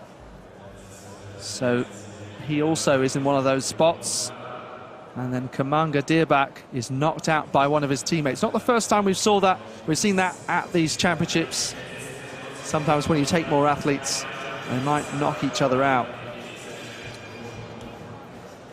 Interesting that it was a very good run from Jan Volko. He's the Slovak Republic record holder over the longest sprint at 20:24. And this was really a return to form, the type of form that he was showing on the longer sprint back in around 2018. Certainly the 200 metres is not his preferred distance. It's a case of running 100 metres and hanging on for Volko, who, as we all know, is a former European indoor champion over 60 metres. But he's in good shape. He equalled his Slovak Republic 100 metres record in the semis last night and was very close to it in the final. And now he looks as though he's got a lot of good running in his legs as well. Volko, he seems to have been around many, many years, but in fact he's still only 25 years of age. There's a big thumbs up from Mr. Volko. He makes his way through quite nicely to tonight's semi-finals. He might well need a Slovak record to progress to the final. Wonder if he can dig one out. Petrossi and Rodriguez both through. So Desalu of Italy leading the way with 20:46, the fastest man in this morning's first round of the 200 metres. There's the full lineup, including Ricotta and Hansen, as Alex was saying, getting through as fastest non-automatic qualifiers in that third heat. Perhaps just a surprise that Eroa, the German, didn't make it through. Marcus Lawler as well, not having the best of runs. Big news from the heptathlon. The world and Olympic silver medalist Anouk Vetter is out of the competition. So not 100% sure why. Can't see anything on social media just at this point. Had a very quick look, but showing us DNS, you can see saying goodbye to her competitors. She was in 5th place coming in to this competition and obviously capable of over 1,000 points in the javelin. Big hopes of a medal. Some disappointing events. First athlete to exit the high jump at 171 and then best overall in the shot put and 200. But that changes things somewhat. It means that Carlier of Switzerland and also Adriana Sulek suddenly have a bigger chance of a medal. They'll probably be battling with Norwitz, the Belgian, number 2 Belgian. Always seems harsh to say, but it's not the strongest javelin thrower. We have already seen her and Sulek. Sulek 42.86, Witz 41.82. Bianca Salming, a great high jumper, 192 at best, and 3rd overall in the high jump. Broadening out into a heptathlete, the daughter of ice hockey legend Börje Salming, absolutely lauded in Sweden. He's here supporting her, and this is also a good event for Bianca over 50 metres. So javelin, if you're good at it, you can really make up points, particularly building momentum in the penultimate event, just like in the decathlon where we saw Niklas Kaul with 76 metres to set him on his way to gold. That at one point seemed unlikely, but you didn't dare rule him out. Christian, 6:15 in the long jump earlier today. Looking a bit disappointed there, but shouldn't be. Over 50 metres. Just hearing that Anouk Vetter has an Achilles issue, so obviously tough in the javelin. Trying to block to stop before that line after building up the energy, transferring it then into the throw and launching that javelin.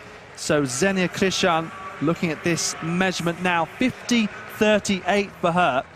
And this shows you the overall standings, moving her up into 4th place. So just as we thought she wasn't maybe putting together the best heptathlon compared to Gutzis last year, that incredible score where she won the competition, might just still be in with a shout of a medal.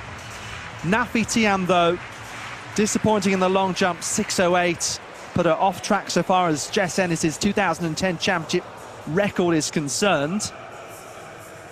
But with Veta out, those immediately behind her can't make up that huge amount of ground in the javelin.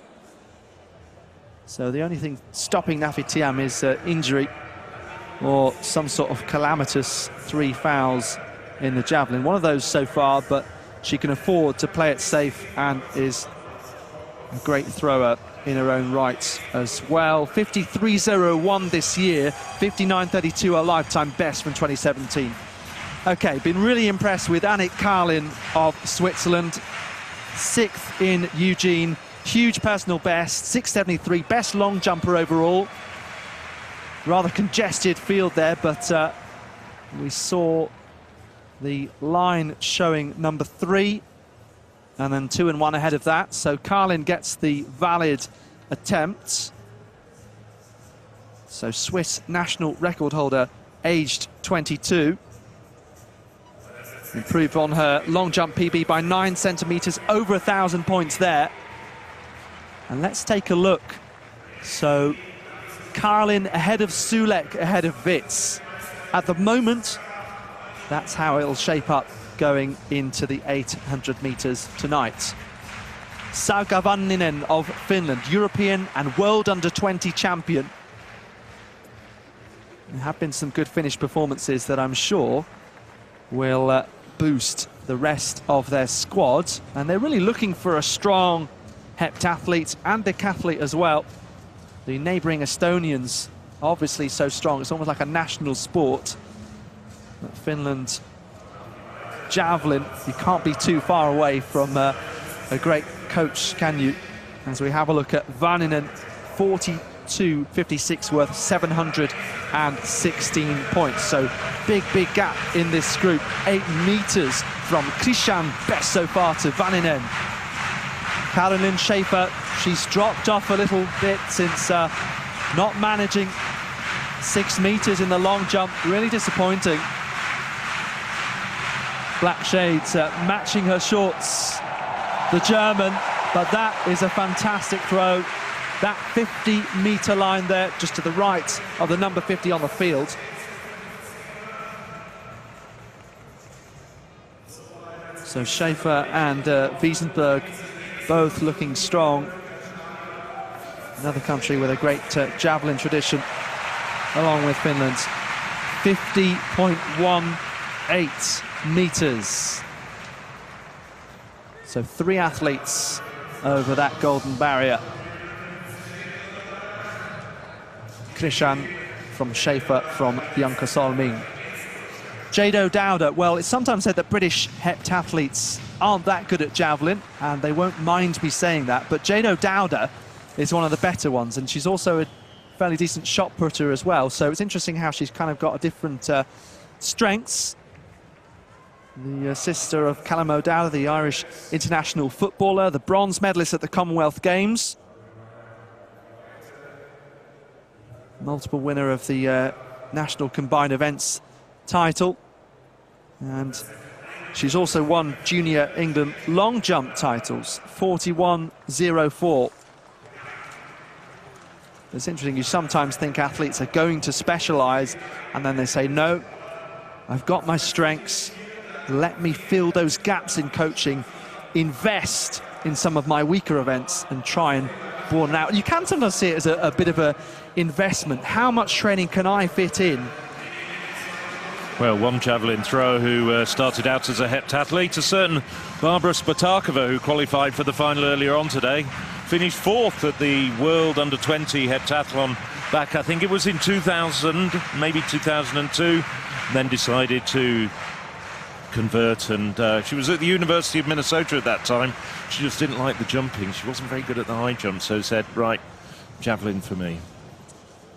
Bianca Good Salming. choice. Yeah, is very good at the high jump. If you weren't with us earlier, Barbara Stratakova making the European final. aged 41. Martina Rataj, a year her junior, also through for Slovenia. It could be great to see them do battle. And just maybe they can emulate Jan Telesny, who won a medal aged 40 at the European Championships in Gothenburg in 2006. Salming, 47.66, no improvement. What about Ligarska of Poland then? 43.94, so better thrower than Sulek, but overall, her teammate more consistent across the 7 events. To be honest, Sulek has been a revelation this year. And the kind of sense of fun she brings to the competition is fantastic to see, and I'm sure she'll be strong in the 800 metres and try and lead it out, Sulek. So, chance of a medal for Poland, even if it won't go to Ligarska. Sophie Wiesenberg, well, she's made it to this point after the devastation of crashing out of the World Championships with no mark in the long jump. 45.86 for her. You can see that throwing position side on early on. Bit of space to attack there. The heptathletes often don't want to risk fouling, so don't go right to the line, don't build up as much speed. And try and get power with the throw, even if there isn't as much energy to transfer.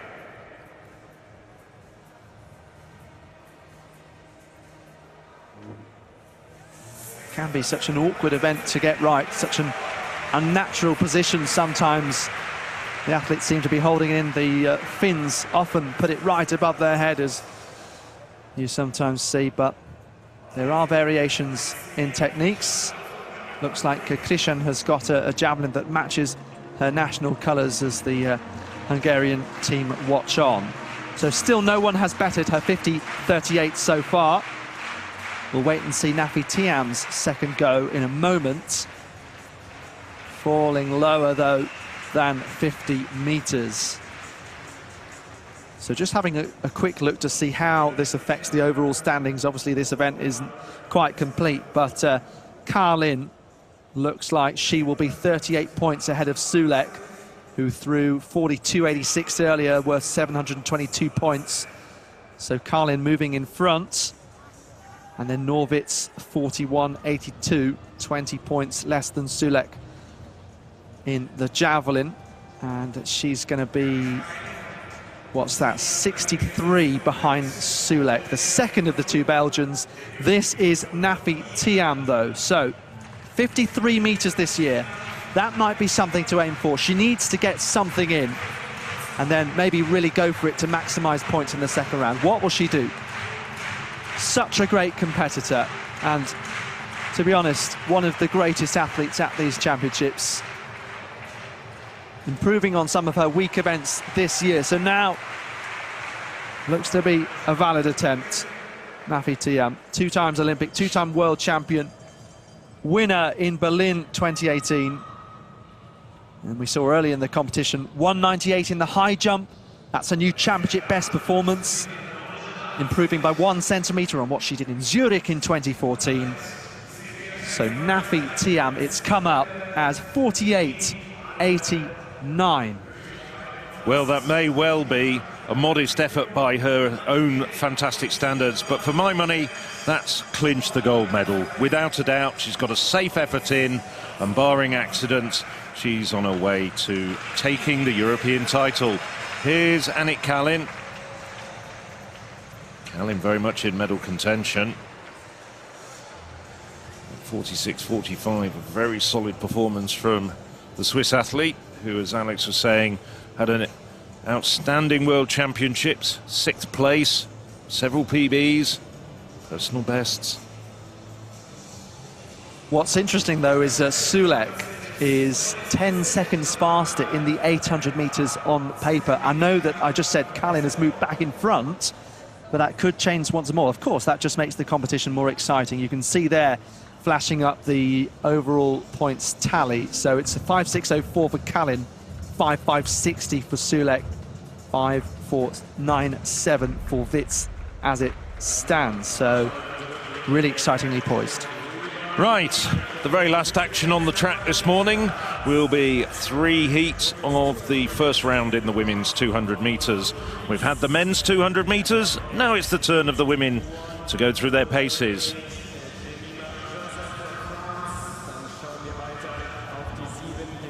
So we saw on the outside Jemima Joseph of France quickly whizzing through Martina Hofmanova of Czech Republic, Artemis Melina Anastasio, then Nkansa of Belgium, who we saw have a very good 100 metres, made the semi-finals, second fastest 100 metre runner in Belgium, not quite as good over 200.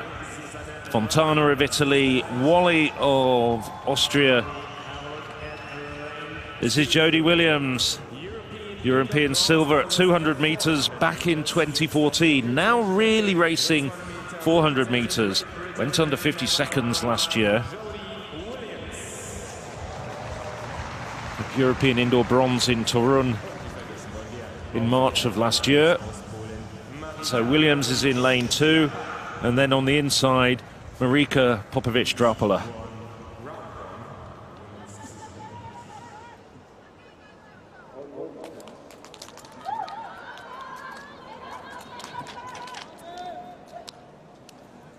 So this year, only Fontana of Italy has gone inside 23 seconds. Williams has been concentrating more on the 400 metres, and she got a bronze at the Commonwealth Games 2 weeks ago. 3 to go through as of right.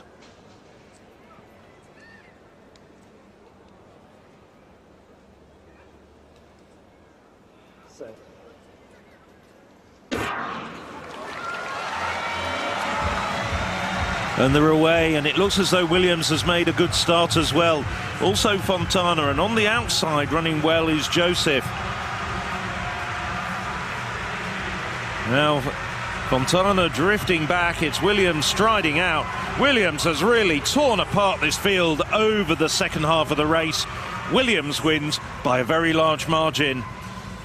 22.92, that's the season's best for Williams.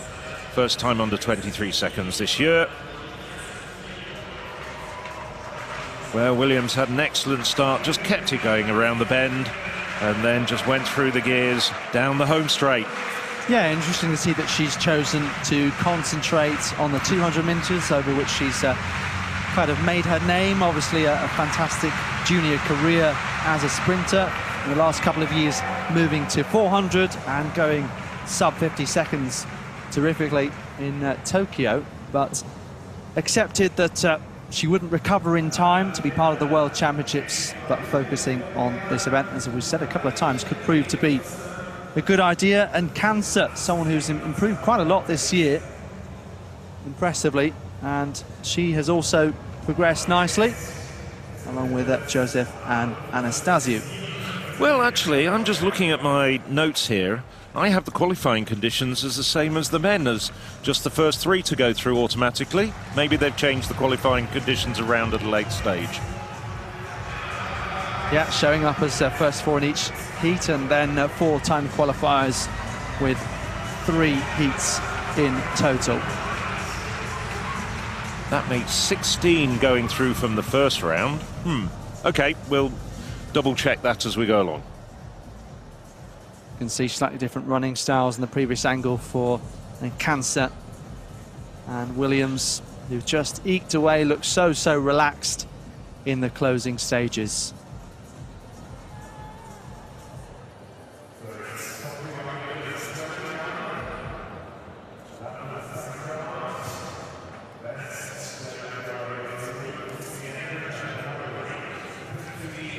Nice shot there of the finishers. Joseph and Cancer certainly through. And Cancer very close to her best at 23.08. Did very well, was close to her best in the 100 metres as we look at Bianca Salming.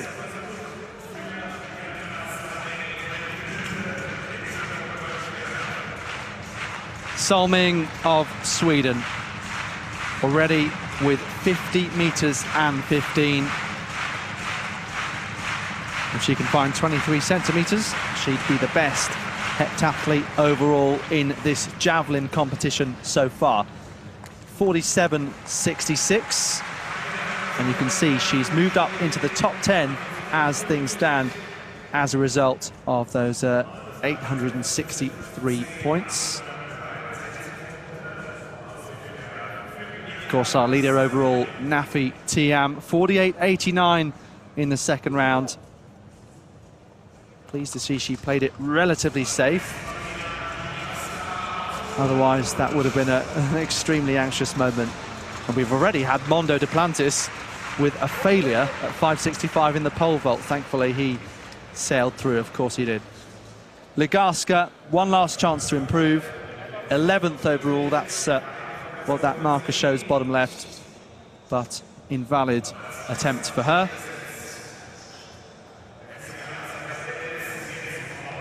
So, of course, every position counts, really. 10th, 11th, down there. We have lost a couple of athletes. Holly Mills retired injured after the long jump. Leonie Campbell looked to have continued after no mark. Sophie Wiesenberg, well, still just about in medal contention. 46.73. That's 5th overall in the javelin. So even she doesn't get too much speed down that runway. Looks for an effective throw, and it's not going to be an improvement in the last round.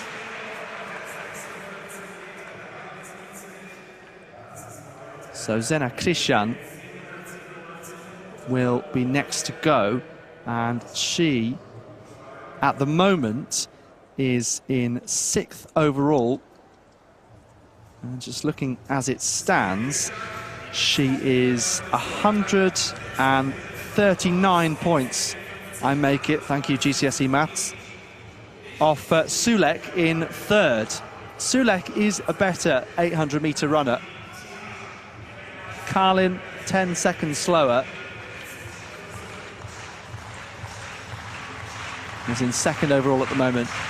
Nafi Tiam, though, a few metres more could help her overall score. At one point, she was on target for her second best ever HEP. And then at day one, she was on target for her 3rd best ever. 48.89 so far. Gets the valid attempt, that green indicator. Trying to psych herself up.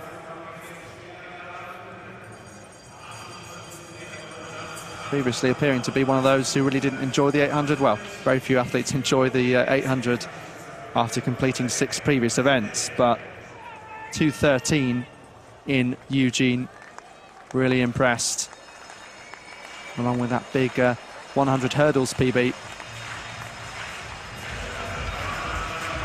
So Tiam 44.81 with that last throw there. Christian, by the way, has passed her last effort, incidentally. Slight shame, but anyway, let's move on back to the women's 200 metres. And I can resolve the issue over qualification. I believe that it's several of the seeded athletes have withdrawn from the semi-finals, so they've opened up the qualification to the first round. But as of last night, it was a slightly tighter qualifying process. Now the second heat.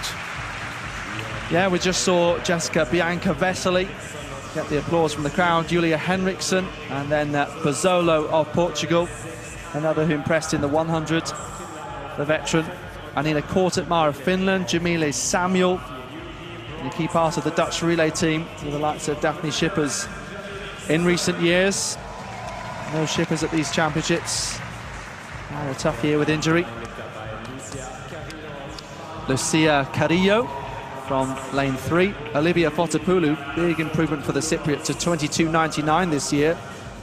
Be great to see Cyprus with a sprinter progressing. Had some good performances in the throws so far, including a men's hammer medal at the Commonwealth Games, among other championships this year. And Beth Dobbin, well, a relay medal for her for Scotland at the Commonwealths. As we see the officials taking, shall we say, protective action from the sun. Haven't quite got to those levels yet. We're using cardboard instead. So, Dobbin, Fotopoulou, Carriot, Samuel, Kortetmar, Bazzolo, Henriksen and Vesoli. And just as all that anticipation to get the race underway, we're going to be recalled. The athletes have settled into their blocks, got ready like coiled springs to explode out of them. Let's see if we can spot anything. It's difficult to look along all 8 lanes staggered at the same time.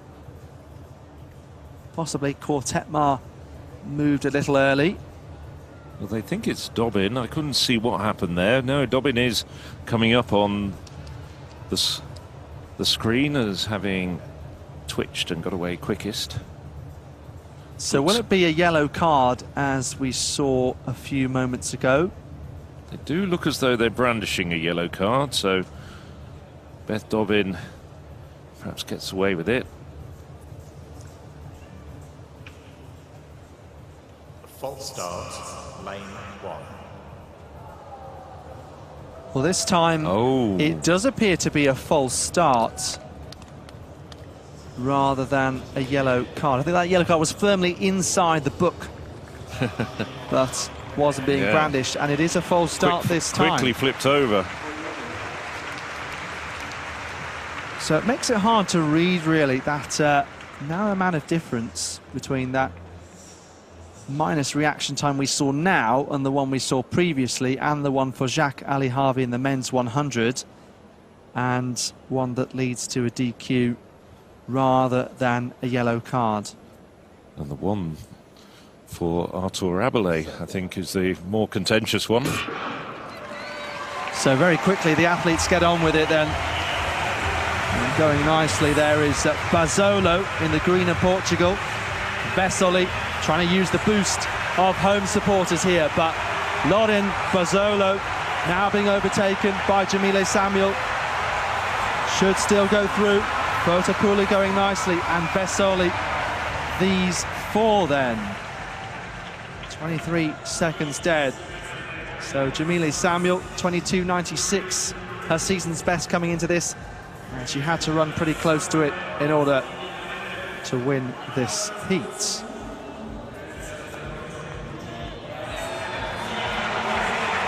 Bazzolo making it through just as she did in the 100, and then Vesely, a season's best, just 200ths between them, and confirming that time for Fotopoulou. Fantastic to see Cyprus, who had a really good season for them in athletics. The European under-18s, 4 medals there, their best championships, indoors or out, at any age group level in European comp. Well, Fotopoulou's sister was in the long jump at the Commonwealth Games and was in the long jump qualifying here.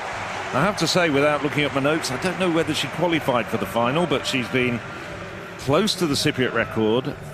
As we look at Jamile Samuel, well, Samuel for so long has been one of the top Dutch-British sprinters, been part of a number of successful Dutch 4x100 metre squads that have taken medals at European level, and really was the class act in this heat.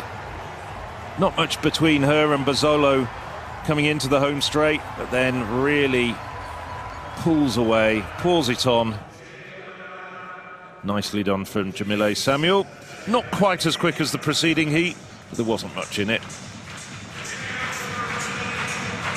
Jamile Samuel on home soil won the 4x1 relay in Amsterdam in 2016. She has 4 medals from these championships, 1 individually in Berlin, the bronze, behind Daphne Shippers, who got the silver, and Dina Asher-Smith, the gold. I don't think we've heard, Phil, actually, whether Dina Asher-Smith would take part in the 200. I don't think she would. Pulling up, she did say afterwards it was cramp, but a few issues this season, so I think very unlikely to see her in the 200. Doesn't really make much sense after the disaster in the relay. Right, Carlier. Commonwealth. So this would be important if she can eke out more, because of the 800 metres to come, in which Sulek is faster. That battle over silver and bronze. So Annick Carlin, well, this will be very close to her 46.72. Heading towards a conclusion of Group B in the Javelin as part of the heptathlon, the penultimate event, of course. So no improvement for Carlin, and you can see there just how close it is. Caroline Schäfer of Germany. 50.18 so far, in 7th overall.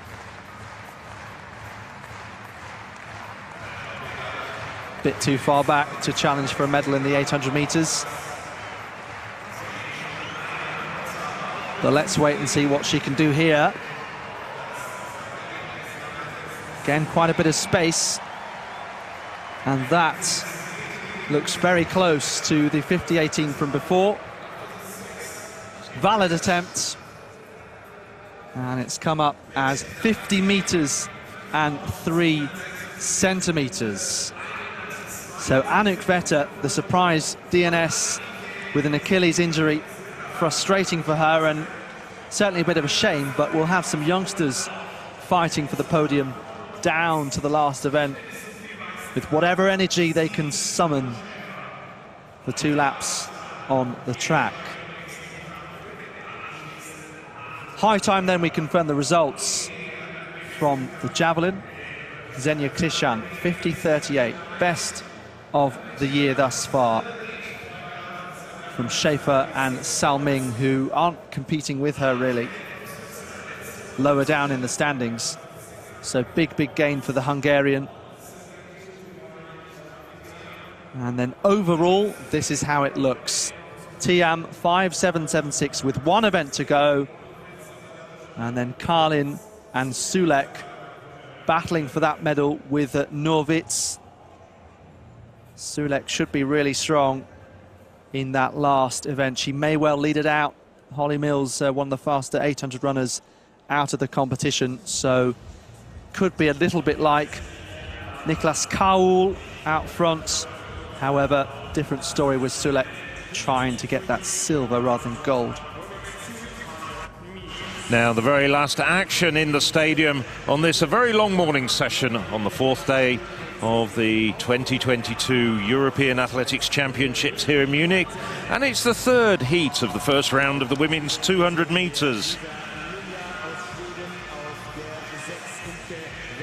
Now we're just flicking past the runners from the outside. It's been Lena Poirier of Switzerland, Lisa Lilia of Sweden, Imke Verwert of Belgium, Shana Gribo of France, the good Italian Irene Siragusa, Nicoletta Horvoska, catching up now with our director, Alexandra Burkhardt, and then on the inside, Elizabeth Sletum.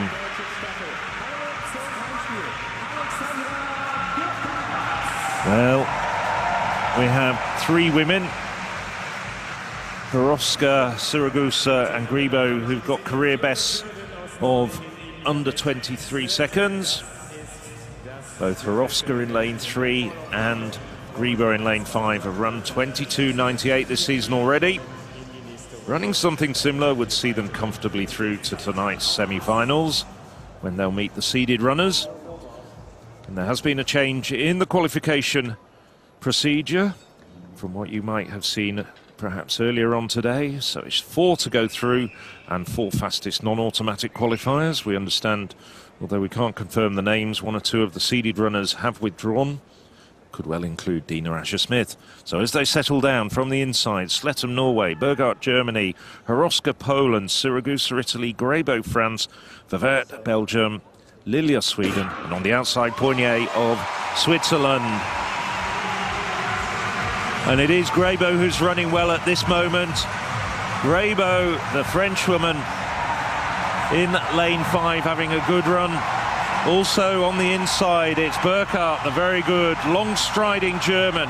Grabo, the Frenchman, trying to close her down. In fact, she does get her as Burkhardt tires badly over the final 30 metres. And it is Grabo who comes through with a great surge over the final quarter of the race. I think Siragusa got there as well. Well, Grabo, no, Vivert got up there at this distance, and it can be a little bit difficult to spot the vests. But Grabo, 23 seconds exactly, just 200ths outside her personal best. And Vivert of Belgium equals her best at 23.05. Burkhardt, despite tiring up, comes through with 23.16. Lilia, 23.20, very close to her best as well, which is 23.14. And then the two women who should have done better, Horoska and Siragusa, well, we now know they do get through as fastest non-automatic qualifiers in 5th and 6th place, as does Poignet, the Swiss woman, who finishes 7th. So 3 of the 4 fastest non-automatic qualifiers coming through from that heat. So the women who've qualified getting ready later on for those semi-finals. A nice break until just after 8:30 local time this evening, in which they'll be glad to have some cooler conditions as well, as we watch Shana Grabo come through very close in the end. Imke Verwet, that new lifetime best, equaling performance 23.05 given as officially. And Alexandra Burkhardt, the sort of athlete who might play a bigger part in the relay team now. I think Lucan Kemba, the 100 champion, looked to have a really bad cut to her knee after winning that title a couple of nights ago.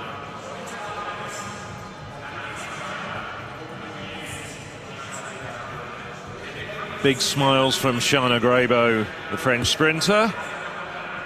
Good morning's work from her, just 200ths outside her best.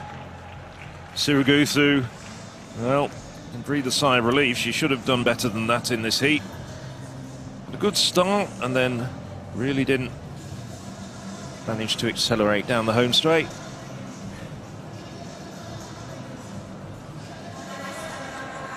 There's Sletham, the only woman not to make it through. And those are the consolidated results, with Great Britain's Jodie Williams, the only woman to go inside 23 seconds, 22.92. But Grabo and Samuel, the 2 other heat winners, 23 seconds exactly. There's the full list of qualifiers through to tonight's semi-finals. Joining Horoska, Siragusa and Poignet from that last race that you saw, Suzanne Wally also gets through as the fastest non-automatic qualifier.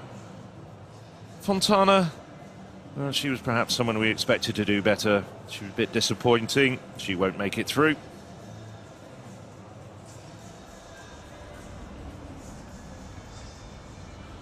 So as we bring a session to a close, I can tell you that tonight's session is a very short one. No medals this morning, so it's the same as it was overnight. Germany leading the way with 4 golds out of the 21 that have been contested, but 14 nations have already had their flags flown high and their national anthems played across the Olympia Park. The medal ceremonies taking place just outside the stadium itself in the main centre of the park. And there,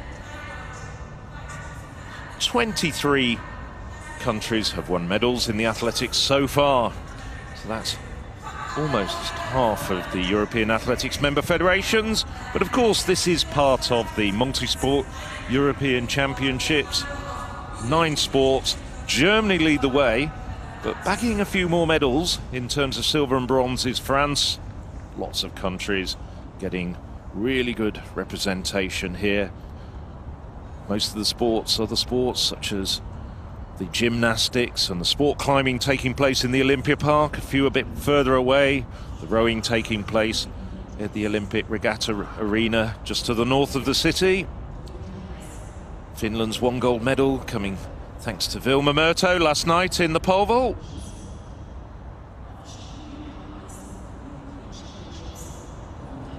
30 countries having got medals across all 9 sports.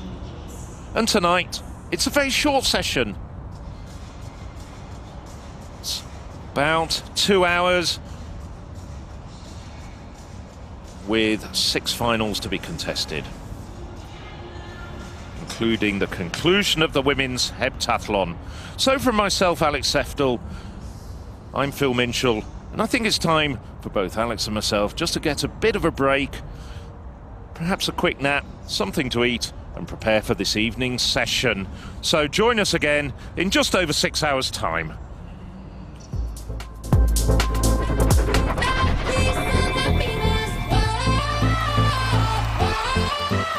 Today in Munich we've got finals in the high jump, Oh, and he nails it. hammer throw, Pavel Fidek will be keen to send a message to Valentin Lavin, his long-time rival. long jump, Malaika Mihambo, defending champion. 1500 meters, Jakob Ingebrigtsen just smoothly gliding his way around. 5000 meters, I will try again.